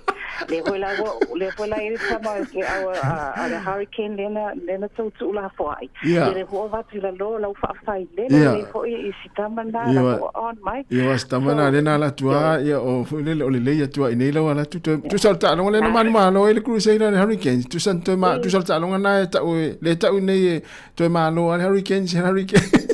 Oh, moi. Ia, le mani ho sio fina ngaro ai o fia fo ia i pu malo a Crusaders. Ia. Ai fia no mo. Ia le lua ia a. Ai la ia tu fa ki tu ai super tu lua. Wai le ta al malto au le vason nei.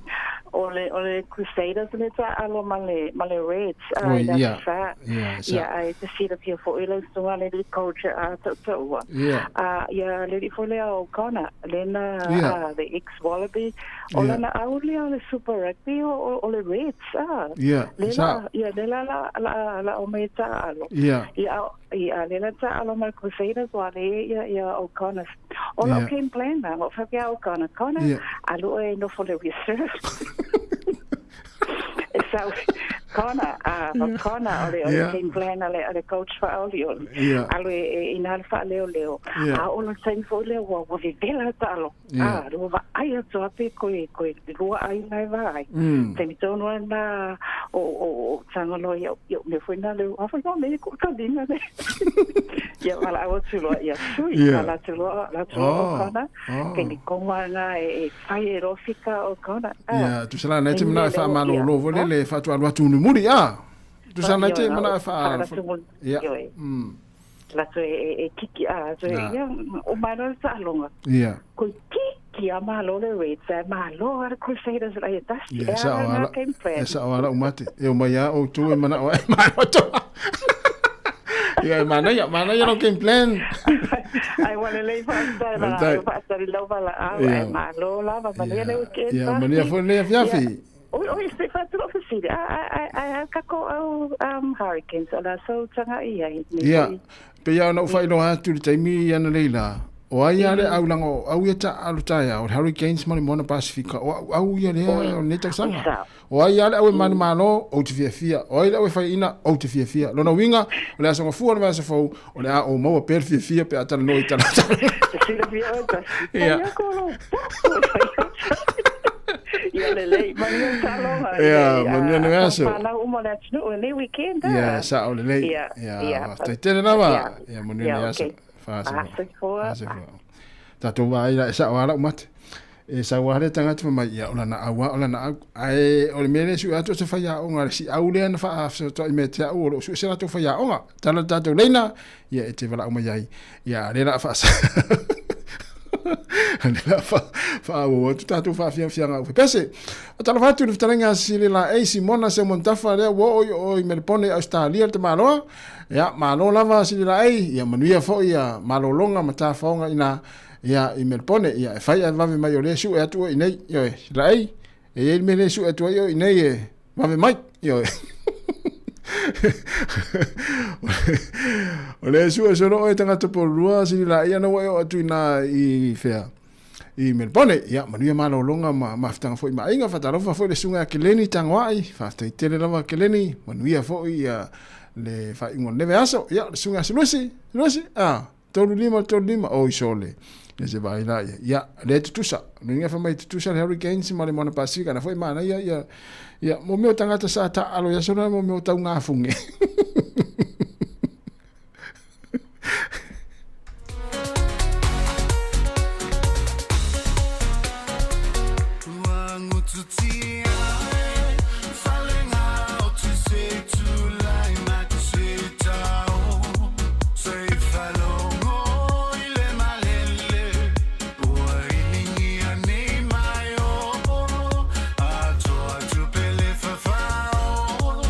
Samo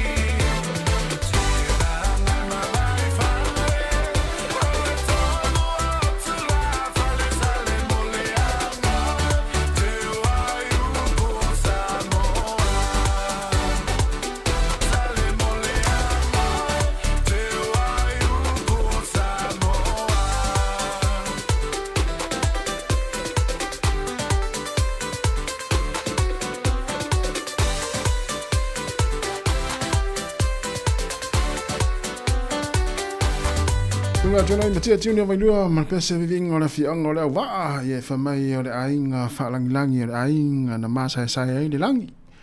Ina ua toi se fulo na minuta na talea ole tu la elima tane lima mai ana tatu tu tuo ne yaso ya mai se fo yo ne yaso. Ya fa ma lua tu tatu vala unta fa mai ona talia tu tatu telefoni ya pe ya na ua vala umatina le ainga tu la telefoni te ua tu puse me ole fiafi. Ya te wala au mai ona ua toe salatu tatu leina ya ona len tali atu tatu wala au lua ya ai te fa alongo atu le family tina le tu la le telefoni pa te tu atu lunga ya te oi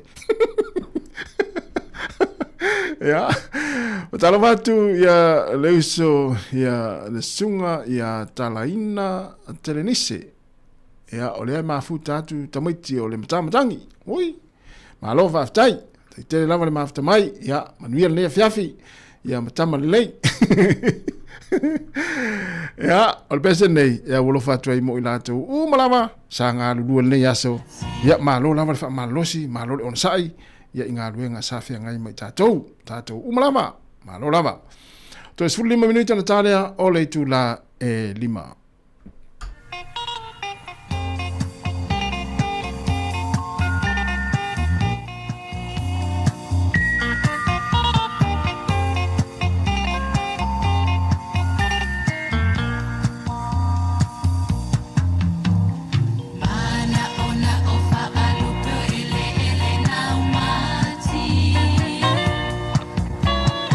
Ina ia e fo i mai so to e te pata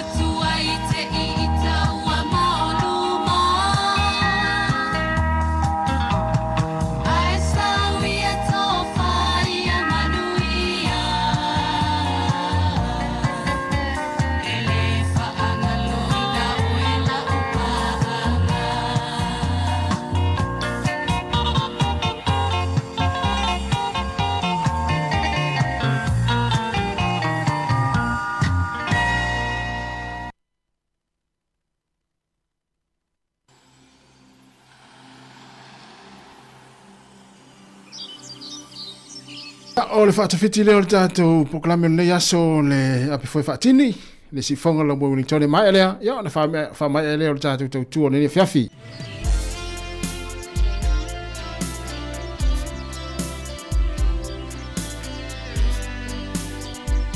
O lo whatua I tātou pāanga umalama, o lo mafuta mai nei taimi runga tātou pingata whailangi, mai si so ia Ioanne so kimi, lo mafuta mai au kilani, ia maa lo lava whaaftai tere lava ni mafuta mai, manuia fo lea whiawhi, ia te o reuso.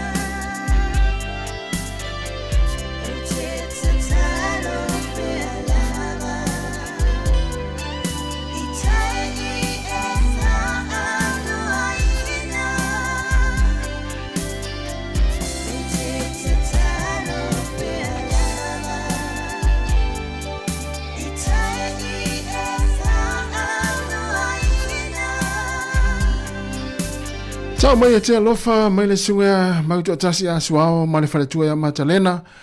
Ia, ua mai atua i male tātou tautua o le nei aso, male leiva yaso, mo le toile whaafetai tele lava, i le tātou atinu, mai le fionga le ni pule, ma le ufai ngā luenga, le si fonga lau mua i Wellingtone, ma le tātou tautua o le neiva yaso, ma le yaso, whaafetai tele lau tau tāpua, inga sa mua maa lor talo le wai, i mo le manuia i tātou tautua, ia ona o le mana o tau tālo sanga.